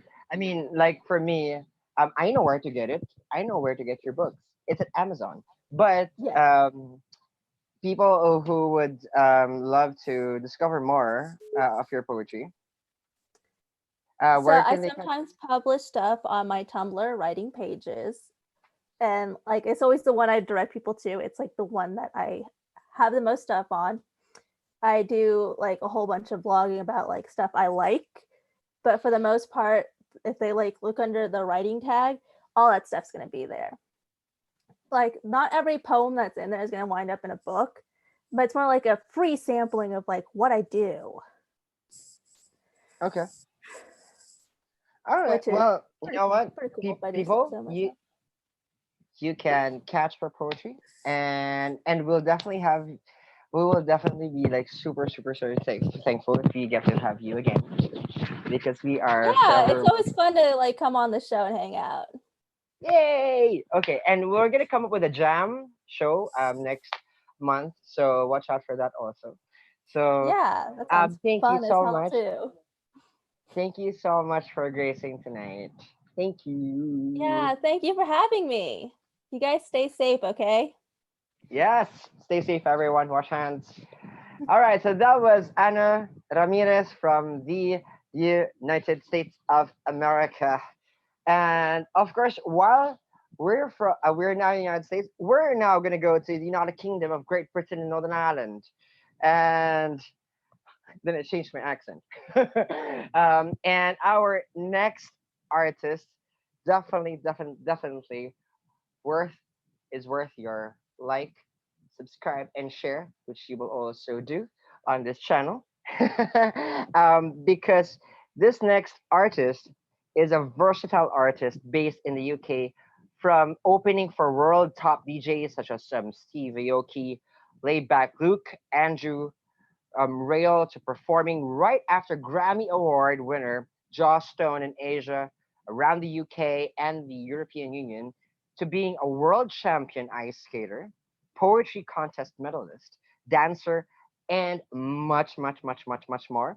She has so many influences that has been honing her over the years. She aims to connect, express, and make you um, shimmy or get that feels all night. Let's all welcome from the UK, Sha. Sha. Hello, Sha. Hello, can you see me? Yes, hello. Hi. Uh, Hi. oh wow. So it's is it late afternoon? Late afternoon. It's 4:21 p.m. here. Just kidding. Fuck that. 21 It's 4:21, yeah. Ano ba? But ano Bakit ba? ganun? But you know what I love about Filipinos who actually go abroad? We are Yeah. okay. This is wait. The MTRCB is watching, so we cannot really go full on. I'm But sorry. no. But no, I was gonna say, like, we're very good with our. I mean, our, we are very good with linguistics. The way we shift accents. Ooh. Oh, hello. Brick Lane. F1. Is that F1? Oh yeah, and my plant, my little baby plant. So Hello, cute. baby plant. So okay, we're ready for you, Sha. So, whew, let's all welcome Sha from the UK. You're such a good host. I was so entertained. Like I forgot I was nervous. That's a good thing. Um, I wanted to ask you a question because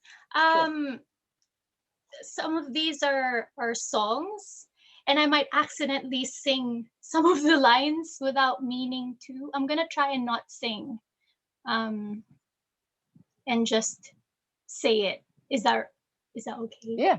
Yeah, of Or course. Absolutely. let's start with this is a song that I wrote for for my songwriting course here in London. And I was in bed, I was very ill, and I just didn't really want to write anything. And in my head, I was thinking, I just felt very blah about things. And I was given a title. It's Cozy Blue. So I had to write a song with that title. And I'm like, Cozy Blue. Anyway, this is the song that I came up with. My eyes fixed on the stars, glued on the ceiling. How did it get so hard? I ate my weight in cake. I haven't showered in days. I can't remember the last time I washed my face. I'm swept up in blankets like a big cocoon. I'm asleep till noon. Sale be over soon. All I see is you all over me. All is gray in hue, just you and me. So I'll just cozy up my blue. I know tides will change soon. Cozy up my blue, and in time it'll fade too. Gather up my thank yous till I see this through. I'll cozy up this blue. Some days it hurts to breathe, permeating through my skin, barreling down my mistakes. Lucky if I can get out of this room. Only my dog can walk me out, but they're gone now. So what am I gonna do now? But they say nothing lasts forever, not even this pulsating blue. I'll pluck up the courage soon. So I'll just cozy up my blue, and I know in time it will change too. Cozy up my blue, and I know tides will change soon. Gather up my thank yous till I see this through. I'll cozy up this blue. Nothing's insurmountable, not even if I'm in black and blue. I haven't missed my cue. I'll go on and face the truth. Before I say goodbye to you, I want to know, what's the message in all this mess? What is your message in all of this mess? Before you take this blue and go, what lessons do you have to teach me? So I'll just cozy up my blue. And I know tides will change soon. Cozy up my blue. And in time, it'll fade too. Gather up my thank yous till I see this through. I'll cozy up this blue. That's it. It's so hard not to sing the song. I feel like I'm one of those Disney #princesses, and I'm just gonna all of a sudden burst out into song. I'll sing one of the lines. It's just cozy up this blue. That's the how you sing the song. And the next piece I wanna perform, I guess, is a really, really old one. It's called Maybe. And I love it because I feel like life is a lot of maybes. There's never, the only things that are certain are death and, not even the sun shining. So we hold on to a lot of maybes. And a lot of my relationships were built on maybes. And I guess you could say I'm optimistic.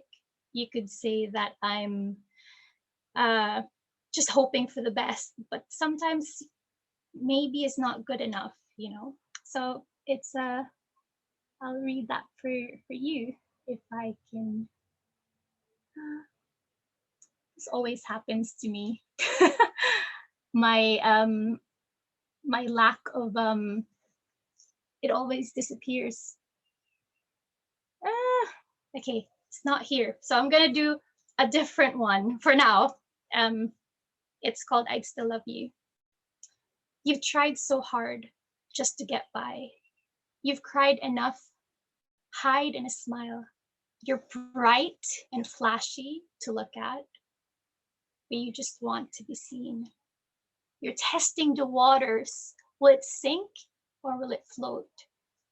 But really your aim was to bait. You've made a sport out of catching boys. But it's not too late to walk away. You can always start again. It's not too late to walk away, because you're supposed to make mistakes.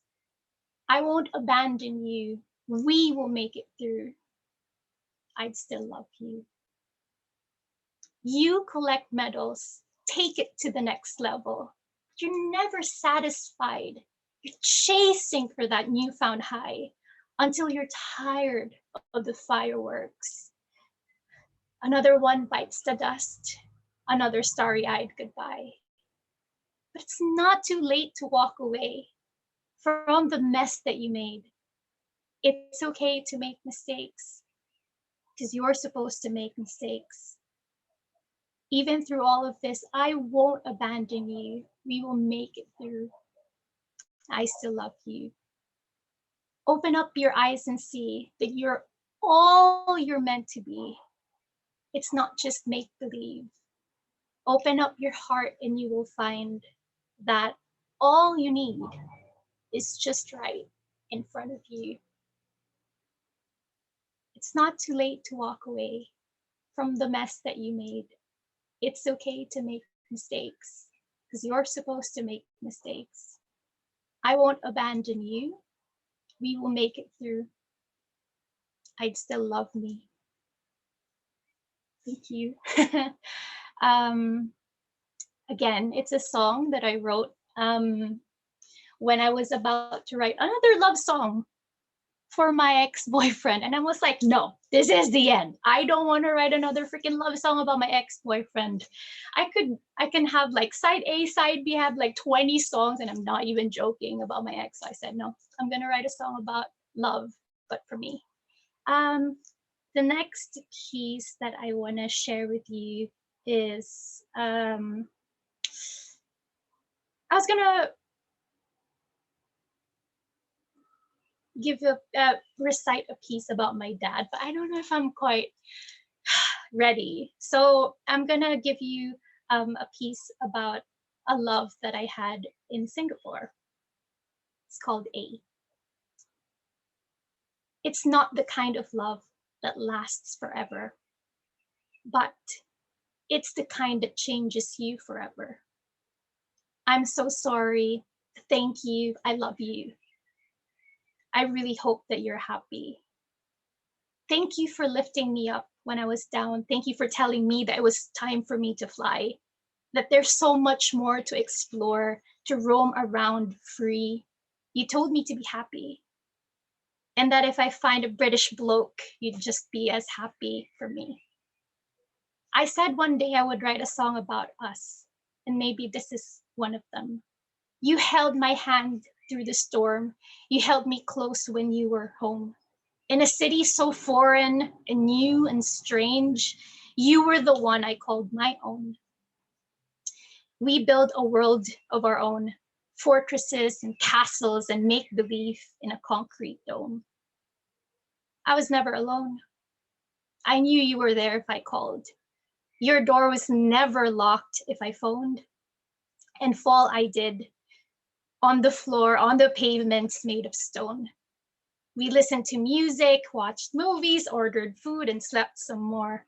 We huddled into the night up until morn. I wake up with breakfast on the table, with you ready to conquer the day. I hope you are happy. And I don't mean to say this in any sort of bitterness or irony. I really sincerely hope you're experiencing joy over there. You taught me to fearlessly and unconditionally love myself, and that my scars could be loved back, and that I never had to hide them. That it's okay to just be me, and that I'm enough. You loved me when I couldn't love myself. You loved the most broken parts of me, the ones I can't make out which parts belong to where. I don't know why I cry. I am happy to have crossed your paths, and I will do it all over again in a heartbeat, even if in some bits it hurt. We said we felt like we would always love each other, but maybe I hurt the ones I love the most. I'm so sorry. Thank you. I love you. And I really hope that you are happy. Thank you. So those are I think I've done 3. Are we supposed to do 3? I don't know if we're supposed but a short. I do love that you you told us of this journey about love and different types of love in different countries for that matter. And I mean, we can't always find love everywhere, anywhere, anyone. You Hmm. know, and it's very brave for anyone to say that I'm ready to love anytime. You know. Yeah. Oh, okay. Oh wait, this is not the show that we're going for. Wait, no, no, no. But hi. Is that coffee? Is that water? Coffee? Yes, water. Not Okay, vodka. sorry. Oh, not vodka. We have to be clear about that. So, but but I I've always wondered because I mean we've performed in the same stage before. At Sanctum. Yeah, Sanctum. Hello. Um, and I've always wondered, like, because I listen to your pieces and of course, your flow as well as a dancer. And is there any commonality in terms of like poetry or music or dancing for you? I think because I'm for example, I feel like it's just flowing. It's something that just kind of spills out of you. A lot of my dancing, if you see it, it's so hard for me to memorize steps because my body wants to move a certain way, like in its own way, a lot of the time. And I think, for example, my songs, I almost never sing them the same way whenever I Mm, sing them again.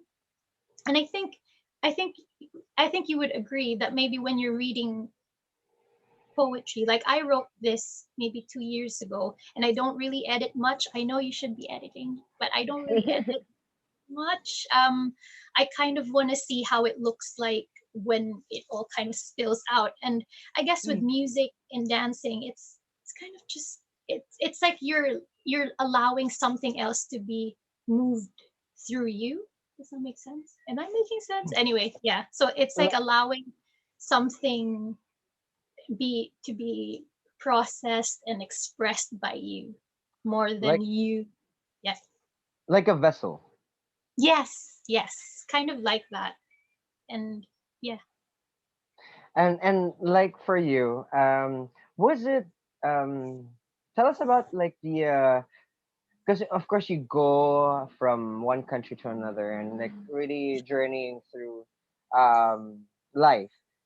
Like was there a time wherein you said, I just want to like stay here. Like I don't want to move anymore. Yeah, it was here in London. I think I felt that in 2007. I moved here. Not moved here. I visited here for a Harry Potter book release for the last. Ooh. How can I see you, pala? I only you're How do you say? I can't see you, so I feel like I'm uh just talking to myself.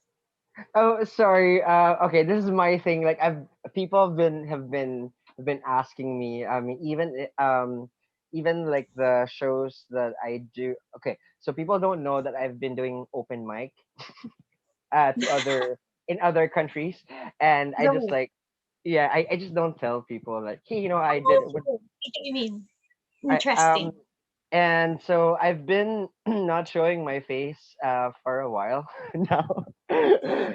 Yeah, so it's like no, no, no, I did not go bald. I did not become a tank. No, no, no. I just I don't know. Like I have a nice logo. So I work Yeah, hard for it. it's a really nice logo. Very profesh. Profesh. Very, very, very profesh. Um, nawala na ako. What were we talking about? We were talking about um yeah, I okay. Um okay, here. Let's just jump because we jump like because I think for artists we do that, right? We jump often yeah, from one topic to clothing. another. Like for you, when you write a song, because like for me, songs, they're poetry with melody. Yeah, So is it the melody first or the lyrics first? I that I always write the lyrics first. almost always, like maybe 90% of the time, I'll be writing the lyrics down. Like, yeah, and then I would just add a melody, for example. Yeah, because I for example, I wrote this. I was gonna perform this one. It's called Good Morning, and I just realized that if I just say these words, they're not gonna make much sense. Like I need to sing it out, and since this isn't like a singing show, it wouldn't make sense so much. I guess, like for example, Whitney Houston's song, like "I'll Always Love You." If you just recite those words, it's kind of like Right. very basic, diba? Parang, Right. you know, I'll always love you. Ooh, ooh, always love you. It's like, what is this? And this, but you That is need to. so true. Diba, parang, how do you start that song again? God shouldn't stay. I will only be in your way. And it's like, okay, and then what?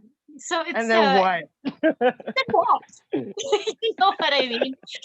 So when I was looking at what I was gonna recite for you, and I practiced it, but then I thought about, I'm like, this is not gonna make any sense. Like, I have to sing this song, so I have to sing this bit. But yeah, for me, it's always the words first, and the melody comes later. I think that's why so a lot of my musician friends, when we do collab for a workshop, Yeah. so I do the poetry part and then the melody is done by another artist. And like I always have to fine tune because it's very different if you're writing for a song than, let's say, I mean, it's the same thing also. Like it's very different if you write a sonnet compared to, let's say, a spoken word piece.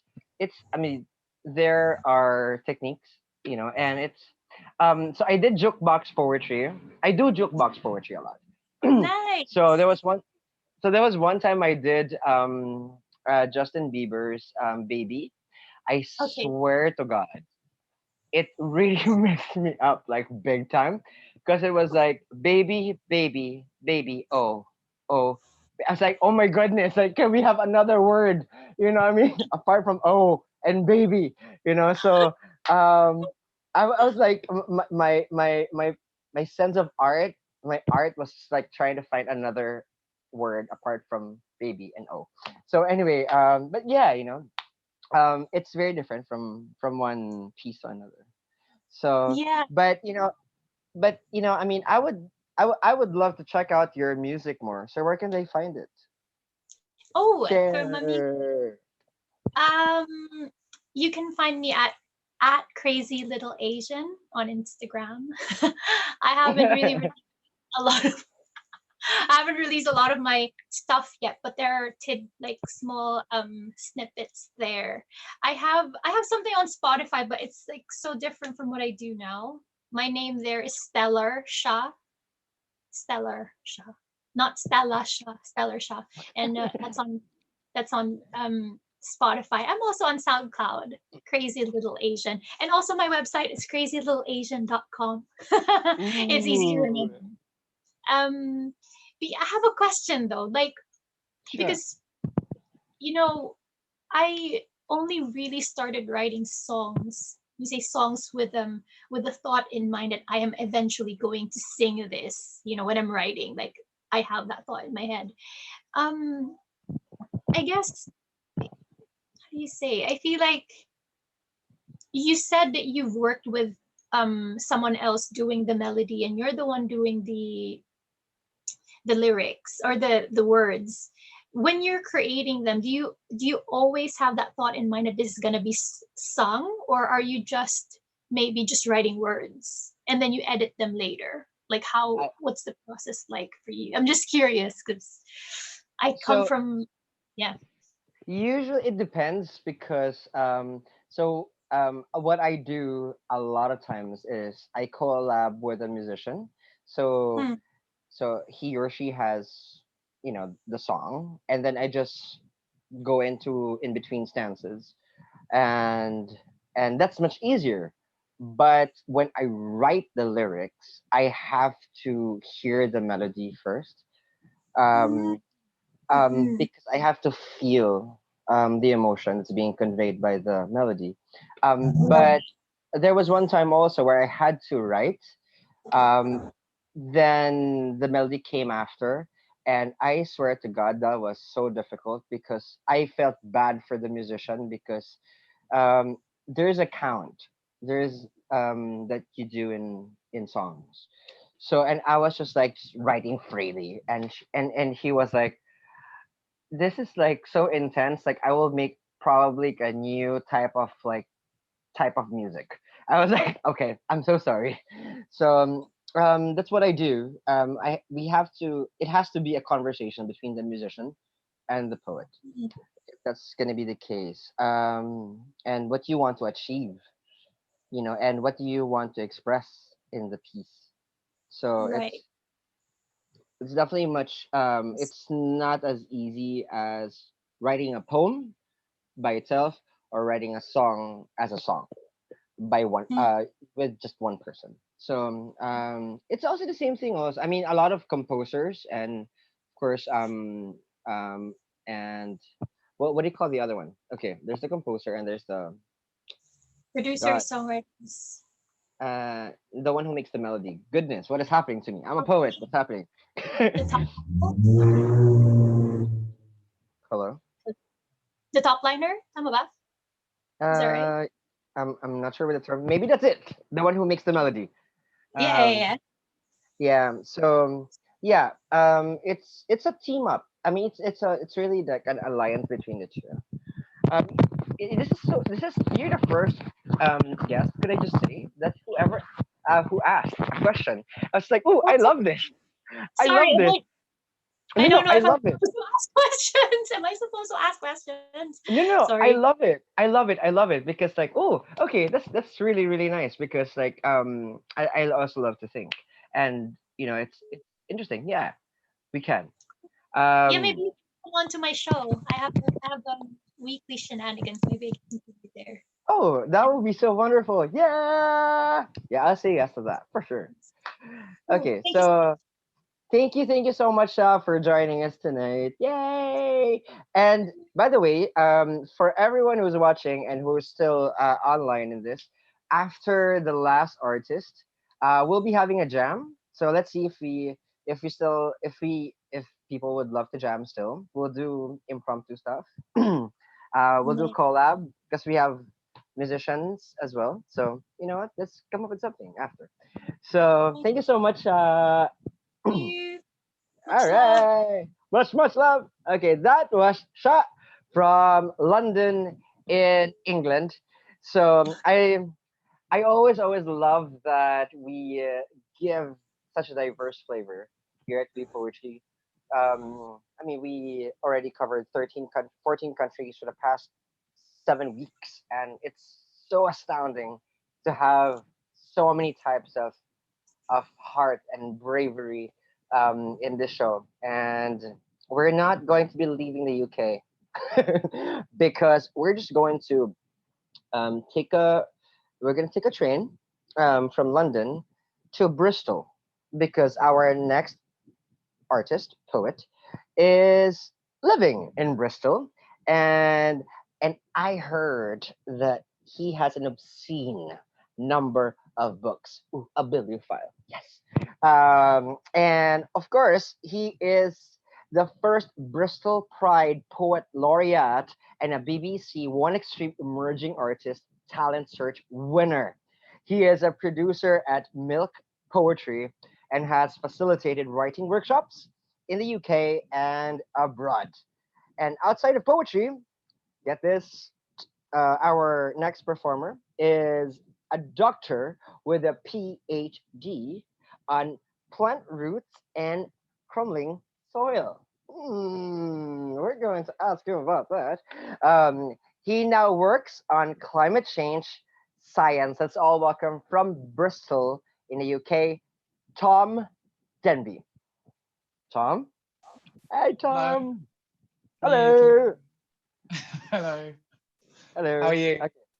I'm doing good. It is actually like maybe 10 minutes to midnight here. Hello. Oh God. It's 4:45 here, so it's definitely still sunlight in the sky. It's lovely, lovely weather. Oh, so how's the COVID doing after you guys there in Bristol? Oh, well, we're in lockdown, so yeah, weird. I think it's getting a bit suffocating for a lot of people. I think it's about week 5 or 6. I think I'm losing track. So We, yeah, we do lose track about that actually. we Like do. people were asking me what date is this show again? I was like, goodness, I thank God there is Google Calendar. Thank you, because I lose track. I mean, you as a performance artist, how was it for you when the lockdown happened? It's weird, isn't it? I luckily have my other job, which keeps me sane because I have something to focus on, to do science and kind of like, yeah, think about something else. I think writing can be quite hard in times like this. Everyone thinks it's a good time to write, but really you're not doing anything to kind of spark your brain off in a way that it normally would be. So I think that can be quite hard for some people. I've been doing some writing, but not loads, not as much as some people who've been doing like one a day or something. I know that is the Poetry National Writing Month. Yeah. I think so, right? But it's just like, to be honest, it's all over the world, right? And we have like daily prompts, and I was just looking at them. I mean, at the prompt today, and I was just like, nope, I'm not gonna do that. Is it the same Yeah, thing also in the UK? I think like self-care, like take care of yourself, don't bother, don't worry about it. It's too much pressure. Right? It's like, I mean, I don't know. I want to like just eat or drink coffee, or something like that. It's better. I've been listening. You've been drinking a lot of coffee, haven't you? You're going to be up for the next 4 hours. But quite interesting because okay, not really sue, but I have to blame my 3 years there in the UK for, because I studied uni in the UK, and it's that gave me my coffee addiction. 'Cause I had to stay awake, and up to now, like I drink a lot of coffee. But what do you usually drink? Well, that's good. I've prepared a COVID themed set and it's actually in the set. But I drink a lot of tea generally. So Oh, tea. obviously. Yeah. But like for you, like being a poet, like are you would you consider yourself more of a writer or like a performance Oh, poet? it's an interesting one. Everyone uses different terms, don't they? I think of myself as a poet, and that means spoken word and page poetry and performance as well. It's all, I don't really mind, whatever you want to call me. I mean, with all these names, can I just like say I'm a poet? I'm good with that. Yeah, But fine. Right? I mean, because I've been asked. I remember I was in Singapore last October, because actually I moved to Singapore last October, and people ask me, "So are you a written poet?" I was like, "Written poet? Like, what's a written? I mean, don't we all write? So." And some are like asked me if I was a performance poet. Like, what do you mean? I mean, I can dance and do poetry if you. I mean, But like for you, what performance poetry would you say you enjoy the most? Watching, you mean? Or I mean, performance poet as a spoken word artist. sorry, do you mean me performing, or me watching? You performing. Oh, I quite like making the audience, like flirting with the audience. That's good fun. Harder to do on like live stuff. I wouldn't do flirty stuff on like this kind of stream thing because you have to see the audience. But I really enjoy that, like playing with the audience a bit. That's the best bit of performance for me. You know what? I have to agree with that. I mean, the feeling of you kind of like So when I started in poetry, my mentor told me that the greatest, one of the greatest quote unquote powers of us poets is we can draw the soul of another person and just play around it. And I was like, ooh, that sounds so like powerful. And it's so interesting because, like you said, that like it's very different now that you're performing for a screen. Last week we had same thing also. She's from the UK. Jasmine Garduzzi. Yes, I actually know Jasmine. She's a good friend. She's amazing, and She's she amazing. she was telling the same thing. Like it's so weird. Like there's a screen in front of you, you know. And I mean, is it your first time to do something like this? Oh, I think I've been asked to do it once to like one person, not to an audience before. I have had to give a poem in the back of a taxi once, but I think we've all had to do that, which is very awkward. I don't like doing it in pubs for friends. I prefer it's on a stage or not at all normally. This is very weird. But you know, there's always something. There's always a first time for everything. So Yeah. thank you for your bravery, though. Like it's never easy. Good lord. So you know what? We will be watching, and you will show us how it's done your way. So, and we can't wait. Let's all welcome again from Bristol in England, Tom Denby.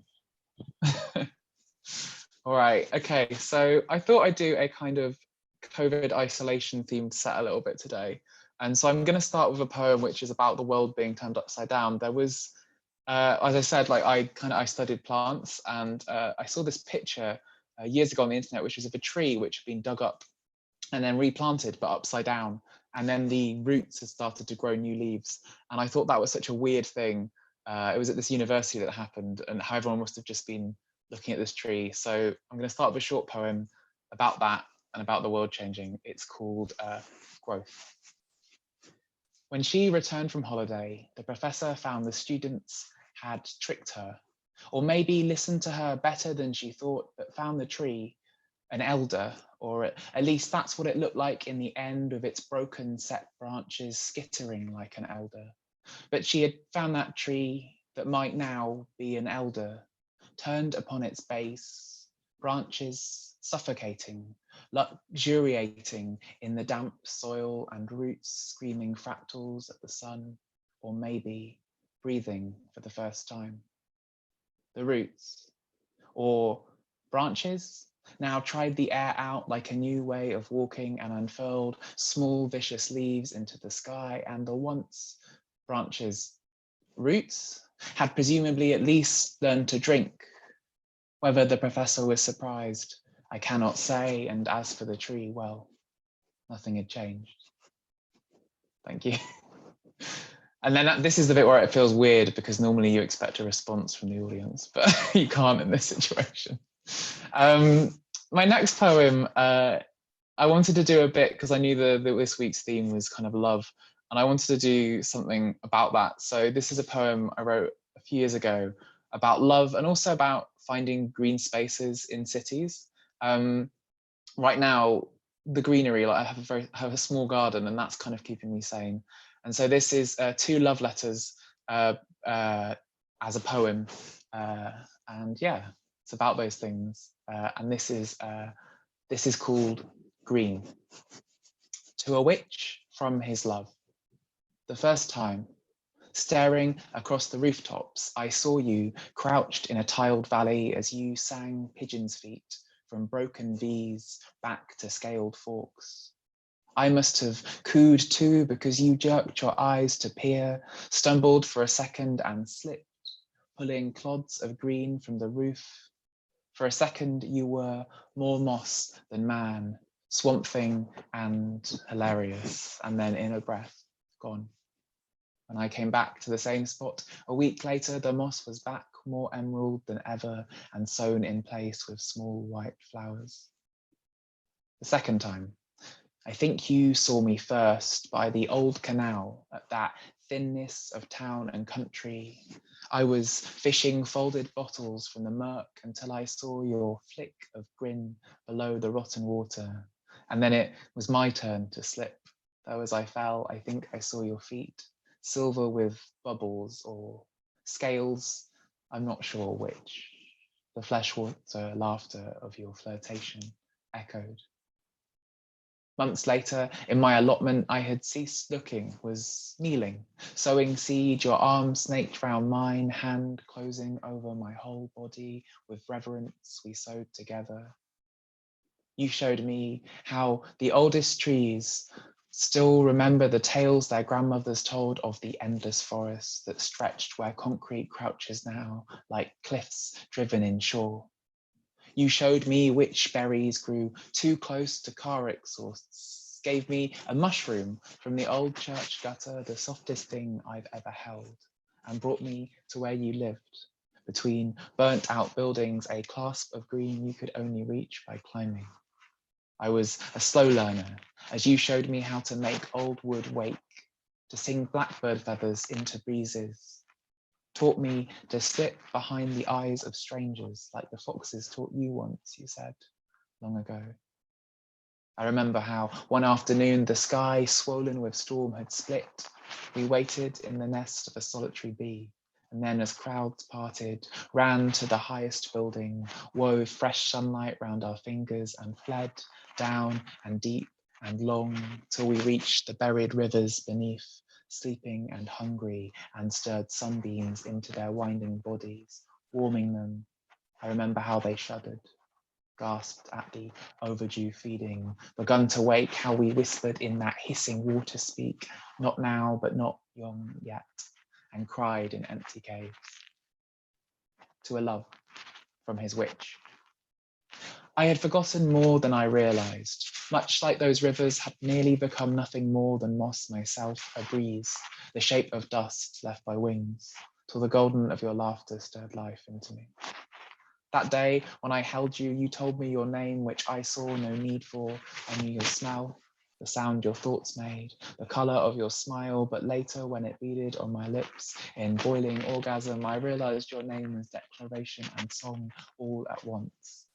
I was slow to trust. I regret that now, but watched as you watched me, taught you to mend the wings of earwigs with silk and moonlight. You taught me too, how to peel the slabs of spikes from tree branches, to melt back glue that stank of rot and fear. The first time I nearly lost myself again, as they felled ash and sycamore to let more light in, but less air. You held my hand when I couldn't remember if it was branch or limb, held me down, screaming. And when I woke, you taught me what your skin felt like, and how barkless flesh could yield, as we screwed in the most natural way, while a fox looked on, bemused.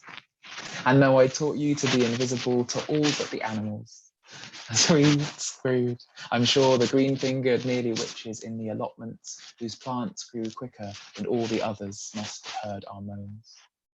As I listened to that heart of city and life, stretched myself across the days, you showed me there was time for love even in spring when there is no time for anything, and how in winter, instead of growing stiff and moving only on the days where light bursts in through city mists, I could be heated, stay sap fresh and flowing with fallen wood, cotton and layered moss. I remember when you moved in to my triangle between buildings and we grew together, rooted ourselves, wove spells into walls, talked streams, the secret paths that the worms shared, sung branch to life, and taught the trapped breeze the words its mother told us. It's today, my love, 100 years after I took your hand. Let's feed the rivers gold again, but let them wake this time, to ride free from their prison. Let's sing the bricks to clay, teach the gulls our war cry, guide roots to release their coiled wrath. Let's tell the rats the colour of the sky and help the city to remember the endless forest. Yes. So I mentioned earlier that I'm a tea drinker. There's this big trend in the UK at the moment for milk alternatives, which are things like when you liquidize oats to make oat milk or almond milk. And I guess this poem is, because I'm really missing those weird human interactions, this poem is about those weird human interactions. And it's called Non-Dairy Alternatives. The milk revealing itself to be off in the morning is always a surprise. An alchemy of a thing as heat makes roiling lumps from cream. I did remember it later when I was coming back from town, which was mainly because I was starting to get a headache, but my bag was so full I had to hold the plastic bottle in my hand, which was too cold for winter with no gloves. The man sitting opposite me on the bus saw I had given it its own seat and asked me what it was for, which felt like such a personal question until he explained coffee or tea. Not that it mattered what I said, and he listed all of the milks he had tried and why each one worked or didn't, which is it's mainly a list of milks that all go well in coffee but not in tea, except for cow's milk and goats, but not sheep's apparently. And I knew he was right, particularly about the oat milk, because that's why I had skipped tea this morning, because sometimes an oat milk backup with sinky oaty clouds is a bit much. And then my boyfriend rang me. When I put down, he asked if that was my partner on the phone, and he asked it suddenly carefully after the cascade of milk reviews. I hadn't really thought about being outed by a name like John showing up on a phone screen, said, yes, it was. But then he said, oh, well, that's okay then. And I spent the rest of the afternoon wanting to try almond milk in coffee, wondering what he had meant by that, and half wishing I had hugged him because he felt kind, and I felt a hug would almost have made sense or have been the strangest thing to do.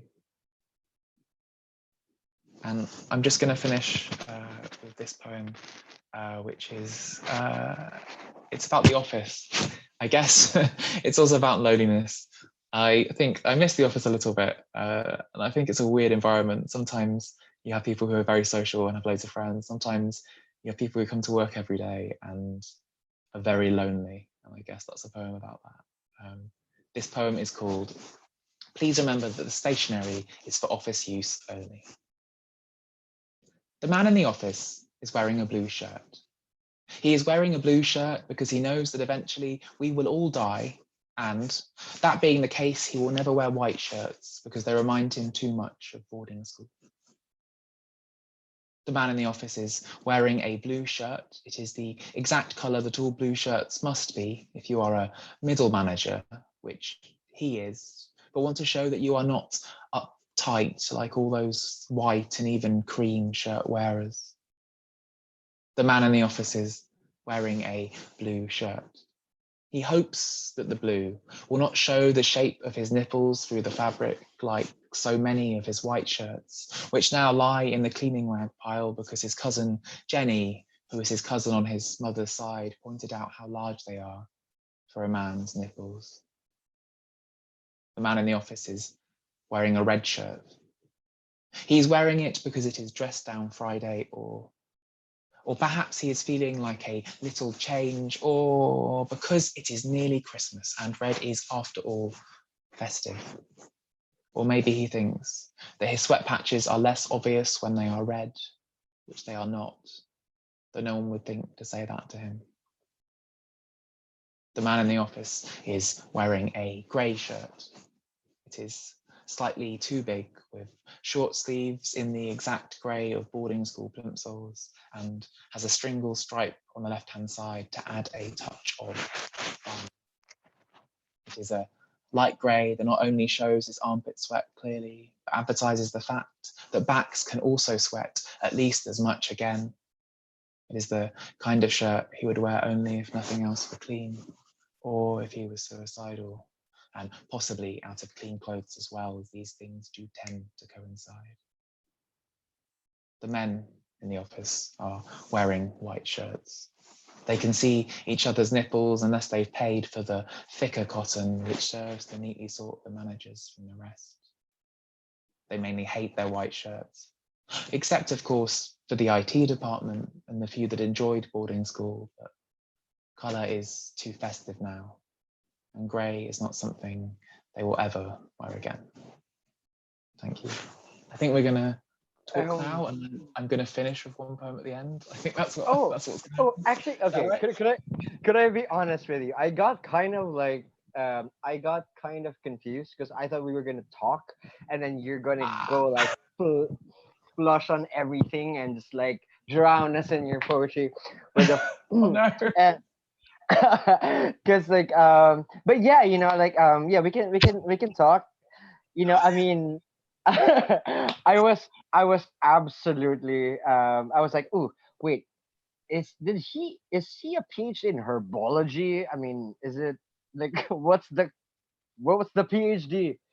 And, Well, and my yeah, I PhD. mean, what's your PhD? Because like we were discussing earlier. Yeah, it's a weird one. People always think because I'm a poet that I must have a PhD in literature or something. Like other poets will be like, "Oh yeah, you've got a PhD," and I'm like, "No, it's science, it's soil erosion. It's nothing to do with poetry." It's quite nice living a dual life. A bit of a weird one, but it kind of means that when I get bored of arts, I can go to science. When I get bored of science, I can go to arts. So yeah. I absolutely love that idea because so it's been an ADHD segment for the past few artists. Like for me when I read, I mean you're a bibliophile based on your write up. And as a bibliophile myself, I usually read three different books from three different genres at the same time because Yes. I right? Like Six or seven I don't actually. know, I get bored, like and my friends were telling me, wait, you just got bored with Tolkien. I was like, no offense to Tolkien, okay, but it's just me. if So if the books are really good, I'll read them in like 3 hours in one go. Like I'll just zoom down. But if they're kind of not as good, or I'm just kind of not in the mood, I'll read like three different books at the same time and just keep picking a different one up, which is bad. But I guess at least it means the books last for more than a day. So oh, that's right. You get to keep them for a day. But okay, since you were into books, what I'm gonna ask like a question on that. In your library, because you have your own library, obviously. oh, Um, okay, what genre is missing in your library? ooh. Oh, I don't know actually. I don't love so I don't have a lot of biographies. I only have a couple. Because I think even interesting people can have quite boring biographies. Here, Or I here, just don't here. want to read them. And even though my mum's a historian, likewise I don't really have any history books. I have like her books and then that's it. So bad on that. More non-fiction, I guess. The one I have an abundance of is kind of like fantasy, because when I was a teenager, I was really into all my fantasy books, like Tolkien, but more like Ursula Le Guin, and I was reading Terry Pratchett as well. And yeah, now I go to the library so much. The books that I have in my shelves are from when I was younger, and so lots of fantasy books. Interesting. Okay, because when people ask me about that, I was like, I don't have a chick lit book. I don't have a chick lit book, and I people, probably do. but like people were telling me, but dude, you're pan. Like, shouldn't you have like no? That's a fallacy of generalization. Okay. And yeah, but I don't know. Like, it just doesn't interest me, I suppose.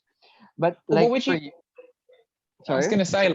going to say, like Bridget Jones's Diary. The books are probably Oh, technically chick lit, aren't they? And if you've got mm, those, then no, but I did read it and I actually enjoyed it. But yeah. I borrowed it because everybody was like saying you should read it. I was like, okay, you should. Wow, that's a very very strong word. So and I did. So, but yeah, come to think about it, oh, interesting. And But it's weird well, I think like even though there's chick lit as a genre, I find like I think murder books are often the biggest chick lit.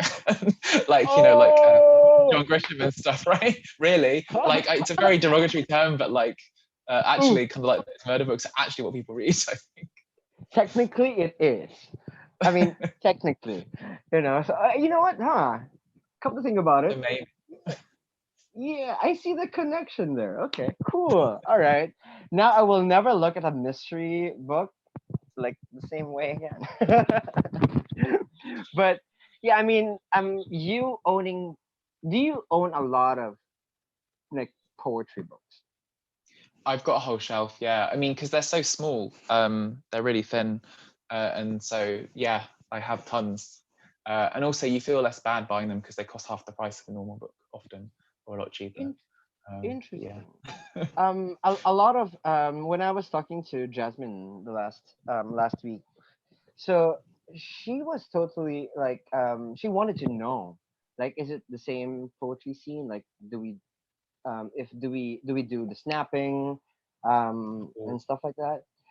Because every scene is different. It's different in the United States, it's different in Singapore, you know, in India.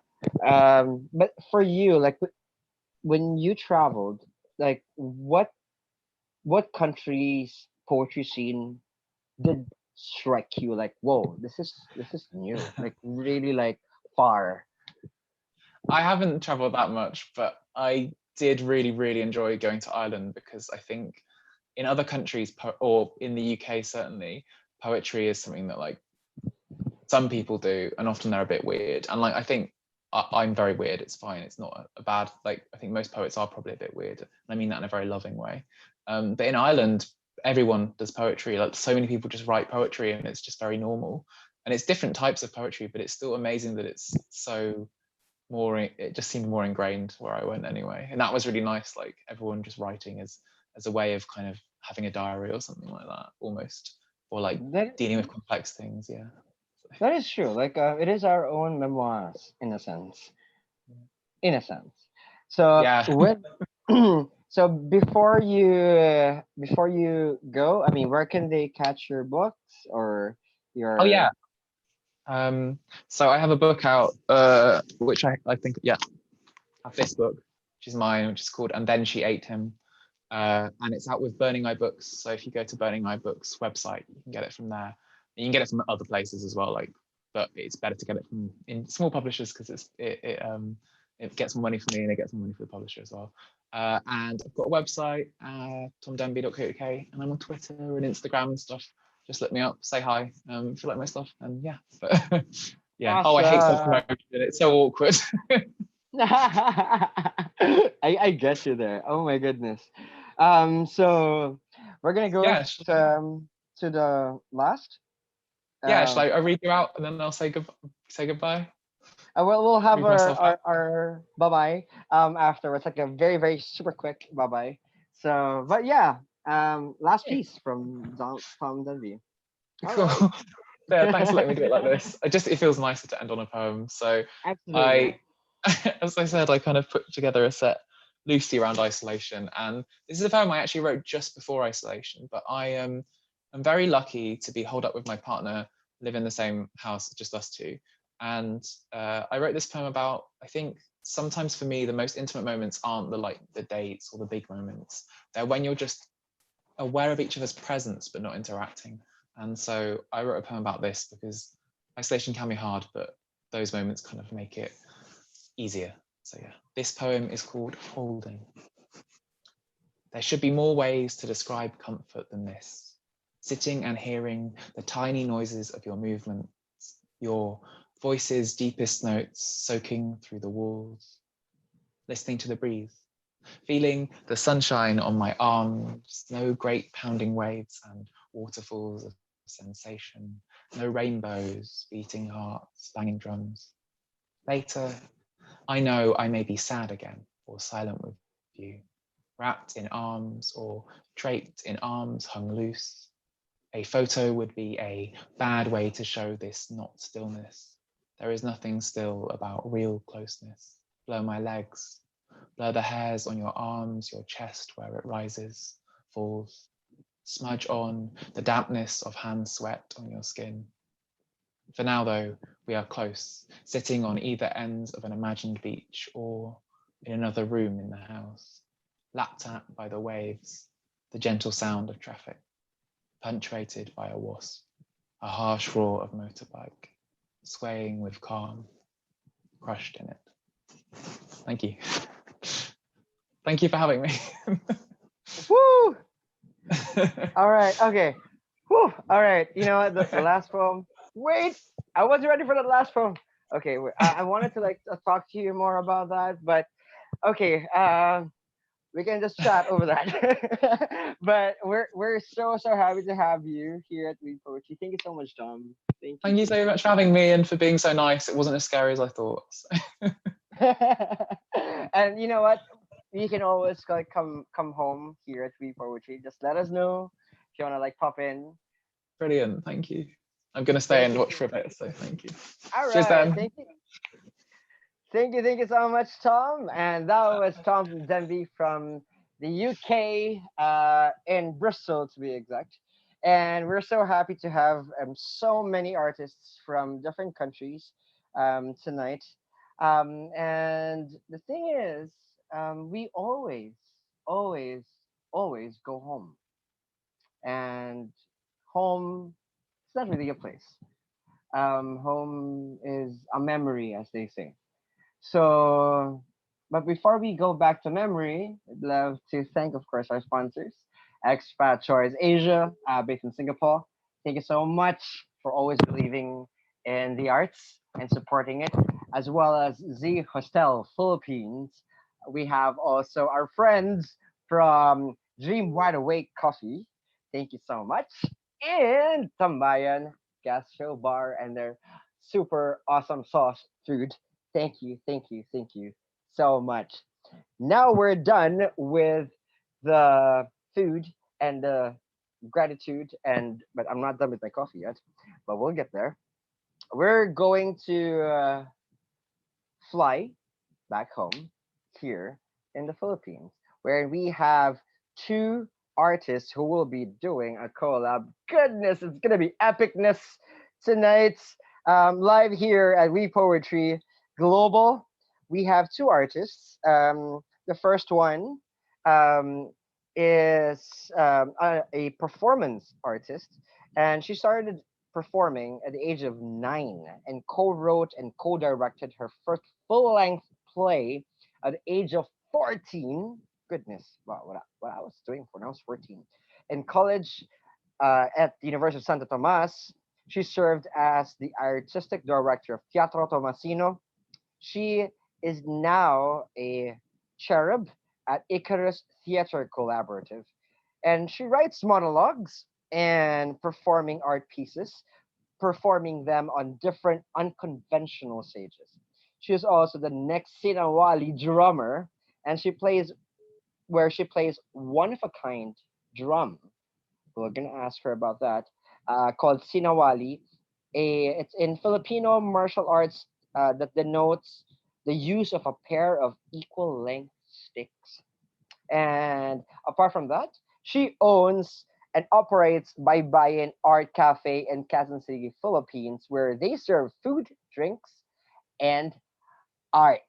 And together with her is Aqua drummer, Sinawali drummer from the Philippines, both of them. It's all welcome. Maria de la Torre and Jean Paul Salsita. Paul! Paul! Are we Yes! good? Hey, bro! Maalab na ating gabi sa inyo lahat. Maalab na umaga at gabi sa inyo. Maalab na ating gabi. Good midnight, poets, Pinoys, all over. And good evening to the world, whatever time it is. No, it's here we are trying to make something positive out of the darkness. No? Defying the darkness with conscience and creativity, as they put it. Thanks for having us. Thanks for inviting. Absolutely. Anytime, Paul. Anytime. For you and Paul, Paul and Maria. First things first, cheers to all the performers so far tonight. Really, we've been following everything, so this all feels like, one nice build up, rolling momentum, as you would. I think we're getting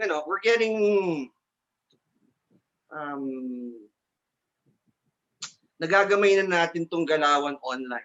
Let's put it that way, Yeah. So again, kudos to everyone who's performed so far between tonight and the last 6 weeks. Nice to hear again, just the energy of it and to be part of this. Um, Belated happy birthday, bro. Oh shoot! Thank you, thank you. I wanted to make sure, yeah. I wanted to put that out there already. I promised you a birthday blast, and Maria and I will do our best to deliver for you and the people. Absolutely. I expect that from you guys for sure. Right. I'm a bit nervous, I'll put it that way, because I'm going to start out my thing tonight very differently. Um, in the late 80s, because I'm 44 now, right? There was this TV series called Beauty and the Beast, which is an adaptation of the fairy tale, which is set in New York. Ron Perlman was the Beast, and it came out with a soundtrack, and the soundtrack was well, at the time, a cassette tape, full of poetry. Oh my God. From the greats, the English greats, among others, but recited by Ron Perlman and with full orchestration. And it's the first thing that I can remember, the first time I really got turned on by poetry, and I liked everything they did around it. And of course, Ron Perlman's delivery, because before he became super famous now, for example, Hellboy. Yep. And then the Hamilton was coming off Terminator at the time. So I'd like to read something that really inspired me, and touched me to be even open to these things and turn me on. And that's why I really like mixing it up with you guys, with poets, and how to be lyrical with percussion, and to work with people who like to be rhythmic and, I don't know, funky, with the way they say things. So I just like to read this and get it out of the way, out of my system as catharsis. It's a real tribute, my way of paying tribute to poets, beginning of time, to you guys now, and everyone who's mixed it up somehow to make it more interesting, to add something to it. You'll be familiar with this. She walks in beauty, like the night of cloudless climes and starry skies, and all that's best of dark and bright meet in her aspect and her eyes, thus mellowed to the tender light which heaven to God made nice. One shade the more, one ray the less, had half impaired the nameless grace which waves in every raven tress, or softly lightens over her face, where thoughts serene sweet express how pure, how dear the dwelling place. And on that cheek, and on that brow, so soft, so calm, yet eloquent, the smiles that win, the tints that glow, the tell of days and goodness spent, mind at peace with all below, a heart whose love is innocent. That's by Lord Byron. And that was the brief intermission of my career, 21 years thus far and counting. So I'll proceed now to what I actually do. But yeah, that poem really got me, guys. So I just wanted to share that. Please look up the series, Beauty and the Beast, late 80s, Ron Perlman. It'll be worth your trip. And that album is out there on YouTube. You can find it. It's just awesome. And this is one of those poems that turned me on. Nakakilove nga naman. Di ba? Absolutely. Right. So I'll proceed now to my trash can, which is what I normally do, and mix it up with you guys. Coming from the series I was talking about, that Beauty and the Beast series was a brave series. It was a brave role for everyone involved. George R.R. Martin was part of writing that for Game of Thrones. And it was just a brave show about brave love. You'll see, if you bother to look it up, and I've been bugging you poets about it every time I get a chance, it really will be worth your trip. So with that, I will now be performing a Sinawali drum recital piece called Tibo. Some of you might be familiar. Stay safe, people, everyone, friends. Yeah. Stay safe, stay lit, stay strong. Padayon.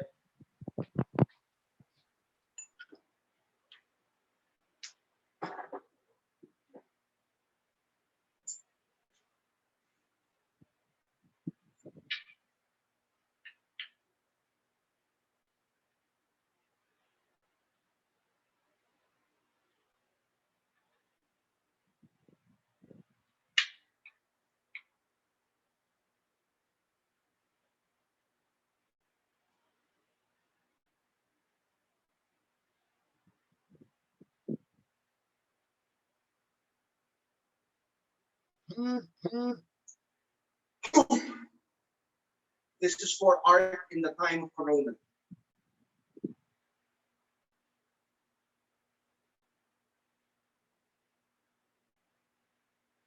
And love in the art. Love in the time of Corona as well.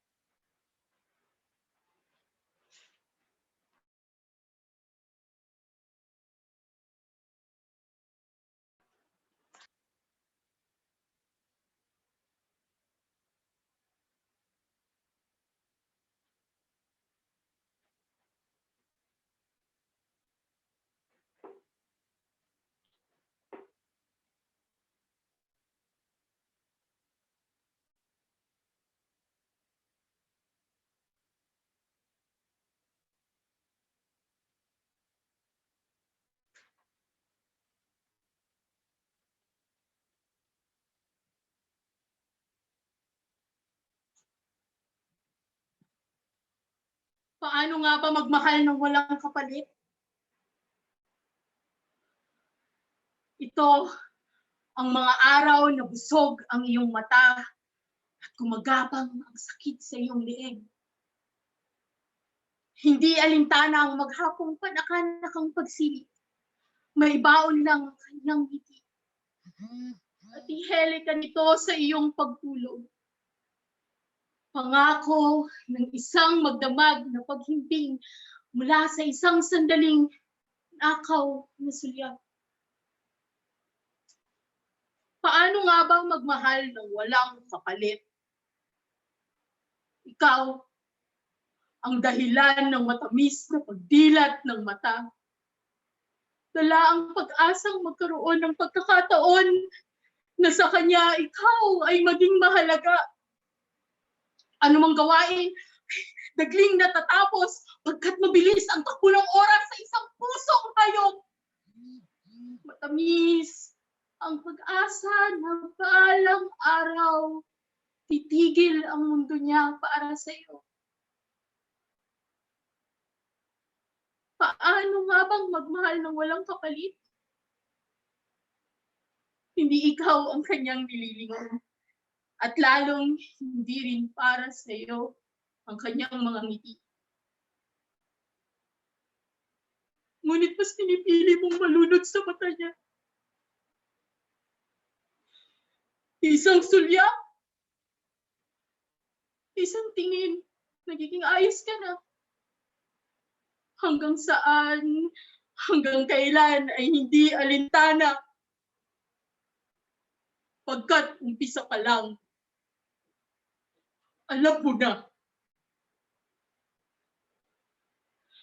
Walang pagmamahal ang mga tingin niya.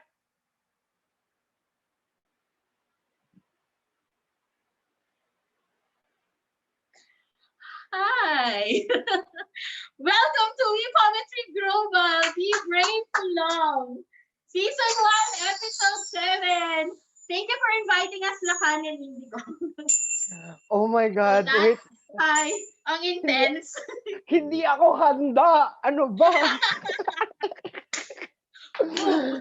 Boom! Ganun tayo ang galawan. Boom.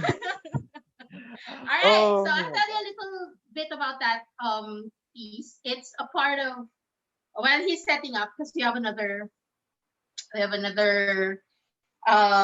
surprise that we're doing. This time, both of us are going to perform. So that particular piece is part of a theater, dance / poetry script that I wrote. In that sequence, it tells about a story of this kid who wants to feel the love of her mother. So her mother was raped. She's a rape victim, and the kid was the product of that incident. And that particular piece is when the kid was trying to get love of her mother. Ang sakit sa dibdib. All right. Thank you guys for inviting us, sobra. Lovely. My next piece is going to be light. Super light. Woohoo! Yay! So we'll end with something very light. We're gonna end on a light and fluffy note. Light and fluffy. Fluffy and happy. Ang sarap. Thank you, Lakan, for inviting us. And like this is what we want kasi at We Poetry. It's just not just one form of poetry. It just, there's no boundary. There's no boundary. And that's what we love to do, and that's what we show here at We Poetry. So, oh my God, nag-tap na siya. Wait lang. Wait, what? The Zoom. No, tap. Nagta-tap na siya. Oh yeah, so that's our surprise. Just you wait. Oh my God. My God. We're getting ready for that. This one's a little bit lighter. It's something that I wrote for. It's part of a theater production as well. And this was danced by Olivia, which is now part of Ballet Philippines. So, and the title of the piece is Ang Dalawang Kaliwang Pa.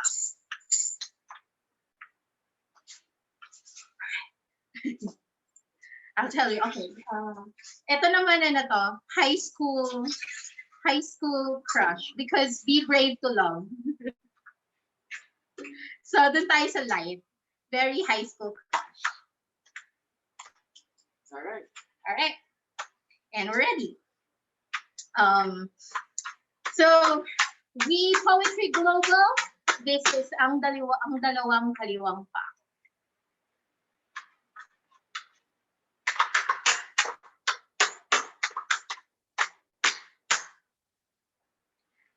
Madalas akong matapilok noon, mapatsinelas o sapatos, nakapambahay o nakapanggarbo. Iradong hindi matatapos ang araw nang hindi natitisod ang dalawang kaliwang pako.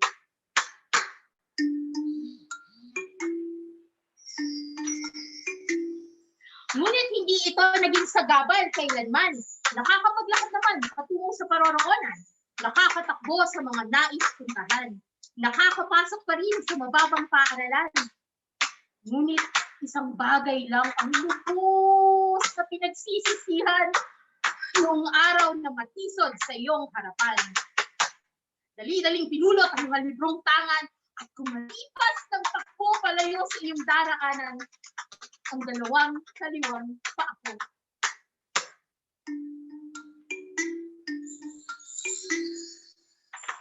Bago mapalayo yung mong saglit at nakitang nakahabol ang iyong matang nakakaakit. Labis ang pagpapahiya sa aking sinapit, dagdagan pa ng sugat sa tuhod na masakit. Kaya't sa iyo nagsimula ang bagong kwento ng paghahanap ng kasagutan sa suliraning ito. Mag-aral ka kayang sumayaw, ang sabi ng nanay ko. At baka mo sakaling magkaroon ng tamang ritmo ang dalawang kaliwang pako.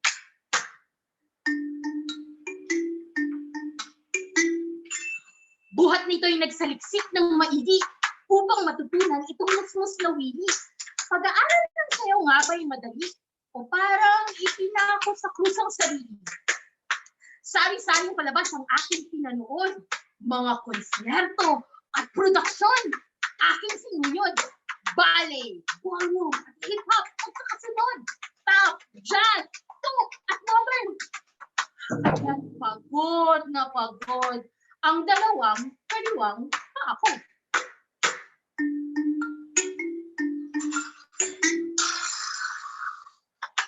Mga magagara at labis-labis na palabas ang sunod-sunod na sinubaybayan ng madalas. Mga kilos nila'y komplikado. Mga galaw nila'y tumpak at tunog. Sa dami ng mga halimbawang nakita, sa isip ko pala, masusuko na yata. Pagsayaw ay ganito nga bang talaga? Kailangan mo matuto ng sintong forma ang dalawang kaliwang paako.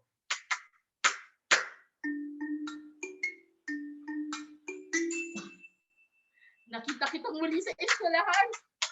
Kasama ang inyong barkada at nagpupulitan. Ang isa ay may gitarang online. Habang ikaw na may umiinit na kung kumilos ka parang kinikiliting ahas. Saglit kitang pinanood. Sagliting tumigil ang mundo ko. At oo, alam kong nakanganga ako. Ang matay busog, kapag inggit na inggit naman, ang dalawang kaliwang paako.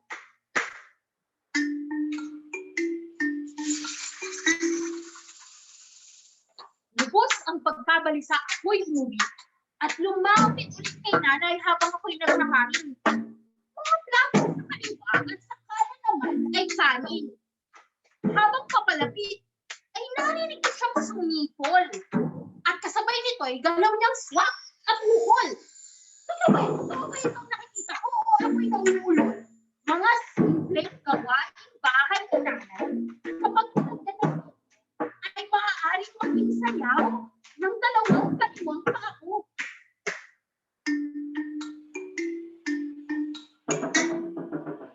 Ayon sa malugod na pag-aaral ng kasaysayan, hindi posible na malaman ang katumpakan ng pugyat pagsayaw sa kulturang ating ginagalawan.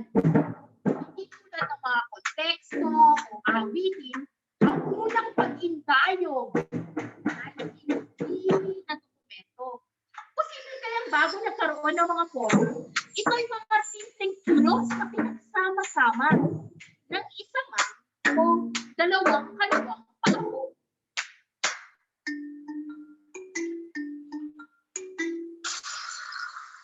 Kinabukasan eh, nagkasabay kaming maglakad. Lumingon siya saglit at lumiti. Hindi ba taga-kabilang section ka? Tanong niya. Sa mga oras na ito'y nais kong sumumpa. Pagkat bago pa nakasagot ay nabuhol ang paa. Mabilis siyang humilas at sa pinsing ito'y kinandong ako. Sabay bulong. Mag-ingat ka ha. Sa prom, isasayaw pa kita.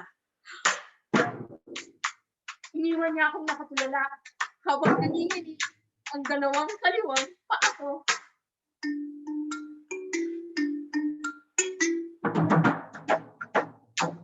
Simula noong ay maaga pa lang ay nagmamadali ng umuwi. Pagkat kusina ni nanay ay nagiging entapado sa paligid. Pilit kong hinuhuli ang mga kilos niyang nakakawili. Hindi ka matututo ng kakapanood lang ang tura niya. Hala, sige, dalaw ang mga kamay at mga humilos at tumulong. Kaya tumpisa sa pagkisis ng mga plato at kaldero, sumunod na may pagkustos ng mga sahig sa kwarto. Hindi ko namamalayan na sana'y na palang bumalaw ang dalawang kaliwang paa ko.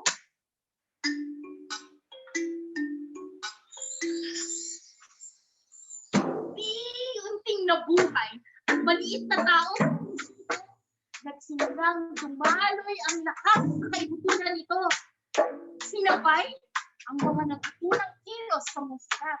Nagkita lang ang makita. Nagagawa ko na pala.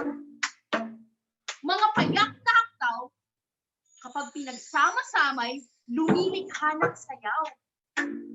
Pinagpatuloy itong aking pagsasanay at dahan-dahan ay tumagalaw na ng pagkakaugnay ang dalawang kaliwang paa ko.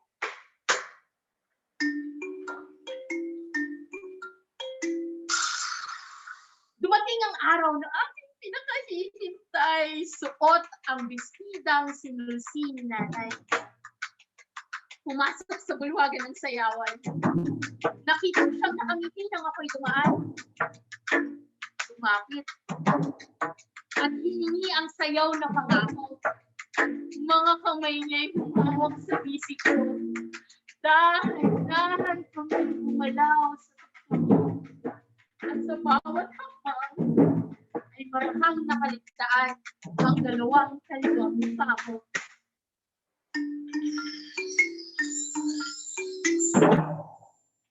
Ano nga ba ang sayaw para sa inyo?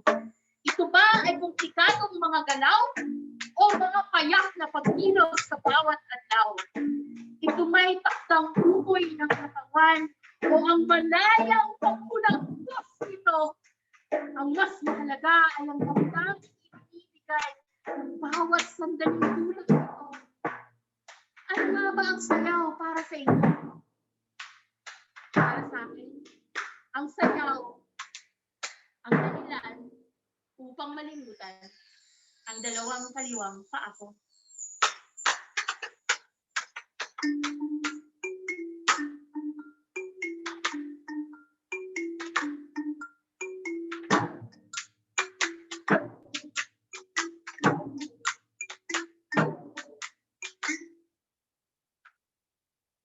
Yay! That's it, guys.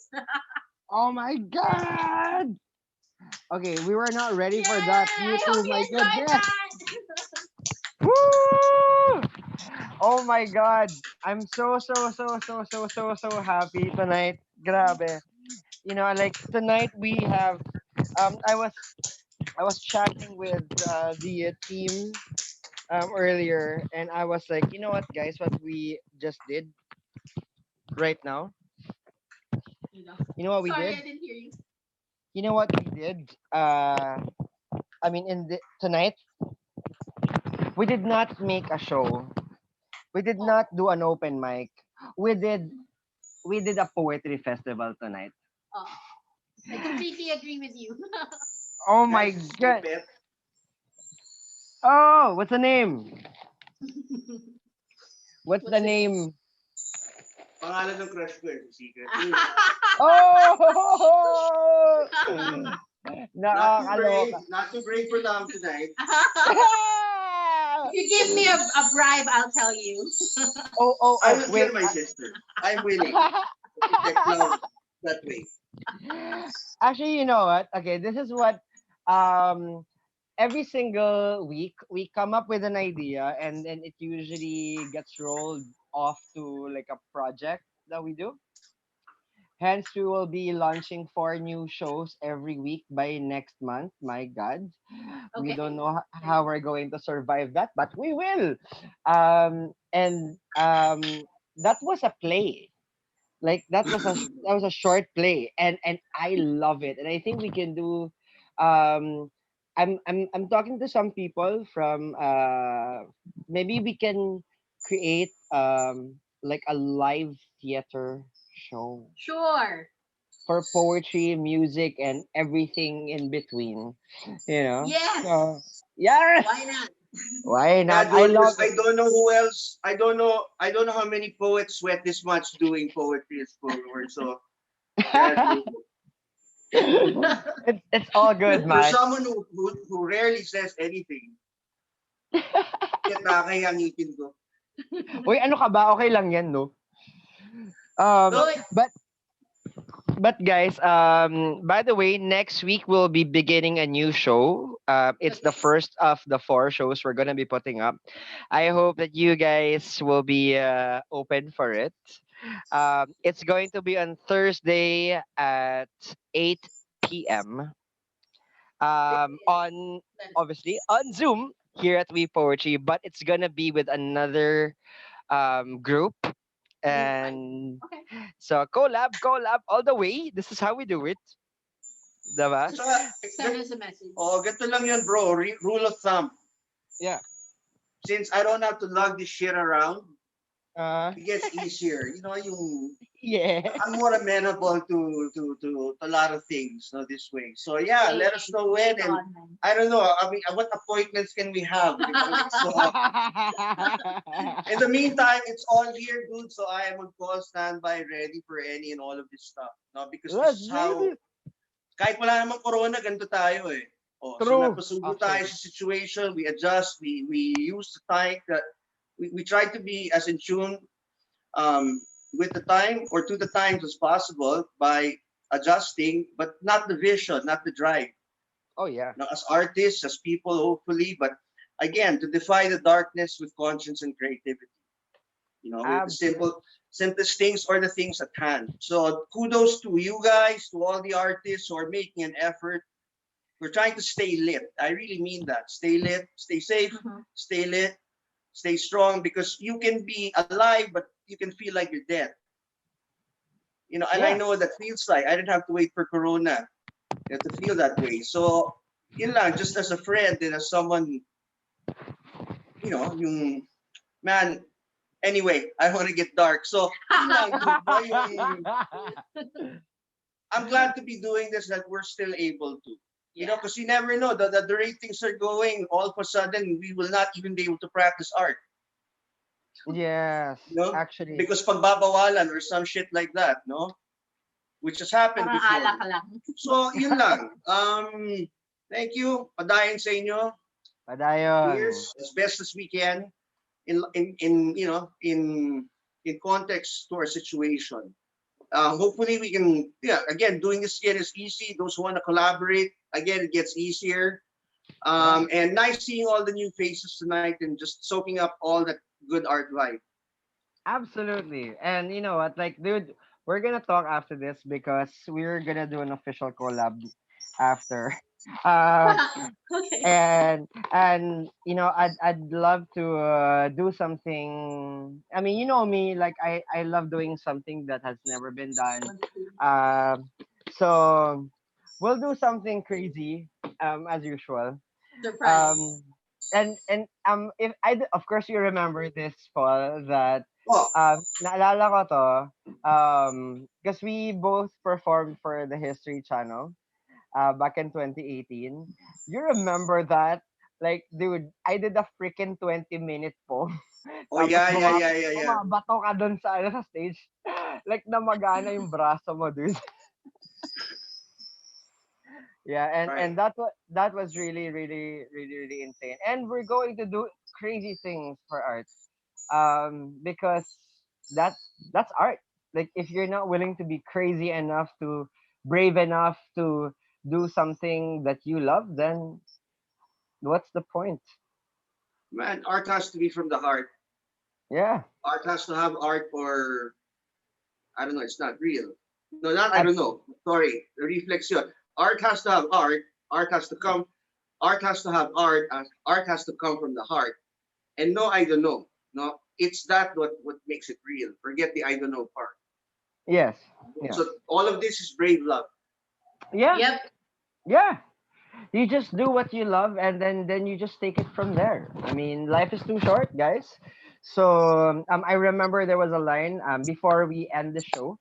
I remember this is line from Ogmandino, from the Gift of Akabar, that book. Um, at best, life is but a blink of an eye between two eternities. And for me, that line speaks volumes because life is too short for us to be miserable. Life is too short for us to just live by, or to just succumb to the idea of being normal, or being, below par on who we really are. Do what you love, do what makes you happy, and never stop pursuing that joy to breathe every single day, knowing that you are as alive as love that beats in your heart. Ay, nag-impromptu poetry. Okay. Okay.